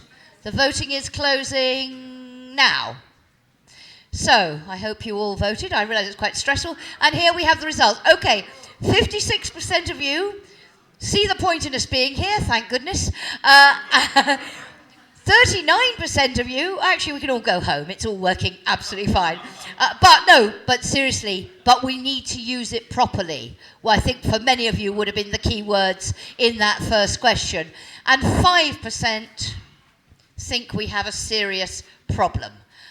Very interesting there. So we will come back on those things. The words that have been used most are streamlining, consistency, coherence, and so on. We'll come back to how we achieve that in the discussion. Let's have a look at question 2. Domanda numero 2, per favore. Okay. How easy or difficult is it for stakeholders and the public to understand EU regulation governing the approvals procedure for innovation in the food sector? So does the public, does the industry really get it? Or do we need to work on this? So number 1, yes, it's all pretty clear and we don't need to change it. Again, we just need to use what we've got. Press 2. If you don't think the rules themselves need changing, so we don't need new legislation, we don't need a new framework, but the Commission, Member States need to do more to help companies navigate their way through the procedure. And number 3, if you think actually it's more fundamental than that, there is a deeper fix, we need to change the regulation or the legislation. So, let's start the voting. 20 seconds again. So number 1, if you think it's all fine and dandy and we can all go home. Number 2, if you don't need to change the rules, but people really do need a lot more guidance, and then we talked a lot about guidance and clarification to go through the procedure. And number 3, if you think we need to change the rules. Okay. Sorry, I forgot to warn you the voting was about to close there. So, 2% of you think everything's fine. So obviously everything is not fine by a very long way. So Wim, Michael, it's great that you brought us here. There is a very, very clear need to be here this afternoon. 61% of you think, but interestingly, they don't want you to change the rule book. 2/3 of them don't want you to actually change the rules. They just want you and member states, and I think it's crucial that it's both, to help people much more with it. And we'll talk about what sort of help during the session. 37% of you actually think the rules need to be changed. One last question now before we move into our discussion. How many voters? I want to know how many. 2% of... That was only me already. Okay. Actually, I think you might be right. It was you. We'll work it out a bit later on. Okay, last question. Last question. We've talked quite a lot, well, we've had a lot of mentions of, we haven't discussed yet, how we compare with the rest of the world. So, and given what was said earlier, Suzanne said right at the beginning, one of her shopping lists, as it were, was we must have a regulatory environment that is competitive with the rest of the world, and as Oops said earlier, we have a big EU market, but our competition from outside is growing. So, do we have anything to learn from how the rest of the world does it, is our last question. Number 1, yes, our competitors are doing it better than us. They have the right regulatory frameworks that are more effective in fostering innovation while protecting consumers. Number 2, there are lessons we can learn from them, but actually we're also doing quite well ourselves. And I don't know why there's a question mark on the end of there. It sounds like I'm cynical about the question that I'm asking you. And last of all, no, we have the best regulatory framework in the world. So if you think they're doing it much better, they being all our competitors, press 1. If you think we're doing not too badly, but there are some lessons we could learn from others, press 2. And if you think we're just marvellous, press 3. You have 7 seconds left. 2 seconds left. Okay, we close the voting. And there we are. Okay, so 10% of you think others are doing it much better than we are. 24% of you think we're doing it better. 1 in 4 of you think we're doing it better than others. Very interesting there. But 2/3 of you think there are lessons we could learn. I hope with our panel we will be able to discuss, and with all of you, what you think those crucial lessons are. So, I'm very relieved, ladies and gentlemen, that we do have something to discuss this afternoon as a result of that poll. That's very encouraging. And I think overall I would sum up your answers to everything as, if it was a school report, not bad, but could do better. So let us now focus on except for the 2%, and we don't know how many that was, whether it was just Michael or not.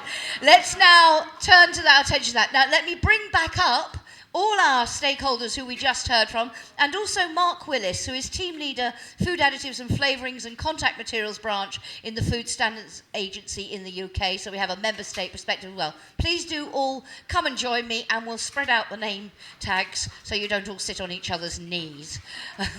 There we go, one of those. If you bring Hoob here, I think that's everybody. There we go. And my handheld microphone has disappeared over, so we can put one sort of there, then yeah. Super. There's one seat left. And a very warm welcome to you, Mark. So, what we're going to do now, just while they find their seats, is I've got a couple of questions I'd like to explore with them just to get the discussion going, and then I will come out to you all with my microphone and hopefully, as I say, not just your questions, but also your comments. Goodbye to those of you who clearly have a plane to catch. I hope you make it to the airport on time. Thank you for being with us today. Okay, and Mark, if I could start with you, because we've heard the basic view from our other panellists. From your perspective, how important is this? I mean, let's put it in the context of, we talk about drivers for innovation, and there are many drivers and there are many factors of a policy framework for innovation. How important for you is regulation within this? So the relationship between regulation and innovation, and do you think that it's working well at the moment in terms of being fit for purpose? How did you answer question 1? Were you among the, it's all working well, we just need to implement it, or were you more sceptical? That's probably an easy question to answer. I think the answer was, the framework's perfect. We need to work out how better to implement what we're doing. Fundamentally, we're looking at making sure we have safe food. But what we want to do is, I think Beata mentioned, we only in novel foods has innovation even mentioned anywhere in the regulation. I would argue we don't need to mention it in the legislation. We have to think about it when we are implementing the regulation. Right.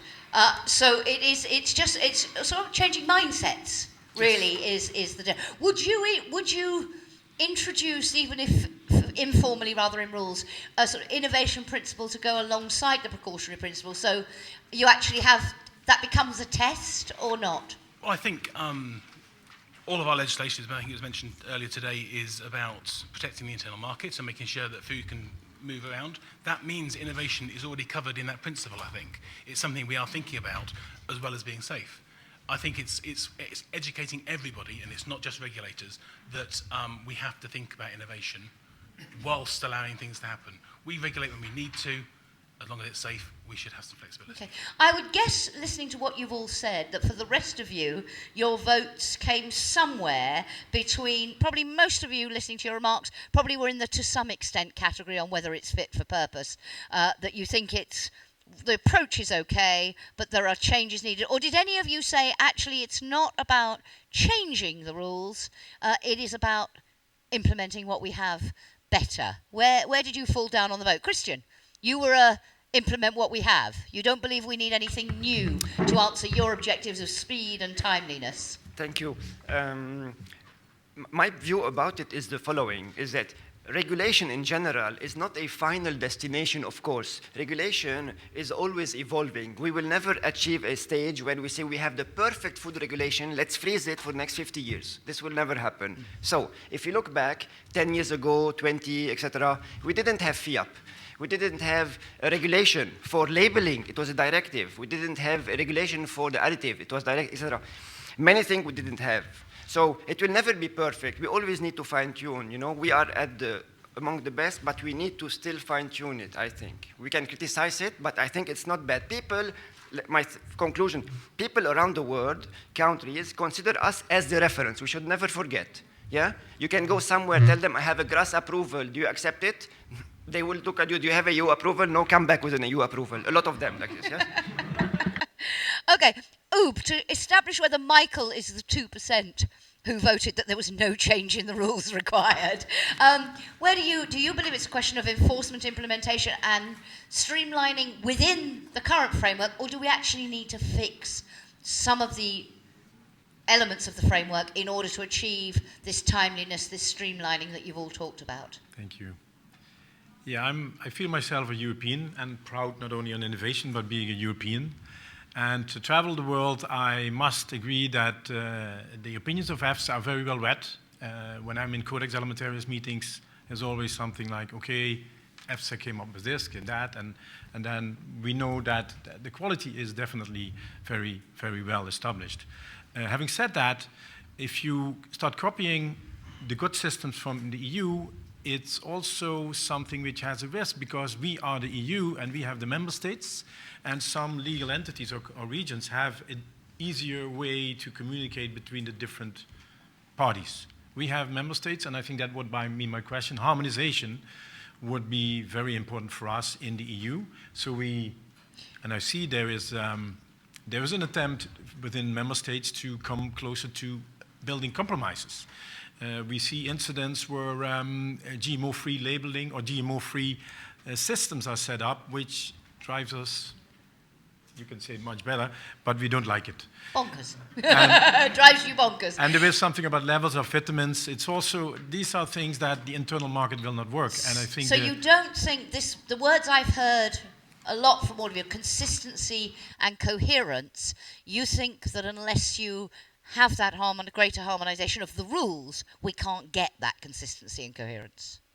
Yes, that would be one approach. We'll come back on that. Camille, where were you in terms of your sense of the system we have now and how well it works? How did you vote on those first two questions, whether it was fit for purpose and do we need changes in the rules or better explanations or enforcement of them? Where did you come down on those? For the first question, we believe that the current system is fit for purpose, and we are very much attached to the principle that we have now. But for the second question, it might be surprising, but we agree that it could be better guidance. It's not about changing the rules, but perhaps about explaining them better, also to industry, companies, SMEs, which I mentioned already today. But there we have to be very careful, because clarifying, explaining through guidance should not mean interpreting in a way that actually distorts the intention of the regulation. So that's where we are very cautious. To just pick up on something which I mentioned before, and the need for more harmonization, sometimes some member states can go beyond some EU requirements because perhaps there is a failure to act on the side of the EU.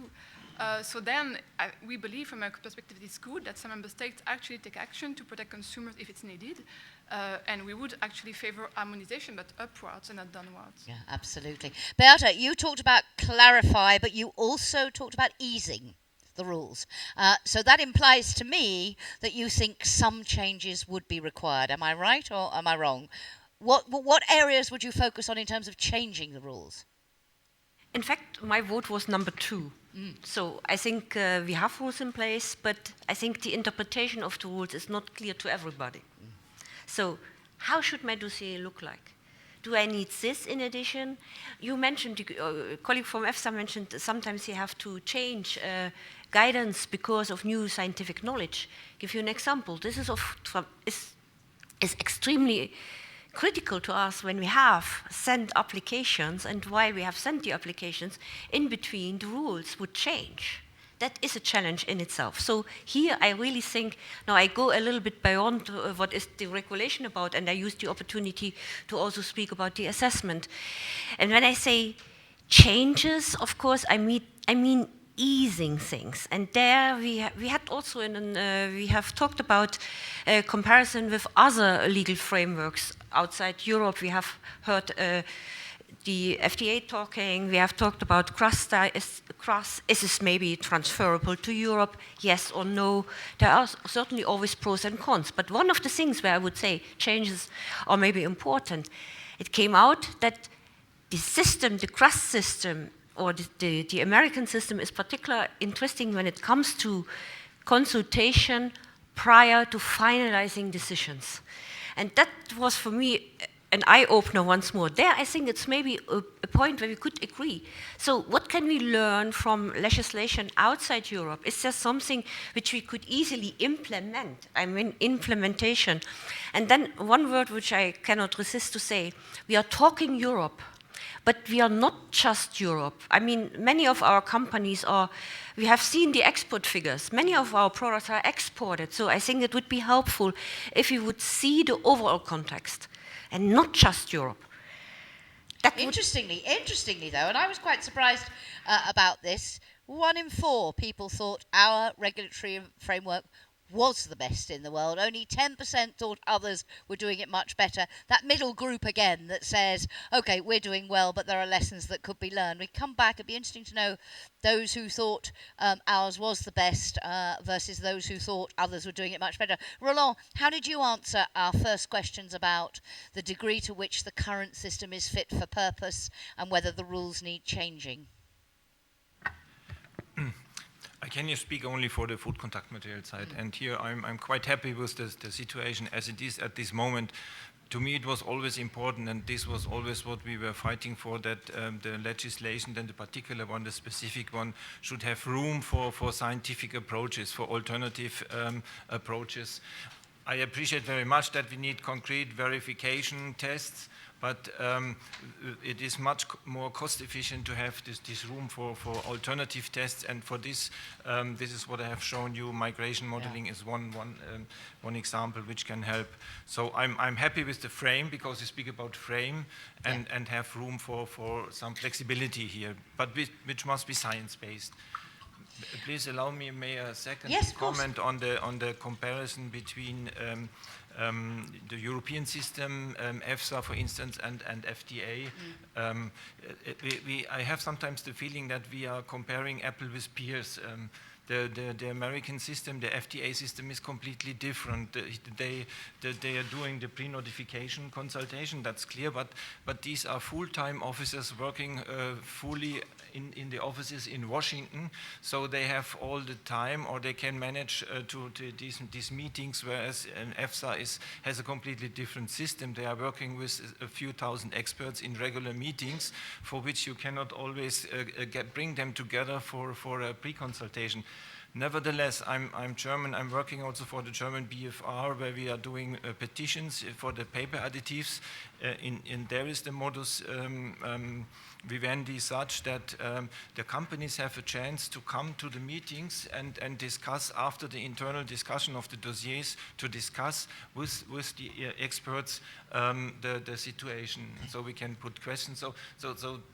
I see the charm of having a face-to-face discussion, but we should not forget the difference between Europe and FDA. Thank you, and I saw Claudia nodding there, so I might come back to you for a comment on that. But just a couple more questions from me, if I might, before I come out to you. And I wanted to ask you about what seems to me to be a paradox.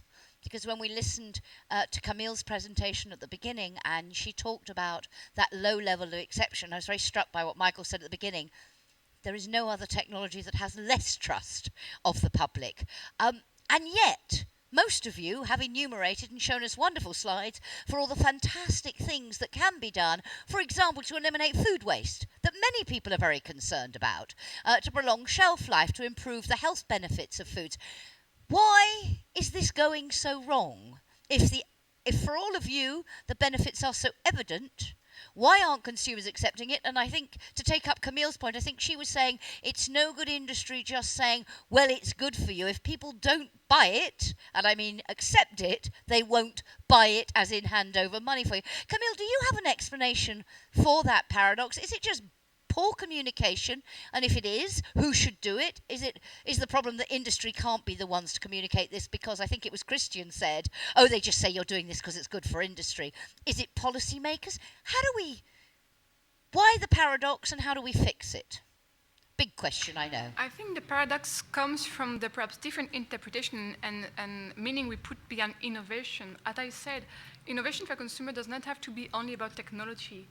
There has been lots of research showing that actually consumer, when it comes to the food area, they would tend to prefer solutions which are low-tech and also behavior changes.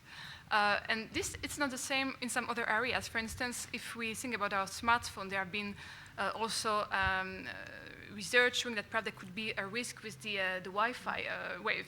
But in that case, it seems that consumers seem to accept that more, or perhaps because the product they have is something they really believe it's really useful for them. Or they are able to weigh the risk and the benefit for themselves. But in the food area, there is this perception that it is something a bit much more natural that you put in your body. So there is this very low acceptance for what comes from technology.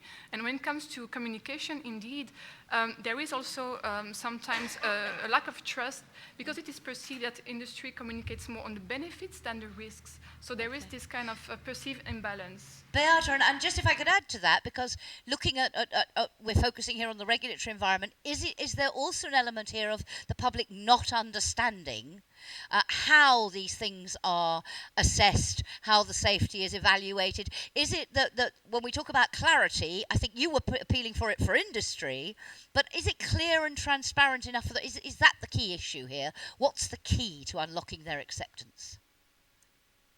My first key would, of course, I would hope that the consumer organizations and consumers would accept that we have a good legislation. We have safety assessment in place. I think that's why I would take away the notion of, is there a risk? The moment that something safety assessed, we should take away the risk, but it remains the perception. There's the question, do we spend enough time to actually dialogue with consumers when we introduce something new on the market? Do we spend this time? And my feeling so far, and also from discussing with consumers, it was not necessarily that the consumers are afraid, but I remember Wök always saying, we want to know. And then you make your decision. And I think both in the GMO legislation, but also as regards the use of nanotechnologies, we have labeling rules in place. So you can make your decisions. So it's a lot of perception. I would hope that we all agree the risk is assessed, but if we do not spend more time to explain what it is that is new and that it can bring, and maybe it's not always the best that the industry speaks about it because the consumers might think they want to sell it. So I think it's more documentation, the communication in general terms, but we can also not talk you into acceptance. That is another element that you mentioned yesterday, and I agree here with you as well. And indeed today, so you have to accept that they don't accept. From an industry point of view, and then I'd like to get a sort of member state perspective on this, do you think the industry, the food ingredients industry, are you doing enough? Would you agree perhaps? Or is it that the regulation is just not clear enough? And actually it's the policymakers who need to do more, not to sell your products, but to sell their rules, to sell their procedures. Where do you think? Oob. Just a short comment. I think it's hard for us as technology people to really not only to approve the products, but then talk about the benefits to consumers. I don't think we own that communication channel. We are down from that supply chain. So there is also the way that we don't produce consumer products, so we can. It's hard for us to build that image. So there is definitely a handicap for communicating why it's important that you have the products. I showed ingredients that have a purpose, a benefit, either technological or from a healthy point of view, but that is far away, I think, from the day-to-day consumer's perception why the product is there. Sure. So that communication can be absolutely improved, and I think we have to do it together. It's also, are we a trusted party in general as industry? So we had recent incidents where the industry also was doing things where, of course it's an incident because most of the processors and industries are doing the right things, but then it's not what's coming in the media, it's mostly the things which go wrong. So if you talk about who owns that communication channel, we are not really in the best spot as food ingredient manufacturers, and also we as seen as industry, which is not the most trusted party, I must say. Thank you. Christian, from your point of view, and just to say, in terms of advice and what the Commission, what the EU needs to do, is there some work that they need to do in this area to make people understand and be able to follow the process so that they feel pretty confident that if these guys say yes to something, then you, the consumer, can comfortably say yes. Is that part of the equation here? I think we all have a shared responsibility to convey the right information to the consumers concerning the food in general. And we are all responsible for the lack of trust. We are all. The industry is responsible, the regulator are responsible, and the consumers in general are responsible, the people who are speaking in their name. I'll quickly say why, each of us, yeah? So, all this lack of food trust started from my small experience since the BSE crisis. Since the BSE crisis, this was the beginning of something. I don't know if Mark will agree with me later, but this is something. He says, kicking him under the table. Because before the BSE crisis, we didn't have any major food issues, and then came the dioxin, then came other things. Yeah? So in the regulation also, how do we manage crisis is also, we need also to learn from the industry as well, and the consumer. Now, from the consumer side, of course, giving the right information to the consumer is important. Frankly, a lot of time they give 90% the right information, 10% is exaggerated, Like the shocking thing there is shocking for me still, it's not a glue, but we are 100, I think 10 of the people will go out having a bad image of this thing, maybe more, much more, So these things are really not the correct information, and if it would not come from the consumers, if it would come from a private company, they would be sued for this, because this is defamation, it's denigration, and it's not true. But we are consumers, so when we see fiction like this, we don't think of anything court. We think that we made a mistake in the communication, and we need to better talk and etc. So that is really important. The last thing is that I also often hear people attacking EFSA. They are attacking EFSA. A lot of people know, yes, we've been hearing those stories, and this is really unfair. EFSA is the only organization in Europe protecting the consumers. So when I hear people attacking, don't misunderstand me. I mean European level. If you want to have a European platform, not national, European platform for risk assessment on food, yes. It's EFSA on food, the European platform, risk assessment. They are controlling yes. So their image needs so as well, when I hear these attacks on EFSA, which are also exaggerated sometimes. I mean, we are hindering the trust of the consumer in this assessment organization. So basically, if industry attacks them, then you're shooting yourselves in the foot. We are not attacking them, but I hear some activists attacking EFSA in an exaggerated matter. Okay, just on that point about mad cow disease, I can't resist telling you, ladies and gentlemen, I was at the time the consumer correspondent for a British national newspaper, and I very much remember the very first 2 or 3 cases of mad cow disease because they were in cats. From eating cat food, you may remember, and all the office wanted to know, it was a tabloid newspaper, was, Jackie, what was the name of the cat, and was it a ginger or black and white? By the 5th cat, the first time I was ringing up DG Agriculture equivalent, and they were saying, we have no idea. By the 6th time it was, he's called Pussy, he's black and white, he's got an 8-year-old owner who's called Michael. Is that all you need to know? That's how it all began, ladies and gentlemen.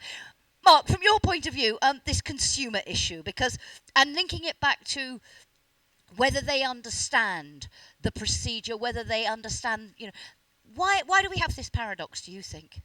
I think it's mixed messages, mostly. I mean, I think we all have responsibility to maybe give consumers better information. That's not lots of information, but they need to understand the principles. We need to be better to just say, look, if EFSA's looked at it, it's safe. That's the principle we have.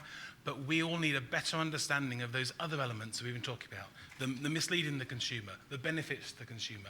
And I think, to be honest, industry sometimes maybe presses the benefits to the industry a bit more than the other ones, and they need to bring those in as well. So we've heard about sustainability, food waste. Actually, if you're using an enzyme and you are actually using some material better and not throwing it away, that's better for everybody, but how can we all sell that message? Yeah. And I think the industry are the ones that know what's happening. So they've got the information. They need to share it better with member states and the Commission, and then work with consumers organisations to really explain this is the situation with these types of substances, enzymes, and then maybe that's enough. if consumers are aware of those different types and then say, yes, I agree with that use, that's maybe it. But I think we're not there because we have this negative labeling that exists for additives, for instance, and that messes up all the information for consumers and they don't know what to believe. Okay, so they get overloaded and they're not sure how to make their way through. I'll give you a chance to respond to that, Camille, but Ronald, just from your point of view, and I mean, this isn't an easy area, is it? Because the science is complicated. We're talking about some very complicated methodologies for working all this out. So how do you communicate that in a way to the public that they have faith in the system? Good question. I think this is a general problem for scientists to communicate in a let's say, layman's language what they are doing. I was already a bit reluctant to show the scientific background, the diffusion coefficients, etc. Yeah, the point is we can show this and explain these data. Tell me how quickly a substance moves through a polymer and to which extent it is soluble in the food. This is something which can be understood, and I think maybe in that way, in that language, everybody can understand and we can build trust, and that we have really established a model. And the details, of course, can never be communicated. Yeah. Thank you. Camille, I don't know whether, as our consumer representative on the panel, you want to react to anything you've heard. I think you probably want to react to what Christian said. And then I'll come out to all of you. Yeah, thank you. No, just to come back to the issue indeed of consumer benefits and enzymes have been mentioned and the need for more transparency. Just to explain a bit how we work on enzyme, we have tried to see in which product they are used. And so what do? We go to manufacturers' websites and we see how they advertise their products for the different applications. And I quoted some of the messages I've found on the internet, and sometimes the main emphasis is put on increasing profits for the user. So then how do you want consumers to trust that there are any benefits for them? Now, for the meat glue, I totally accept that you don't like this term for the, let's say, the thrombin and the transglutaminase then. But in that, there has been this issue of consumer misleading, which was very prominent. Now we have the labeling for the meat when it's sold in the supermarket, but if you go to the restaurants, how do you know? So it's still partly unaddressed, and that's where we see problems. Thank you. A quick one, and then I'm going out to the audience. I fully agree with Camille. Thank you so much. You are fully right. We, as a food ingredient industry, we have a framework of regulation. We comply with it. We are complying with it, you know. Now, if the regulation are not enough for the consumer, the consumers' associations should talk to their member state to have this modified with the Commission. We cannot change the regulation. If you are telling us, Christian, you are not complying with the regulation, fine. But I cannot tell me, Christian, the regulation, you are complying, but I want more. If we want more, we need to do it through a regulatory process, because those members we saw are not members of AMFEP, really. So we cannot control everybody. That's why if we, AMFEP people, decide, NDLC, food specialty, to do this in this way, you will still have people on the internet doing it the wrong way. Okay. Because if you don't do it through regulation, we can't get there. You see? So that's the importance of a regulatory framework for some consistency. I want to come, we haven't heard from the flavouring sector so much, and we have someone with us from there. So your thoughts on what you're hearing, please. So, hello everyone, I'm Jimena Gómez de la Flor. I didn't try to pronounce her name for obvious reasons. So, from EFA, indeed, the European Flavouring Association, together with my colleagues. First of all, I would like to join my colleagues thanking the Commission for this initiative, for bringing together the institutions, the industry, and the consumers, so we can work together achieving our common objectives, because I think that's really crucial. We have common objectives. And for example, when Camille mentioned that consumers would like, for example, innovation in having low fat, low sugar, low salt products, we can provide a solution there with innovation. So we can provide flavor to this kind of low fat products to make it more tastier and appealing, so to help consumers in the effort on a healthy diet. It was mentioned also food waste. We can do that through innovation. We can, for example, develop processes in which we extract the flavorings from food that is already being used to create marmalade, for example. So we have common objectives here, and I also think that innovation is not something that someone should be afraid of, because it's something that has always been there. This is what we have always been doing as human beings. I just read actually here in the expo in the Ghana pavilion that Romans consider people who didn't cook their food as barbarians, while people who cooked and extract and distillate, they were considered civilizations. So this is what we are doing, what we have always been doing, what we want to keep on doing. And the legislative framework allows that, indeed. But as 60% of the people here will agree, what we need to do is to improve the implementation, and we can do that through communication, indeed. So communication with the member states, so we all have a common understanding of the current framework legislation, but also communication with the consumers, so we can explain in a clear and accurate way what we're doing, why we are doing it, to all the citizens who are at the end the beneficiaries. Thank you very much. So I want to come back in a moment on that clear question. Now let's really get down to nitty-gritty in terms of advice. In terms of, if we're talking about improving that guidance and so on, what would help? What concretely do you need? Would SMEs in particular, we've talked a lot about SMEs, or some of you have, what do you really need? But let's take a few more from the audience first, please. Yes, my name is Wolfgang Trunk. I'm a colleague of Michael and Wim, but I'm coming from the feed area, and I'm not here because all the scandals started in the feed. I try to be a little bit to support, or to be a little bit the synergies or support that we can learn from each other, feed from food.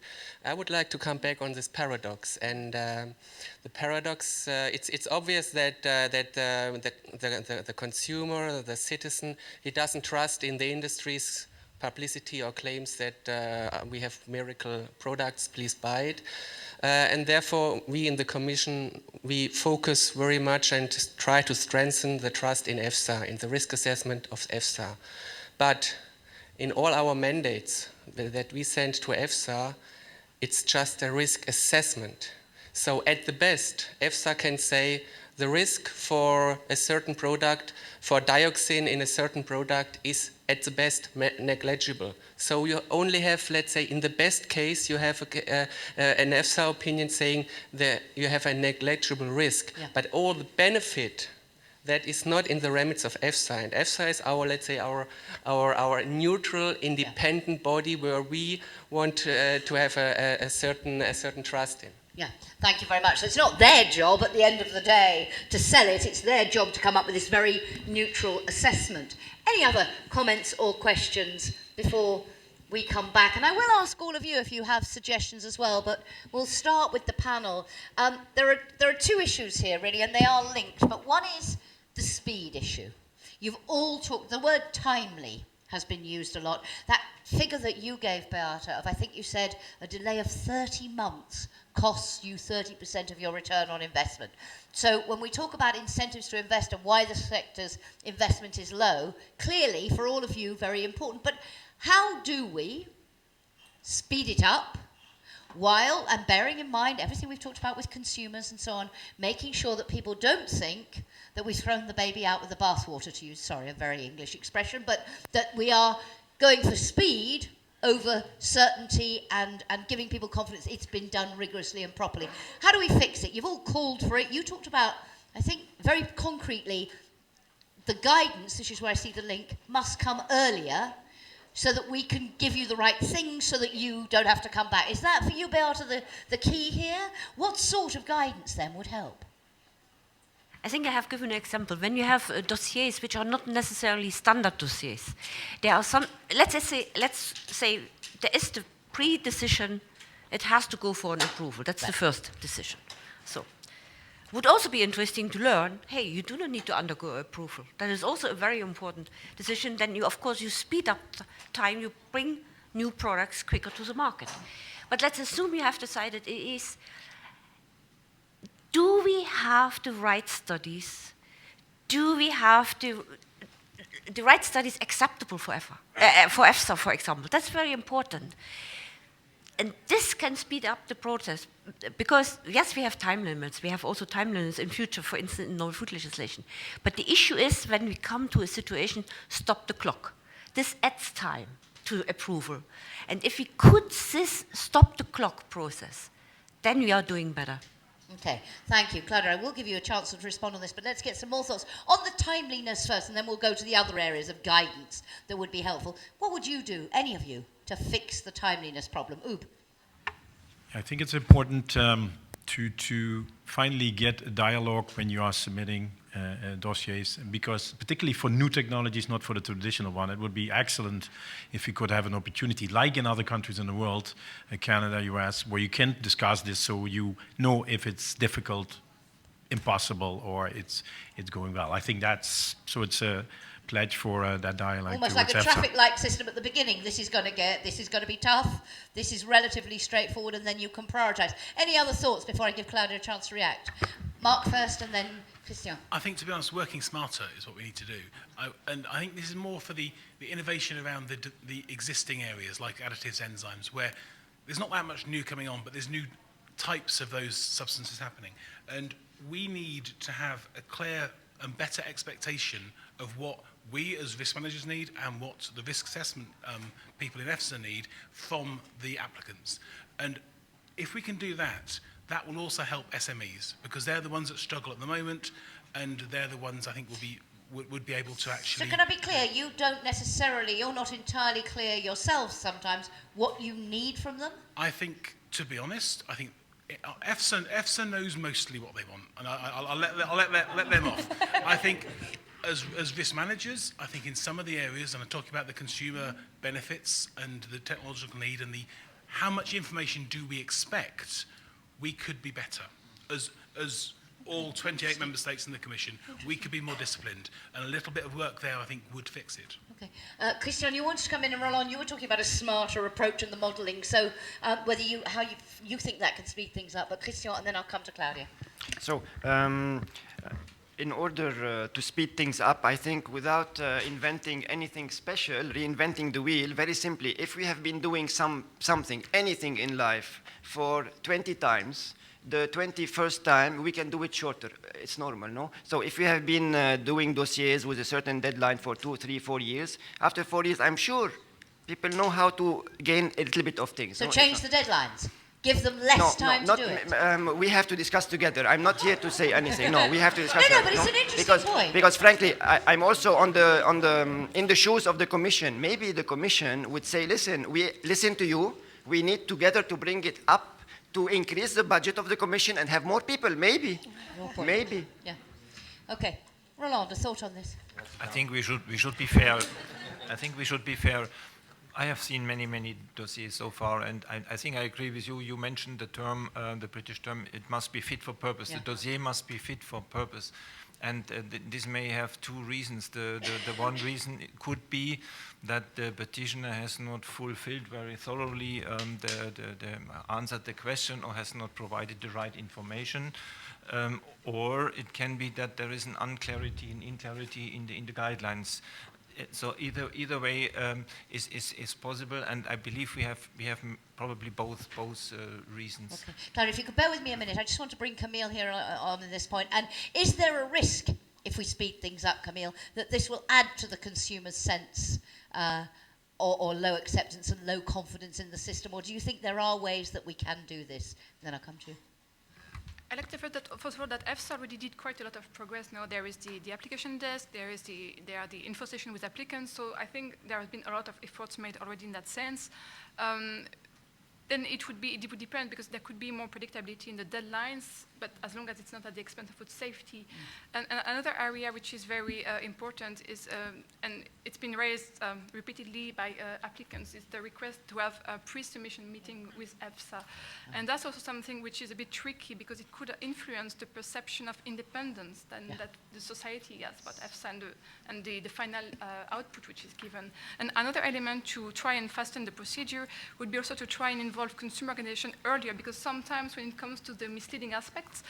We just find out very late in the procedure that there is this authorization request on the table. And then our last resort can be to go to the Parliament to try and veto the authorization. But if we would have known before, we could have perhaps discussed with the Commission and try to solve the issue much earlier. So this dialogue between all of you is as important as the dialogue between you. Claudia, lots of points coming up. Would you like to respond on? Yes, some of them, because now I don't know if I can cover all. First, well, I think science is not an exact matter. So yes, when we start with the guidance, sometimes we start before seeing a dossier, before seeing a real case. So yes, we don't have a crystal ball to know how to predict us where direction to take. So sometimes, yes, it's true, the guidance allows a lot of cases, a lot of type of dossier to enter into the guidance, into the frame.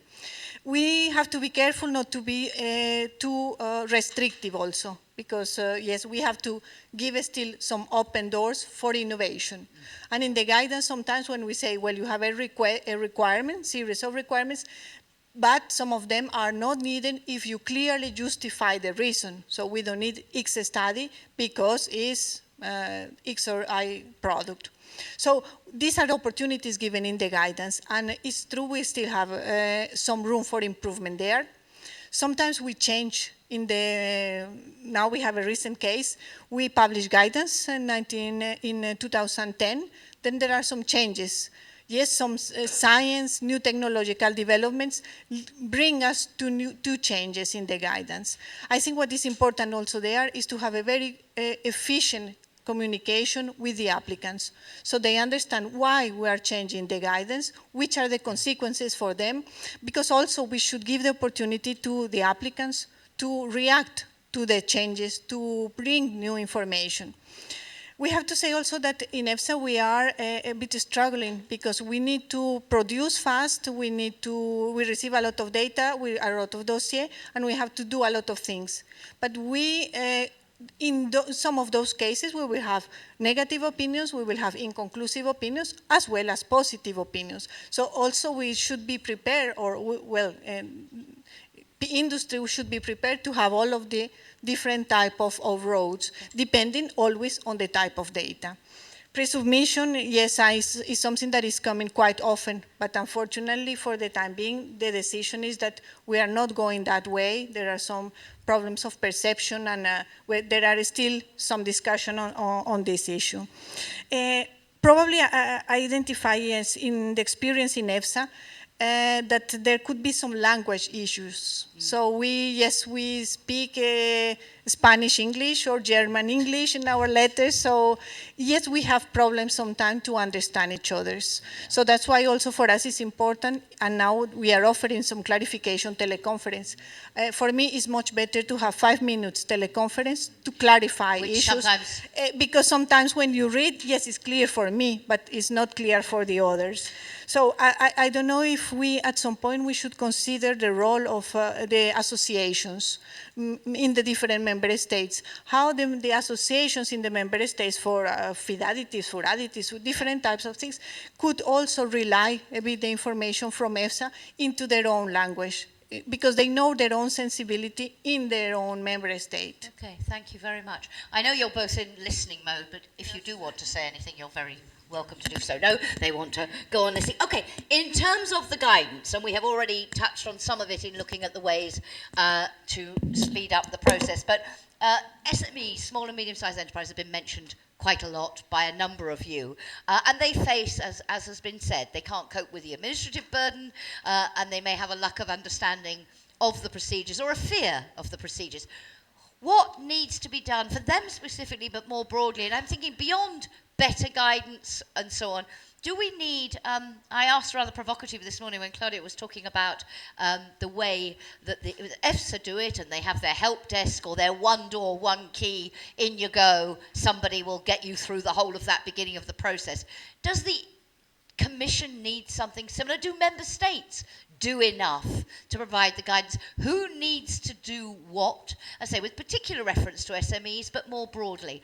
Is it just publishing things that are clearer and easier to understand, or do we need more people on hand to actually, you know, like a hotline? Hello, I've got a problem. How can I help? Who? Beata, please. Maybe a few thoughts. I mean, especially promoting SMEs, we have different areas. The one is DG Research and Innovation. They have a special SME program. That is a first step. And what I found very important before they go into a project, they have a feasibility study. Does this, what they want to do, have actually a chance to succeed? Does it make sense? Is it something which is really innovative? What is missing so far, and which I would hope will come, is also the regulatory assessment. Because you can have fantastic research outcomes if at the end the outcome does not make it to an innovation. I consider bringing products to the market as innovation. So there we have we have the research part. We have some support from DG Grow to promote SMEs. We, as organization, as federation, we have, of course, also a role to play. So I think, and here we come again also to the languages. There you are right. We have the different federations. You cannot expect an SME to go and read everything in English, French, or Spanish.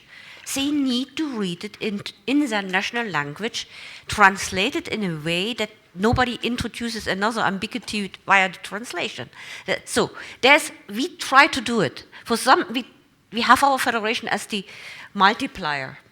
And we have also a research and R&D expert group where we actually drive the SMEs to explain what they can do. Yeah. Also in our competitive department. So there is a lot we can do, but I do still believe it's not enough. We could do more. Okay. Everybody, eh? Mark, could member states do more? Probably at the moment, no. But I think most member states, will already do a lot of help and guidance for SMEs when they're making applications. Rather than you leaning in, let me turn it towards you. I think we help them, we guide them, but I think it comes back to the guidance itself. If we can make the guidance that's available in whichever languages it can be made available in as simple as possible and as clear as possible, with clear expectations that have been developed working with consumer organisations as well, so that everyone's agreeing what is needed in the applications, SMEs, like anyone else, will be able to provide the relevant information. And the relevant information isn't too much information, it's just enough. So the burden is reduced because they're answering the right questions and providing the right information and helping everybody. Okay. Ube, you said 22% of your members are SMEs. Do they get enough help? Can the Commission help them more? Can organisations, associations like your own? I'll come to you on this as well, Christian. What needs to be done to really help them and make sure, because they are some of the most innovative startups, they're the innovators. So how do we help them get this to market? How much time? Yeah, I think I'm it going to works. ask all you for ideas as well. So, of course, you mentioned the translation challenge, and I think that is often in Europe a problem. I think we can help them through associations. Having a different treatment regarding yes or no, talking to EFSA, that I think that then you have a procedural issue. I think that's as far as you can go. But somebody needs to have the information on what it's needed. So, are you willing to talk to an association about the guidelines so they can understand how they have to translate it? So the dialogue is always needed. Okay. Please, Roland. From an external perspective, I find the discussion a bit strange. We want to support the SMEs. Who is the SMEs? If an association has 22% SMEs, then probably one of these SMEs is filing a dossier one time in 5 years or something like this. And therefore, training of each and every SME would not fulfill the aim. From my external perspective, it would be much more useful to pay for via the associations, for instance, if all the SMEs pay into the associations and they educate one guy or one lady to an expert doing these dossiers, this would be much more cost efficient, and this person would always be on the latest state of the art of knowledge, because the knowledge is changing, the requirements are changing, and you would have to train the SME every 5 years again. I find this not very... I see your point, but isn't the other way round? to say there is or there could be a help desk, a number, a hotline, and you, the SME, if you're interested, and as you say, some of them aren't, and some of them won't be very often, you know who to call if you want that help. I mean, is that, Christian, from your point of view, what's the key thing to help? Yes. First, we have to separate between an SME from the food industry and an SME from the food specialty ingredient industry. Because an SME in the food could be really small. But when you say SME in the food specialty, it is still rather big. Why? Because it costs so much money to bring an additive to the market. We saw the figures. It's so much money that in millions, one additive, 5 million, 10 million, 20 million if you have a health claim on an ingredient. So still an SME is a large organization for the specialty ingredient. Now, just to answer the question very quickly, why does this food specialty ingredient have much higher R&D investment than the food? This is interesting to know. Yeah. But it's very simple. Don't forget that for any ingredient, we have to do safety studies, sometimes clinical studies, sometimes many other toxicology, genotox, and so many things. So each dossier, we saw it, cost minimum 2-3 million, up to 20. So what is important is that people also only see the ingredient we put on the market. But nobody sees all the ingredient, hundreds that are stopped at the R&D because we have negative studies. So then they are dead at the R&D site. And that's why when I hear some people saying, it's strange, all your studies look positive when we have something on the market. Yes, because we only bring to the market what is safe. Okay, so that increased, to answer my earlier question, the higher levels of investment are not because you have more confidence that the regulatory regime delivers and that you'll get a return on your investment. It's simply that what you're doing costs a great deal more to do. So by necessity, to be in business, you have to spend that more money. It's not that the regulatory regime is either making you more innovative or less. You simply have to do it. Any other thoughts on guidance? Not just for SMEs, but anything else? Do we need a help desk? Or is that not really what we're talking about here? Berta? One simple help desk might be too complex. I mean, we appreciate very much the help desk of EFSA, but it is the individual dossier and it's the individual applicant who has actually the questions. So it's not just administration.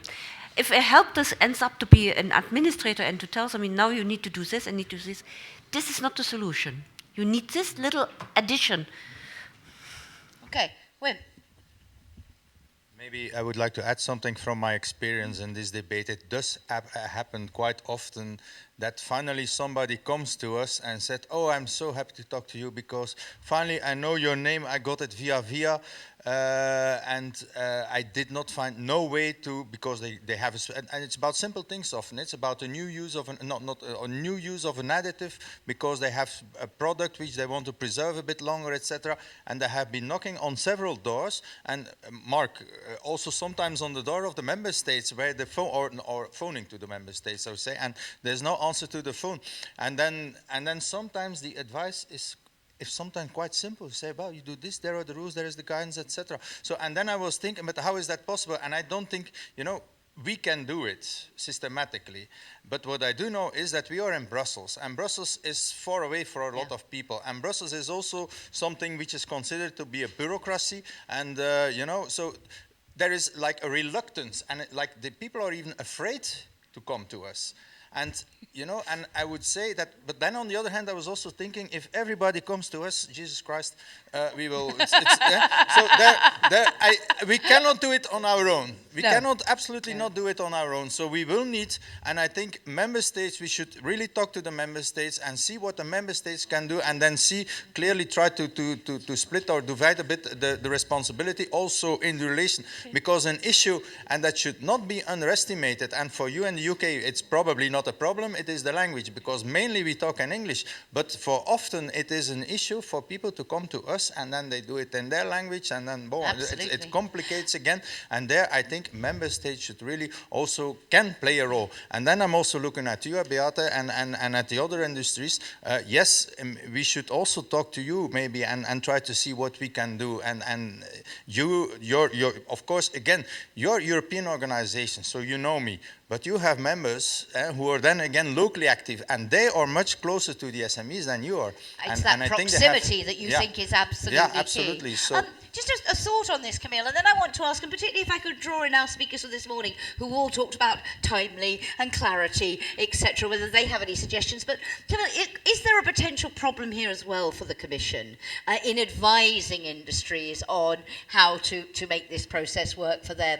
That somehow, we talked about the neutrality earlier and the importance of EFSA's neutrality, but that for the institutions this is quite tough. I'm just wondering whether you as consumer organisations think they shouldn't be in this business of helping people because their job is then to decide on the application. Is there a conflict, or do you, in the interest of getting the safe innovations to market and getting the things that will benefit consumers, actually accept that if they're going to implement the rules, they also have a job to explain them? Where do you come on that?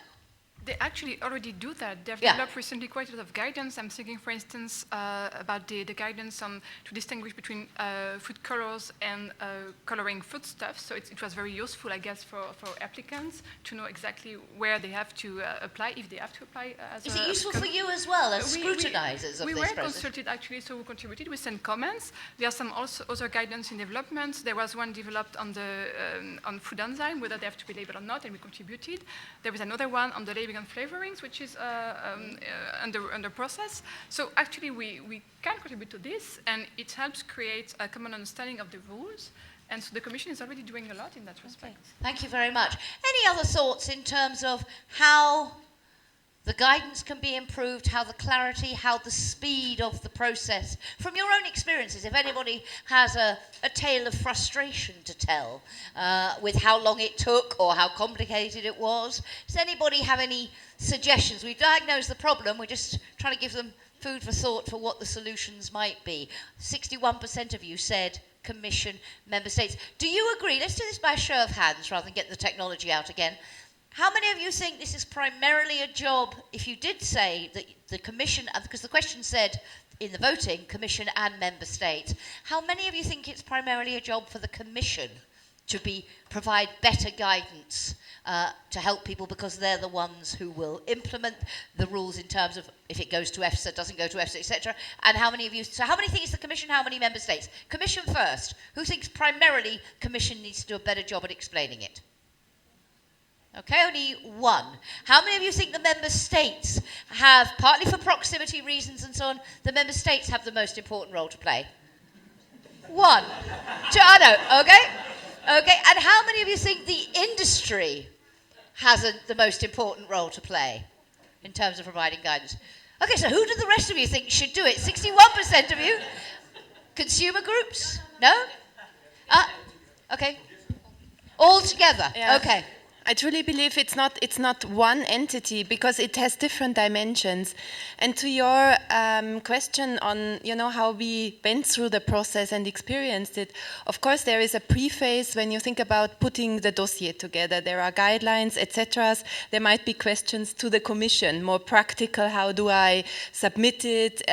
What's the format, etc. To clarify things, even if it's in the guidance. But sometimes you can interpret it differently. But then when it comes to maybe the concrete scientific data and what Claudia said, it's not black and white. And if you have there, you have to bring gene tox studies. Which ones are accepted? Which ones are enough? So if that can be clarified early on, it's not that EFSA needs to review the whole dossier, go into discussions, later on identifies after half a year there is some more need, goes back to the industry starts to provide the studies. It's an endless story. If that can be really brought to the upfront and early on this is delivered, I think it really shortens the timeline. So I think it comes back to all players, and of course industry has a role too, because within the association there can be advice, there can be discussions. So I think it can't be done by one. Okay, and can I just ask from an industry perspective, do you feel, when it comes to the predictability issue, that you have a reasonable assessment of, are they predictable enough that you feel that if you have an innovation and you bring it for approval, that it will be fairly treated, that you can pretty much know how likely it is that it will be approved and that the process will be rigorous? How confident are you? We talk a lot about consumer confidence. How confident is the industry about the outcomes of these processes? I would say 70%. So I have it in my day-to-day job that I'm asked, like, when is this opinion coming? When do you have the approval? And you know, we give answers in scenarios. A best-case scenario, when everything goes well, so there is no request back from EFSA, it could be that timeline. If there is more questions, it could be that timeline. In a worst case, it could be this. So I would say 70-75%. And that's the question you're most asked by other parts of your company? Of course. Yeah, how long? How long? Sirku, from your perspective, I just wondered, listening to this discussion, and you evinced some, I say I'd love to be at your coffee mornings. Just listening to the discussion, one thing that really struck me was when you talked this morning about that requirement that there is a reasonable need for the technology, which I thought, and you said reasonable. I mean, one man's reasonable is another man's totally. I'm fascinated. I'm not sure. Do we know the history why that is in there? Because who's going to decide whether it's a reasonable need or not? I mean, do you think, is that the sort of area where there is a lack of predictability, or is that not really, because nobody really knows what that means or can't agree? How important is that as a factor?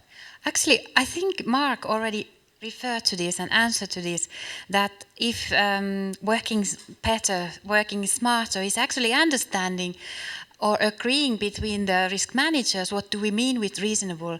That it's basically like the risk. In reality, there's always a certain risk in everything we do. There's no risk that doesn't exist. Exactly, need. I know. But the same for the technological need. How far do you have to go into the changing the world before people think that, oh, now this technological need is something that we really need to do? So how far do you have to go? I used to work on food additives, but now he's headache, so thank God. But I love it because, you know, this is Council and Parliament legislation. So it shows that co-legislators, they are reasonable. They know that they can't ask impossible things. They put in intelligent words like that. And you should not read it as technological need. You need to read it with the word reasonable. Got you. Thank you. Wim, quick one for you, and then I want to come to the question of flexibility. No, I just want to give an example we were recently confronted with. Yeah. And it is about potatoes who turn green. And there was a proposal, we had a recent request to treat it with a very innocent additive in order to avoid that it turns green. And we discussed that with the member states. And it was a relatively funny discussion because myself, I said also, well, my mother-in-law always says that I have to put my potatoes in the dark. So what is the problem here? And all member states say, but what is the problem? Since ever, our potatoes were not treated. And we know they turn green, so we take care of them. And that's it. So, and then I said, okay, but wait a minute. But this applicant, he did not come with like this, eh? He came with a study, he came with some results, he came with an idea, and he came with expectations. And I said, yeah, but I'm not going back now to say what my mother-in-law told me. Huh? So, you can imagine that So I said, okay, let's go back to the applicant and explain us what is the issue, what do the wearer or the distributors say about that, to what extent is a problem, and give me some figures about the wastes and what you would avoid, etc. So here, I mean, they came with a need. Yes, the need is greening of potatoes, fine. This is questioned because there is reasonable alternatives, I would say, easy alternatives. And then, okay, well, we need more information if you want to progress with that. Have you made a decision on that? Not yet, we are waiting. So Mark, you wanted to come in. Actually, I think that's a very interesting example. I mean, because there, if we had better general guidance on what we expect, I think stopping the potatoes turning green is probably a good one. How many people throw away some potatoes each time they leave a bag out because they go green, because they've been told by their mother? A lot. So maybe that's where we need to be very clear in our guidance, and it needs to be simple guidance for the SMEs, so it's very easy to read. What do we need to do? What are the answers they need to give us to the questions we provide? Thank you. And one other point, I think, going back to the dialogue is important. We've talked about we need to involve the consumers earlier on a general and occasionally a specific basis. We need the consultation. And I think we have to move away from this idea that dialogue might mean that we are going to have a preconceived agreement to agree with whoever's making the applications. So someone said that EFSA needs to be independent. We all agree this. But really, we should trust that EFSA have procedures that just because industry is talking to them directly doesn't mean they're going to be swayed. Yeah. Yeah. They say the data they need, the industry has to provide it. Then the industry comes and talks to them. They are educated people. They're not going to immediately agree with the last piece of people they spoke to. So I think this is an artificial barrier that we could have with actually helping applicants, and we need to move away from that. Very interesting. I just want to come to something else before we try and draw some conclusions, which is flexibility. Because I was very struck by something, Claudia, you said this morning when you said we have 31, I think it was, different regulatory frameworks that we have to deal with. And we've talked a lot about streamlining, and I asked Sirku this morning, is the ultimate goal to have one way of doing it, not sometimes through the Commission, sometimes through you, sometimes through Member States.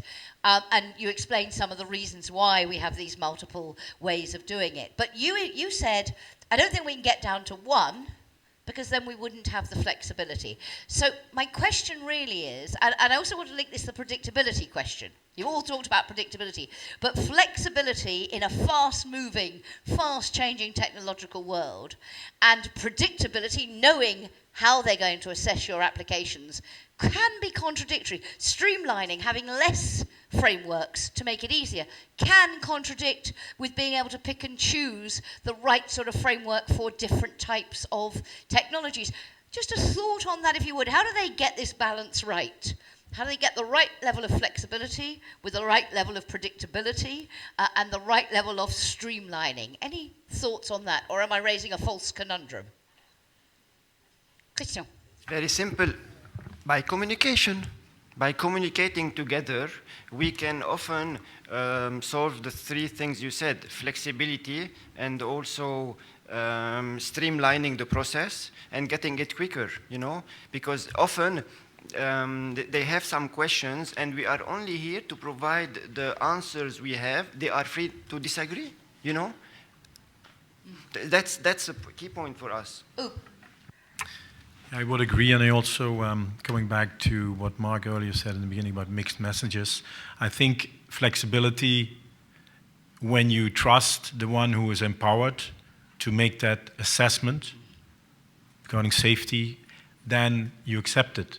So if we, and that's another point Mark made, is that if we cannot meet with EFSA and with our experts about new technologies, then we will, because of the restrictions we put in Europe, and the pressure from outside, then it's very difficult to have this, this clarity about the procedures and to be flexible about the needs. So I think if there is a trust issue regarding flexibility or that dialogue, then I think we have to work together on that one, preventing mixed messages, because that will only ask for repeated assessments of safety, new regulations, whenever there is an incident with this then taken up as a general rule. Okay, who else would like to come in? Camille. When it comes to flexibility, we've heard a lot those past days about the US system, the GRAS system. Yeah. But I'm not sure that in the US consumer groups are happy with that system. And that's a pity, by the way, that no consumer from the US were present at this workshop and today, because actually one of our consumer group counterpart in the US filed a lawsuit against the FDA because they apply a rule which actually has not really been enacted so far. There is not even a need to petition the FDA. Actually, industry can self-determine that a product that it's generally recognized as safe. And that's not appreciated by consumer also in the US. So this is not a route that we would like to take. And when it comes to predictability, at the moment when it comes to evaluate the technological need and the benefit for consumer, there is a part of case by case. If I refer, for instance, to the fruit waxes, these glazing agents that make your fruits shiny, there might be a need to use those on fruits which are transported a long distance. But if it's just to make your apple look more shiny, is there really a need when we know that some of these substances might be allergenics? So it's really sometimes there has a bit of case by case. There could be some more guidance, but we have to accept that there will be a bit of case by case. Any other thoughts on this question? Beata? Yeah, well, core flexibility. First of all, I would like to recognize you. In 2008, I think we had for the first time a general authorization procedure for the enzymes, for the additives and so forth. That was the first step, I think, in one direction.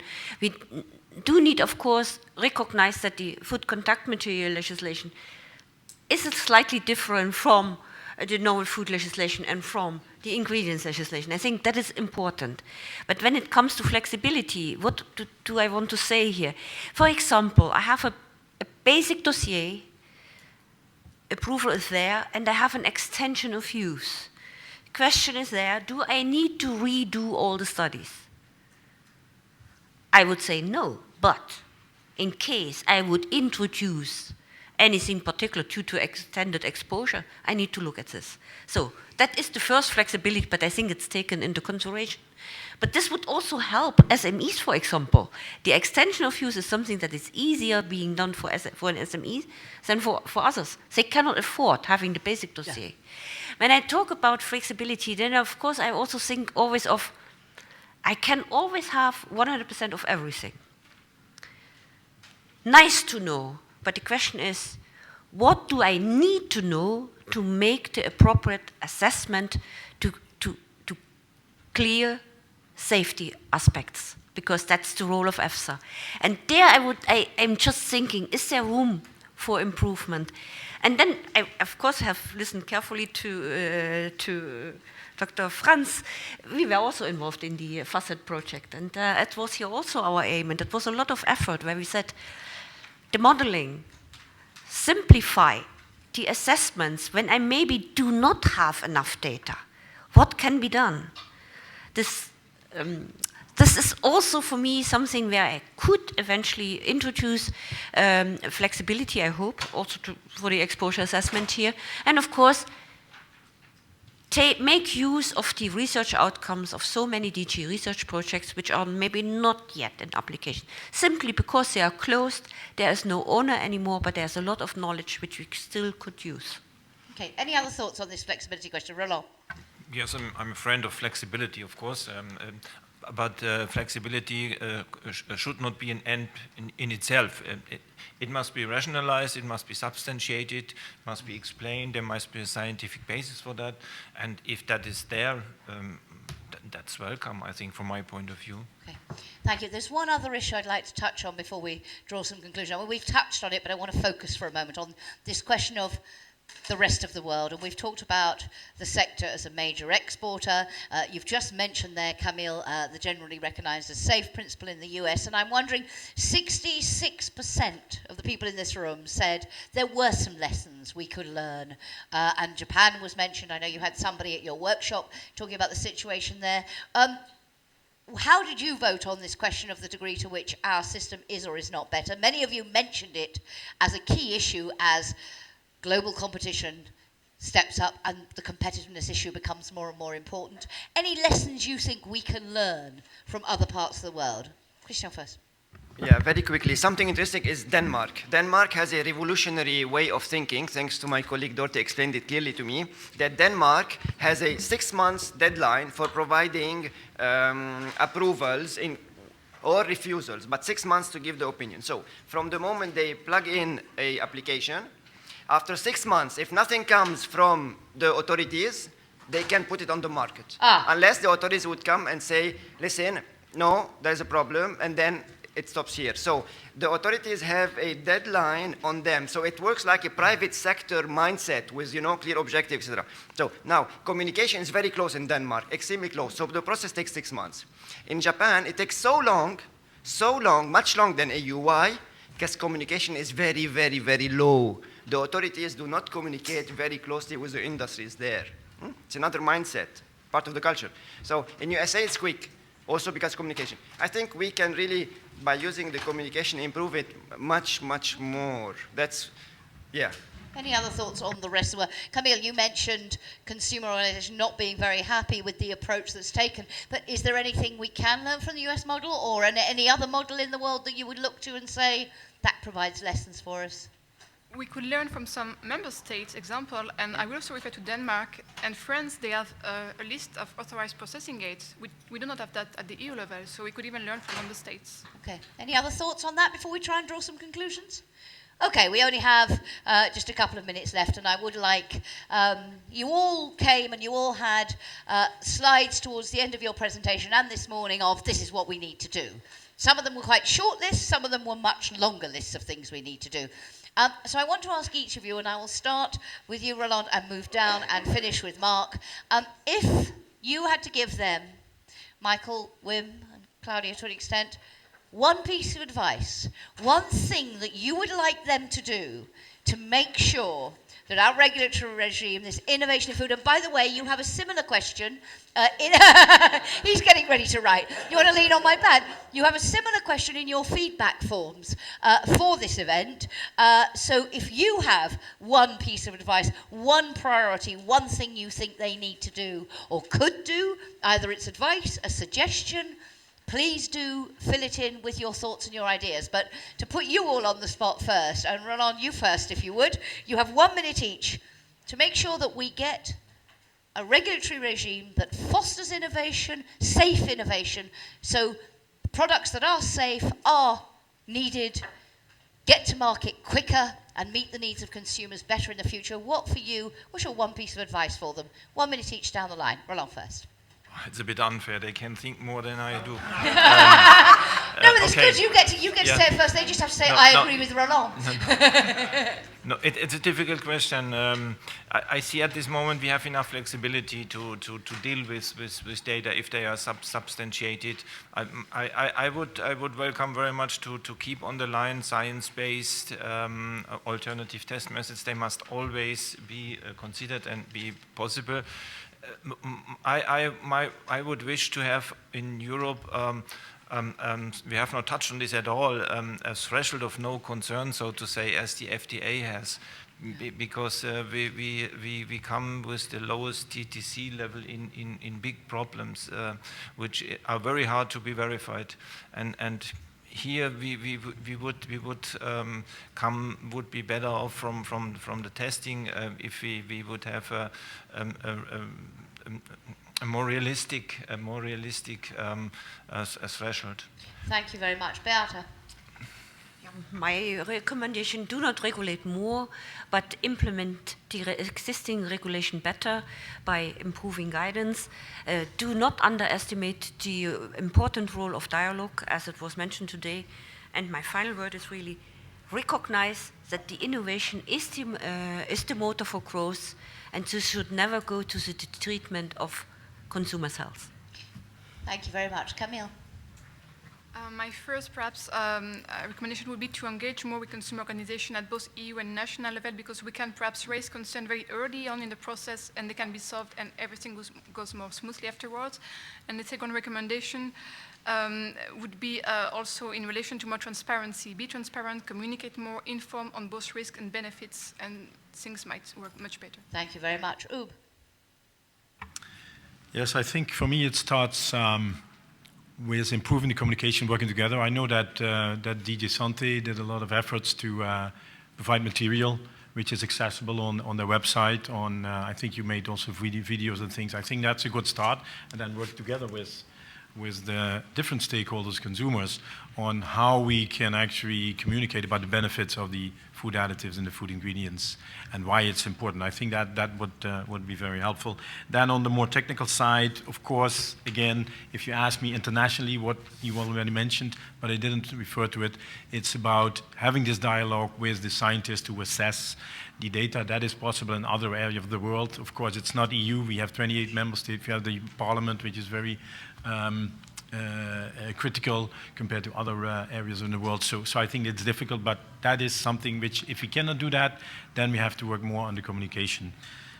And then the third one, but maybe Mark will say that, that's about helping with the member states to harmonize things where we do not harmonized. Also, this has also an impact on export. So if different member states deal with export certificates and products which are not regulated in a different way, then that is not helping us abroad. Thank you very much. Christian. So very quickly, I've been speaking a lot during those 3 days, especially today, so I would like to give my 1 minute to the EU Commission to listen to them, what they have to say to us as an industry. It's all right. They've got plenty more time later on. I still want one priority from you. Go on. You don't get off that lightly. No, yeah, Nice try. I think they have been doing, as a conclusion, you know, if this is the last thing, no, I can only say thank you. You've been doing a great job. And next time someone from the AMFAB calls you to push you, you can tell them, hey, slow down. I'm not one of your enzymes, you know. I cannot do it fast. Good piece of advice. I like it. Mark. I think I can just reiterate some of the comments already made. Dialogue is going to be important. We need to build up a better dialogue of all the key actors, consumers, member states, and the industry, to get that better understanding, which will lead to the better guidance going forward. In the areas where we are not yet fully harmonised, and I think we have to understand that everything is different, so there is flexibility, going back to your earlier question, but the areas that aren't fully harmonised, we need to remember proportionality. And ultimately, the food business operator is responsible for selling safe food. So they have to think of that all the time anyway. We only need to regulate where there's a problem going forward. For the things we've got the certainty, but we need to be very careful about running forward and doing everything. And on that note, ladies and gentlemen, will you join me in thanking our panel very much indeed? That was fabulous stuff. You may return to the comfortable seats and relax. Your work is done. And it's my pleasure to give the floor back to Michael Flew, who, as he said at the beginning, is not going to now give you his to-do list and what he's going to do, but he's going to perhaps reflect a little bit on what you've heard. Michael, I hope you've found it useful. Over to you to make some concluding remarks. Thank you so much. Thank you. It was wonderful.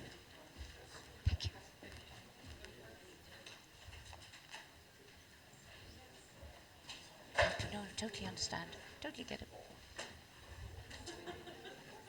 So, Michael.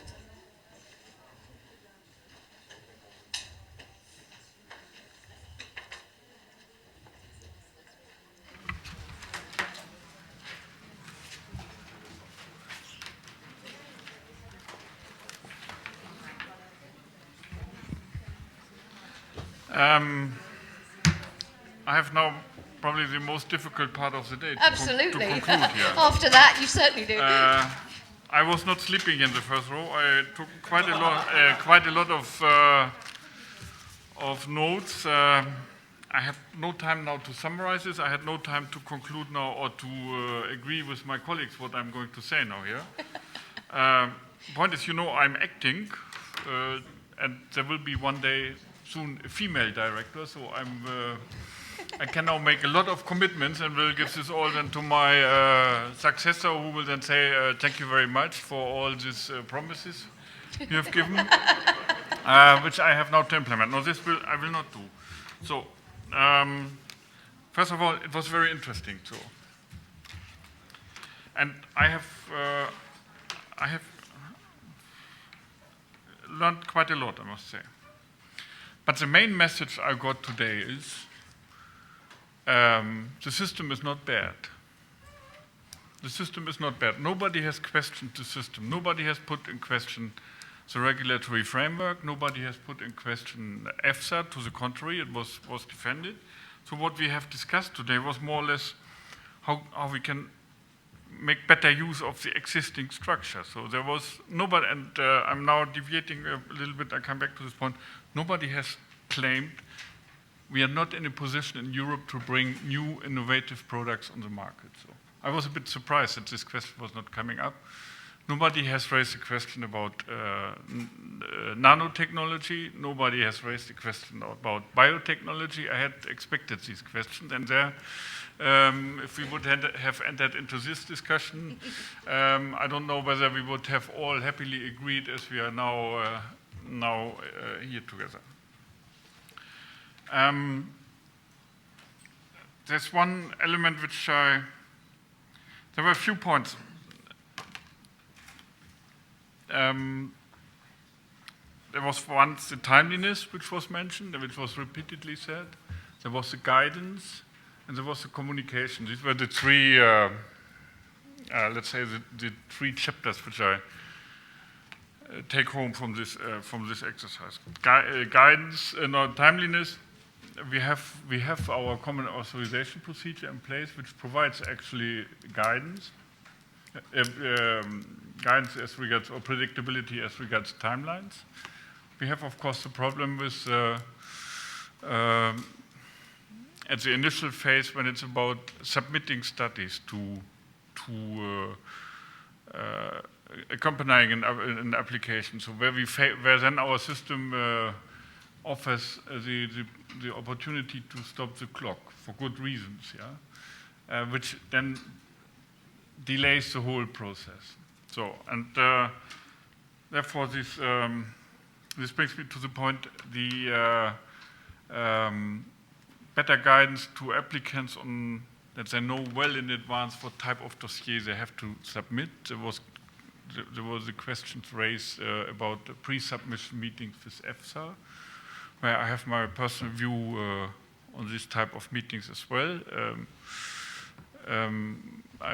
Here, where's Mark Willis in the back? I'm a bit aligned with Mark. I mean, we have meetings with EFSA, with industry as well, and I think we are professional enough that when I'm talking to industry representatives that I'm not being persuaded or being manipulated, but I'm collecting information and then, yeah.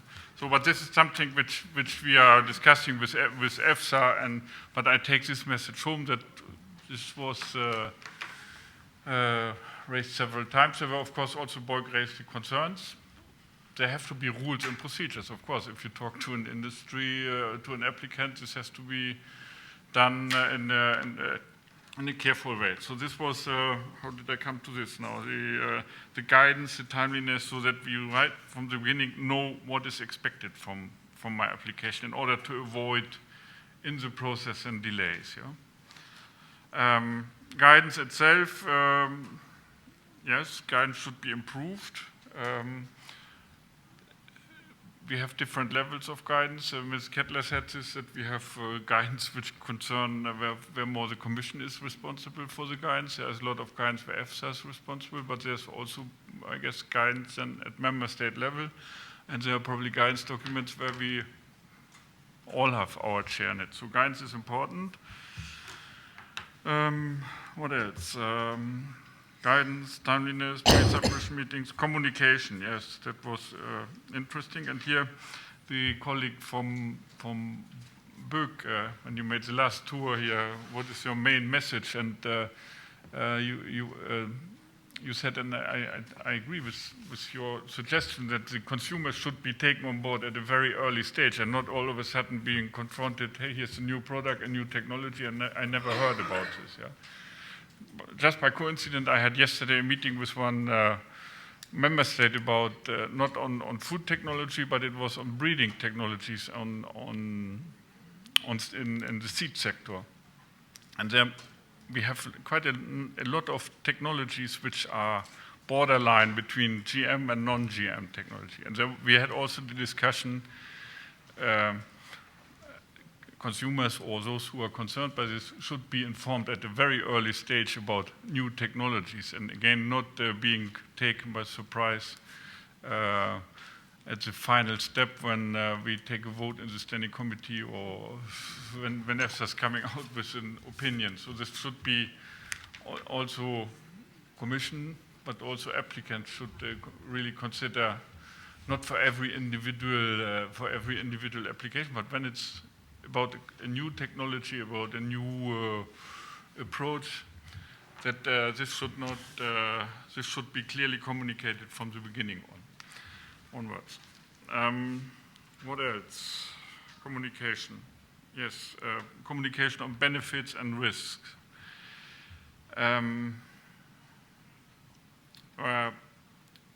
My former commissioner, or one of my former commissioners, he was always saying, I'm not communicating about benefits. I communicate about the safety of the product. The benefit is the responsibility of the one who wants to sell the product afterwards. So this was his line. And this is also a bit still my line, even if he's no longer here as a commissioner, but I think there's still some truth in what he's saying. I don't consider myself necessarily to be the promoter of products of applicants. So we have a responsibility together with EFSA to communicate about the risks. we can communicate maybe on a technology, on the benefits of certain technologies, but I cannot communicate on benefits of individual products.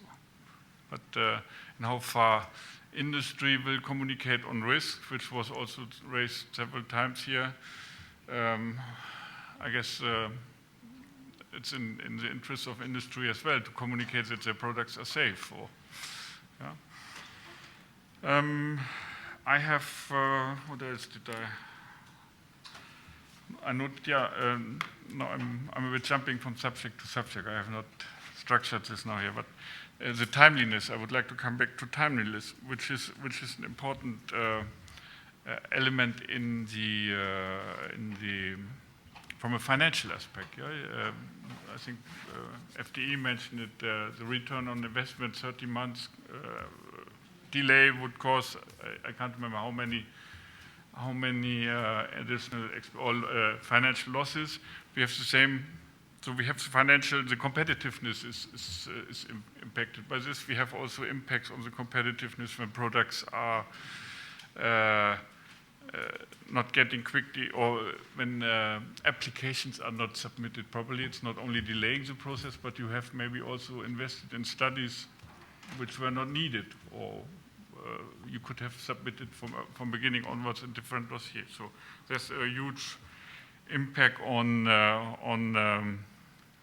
money-wise also on the applicants. What else should I say? I said I learned also a lot today. Yeah. Because innovation is not only about a new technology. I understood there were different interpretation of innovation. It went from a new recipe of a product was already considered as innovation. The packaging material is innovation. Production processes are innovation. So, and here, this is probably also not very well known to the public, that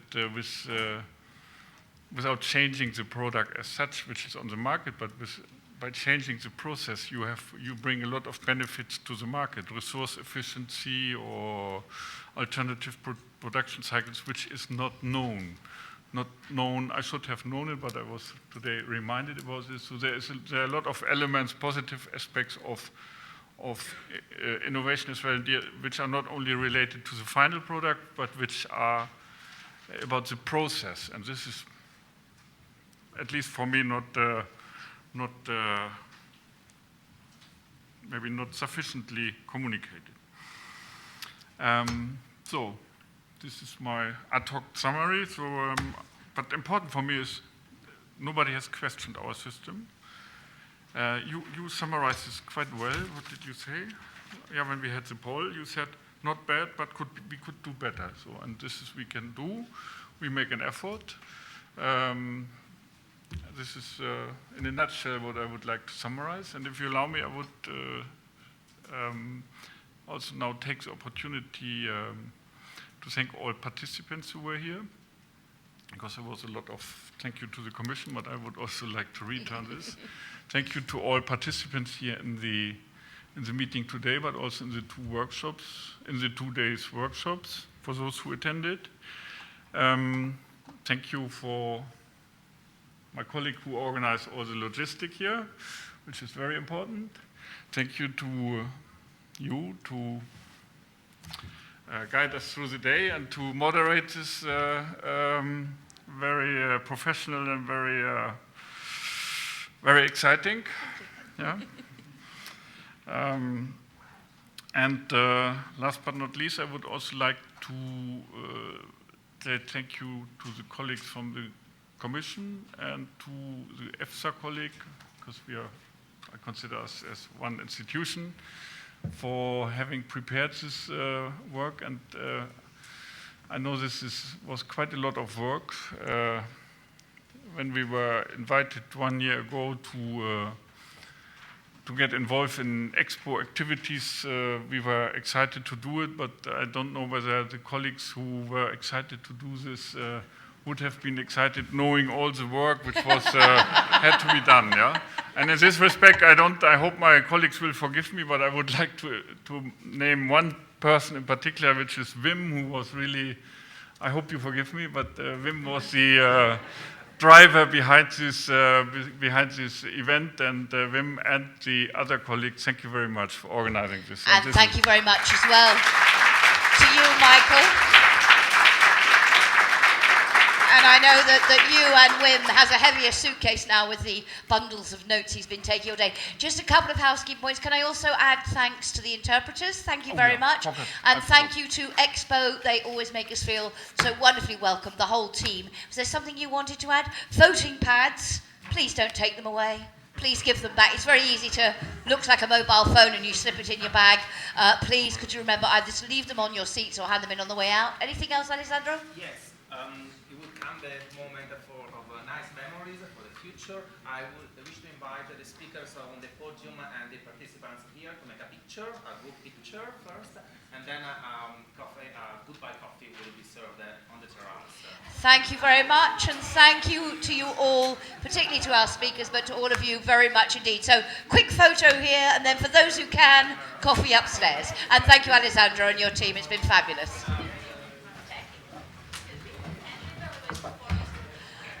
The evaluation forms, if you could hand them in at the desk on your way out, where you got your badges when you came in, that would be terrific. Please do fill them in if you can, and also your one priority, if you've got one, it would be great to have it. Oh, thank you. Oh, thank you. Good. Thank you for your fabulous contribution. Thank you. Well, of course. Yeah, you had to. No, it has been 1 man show. You didn't see the word. No, it's good you didn't.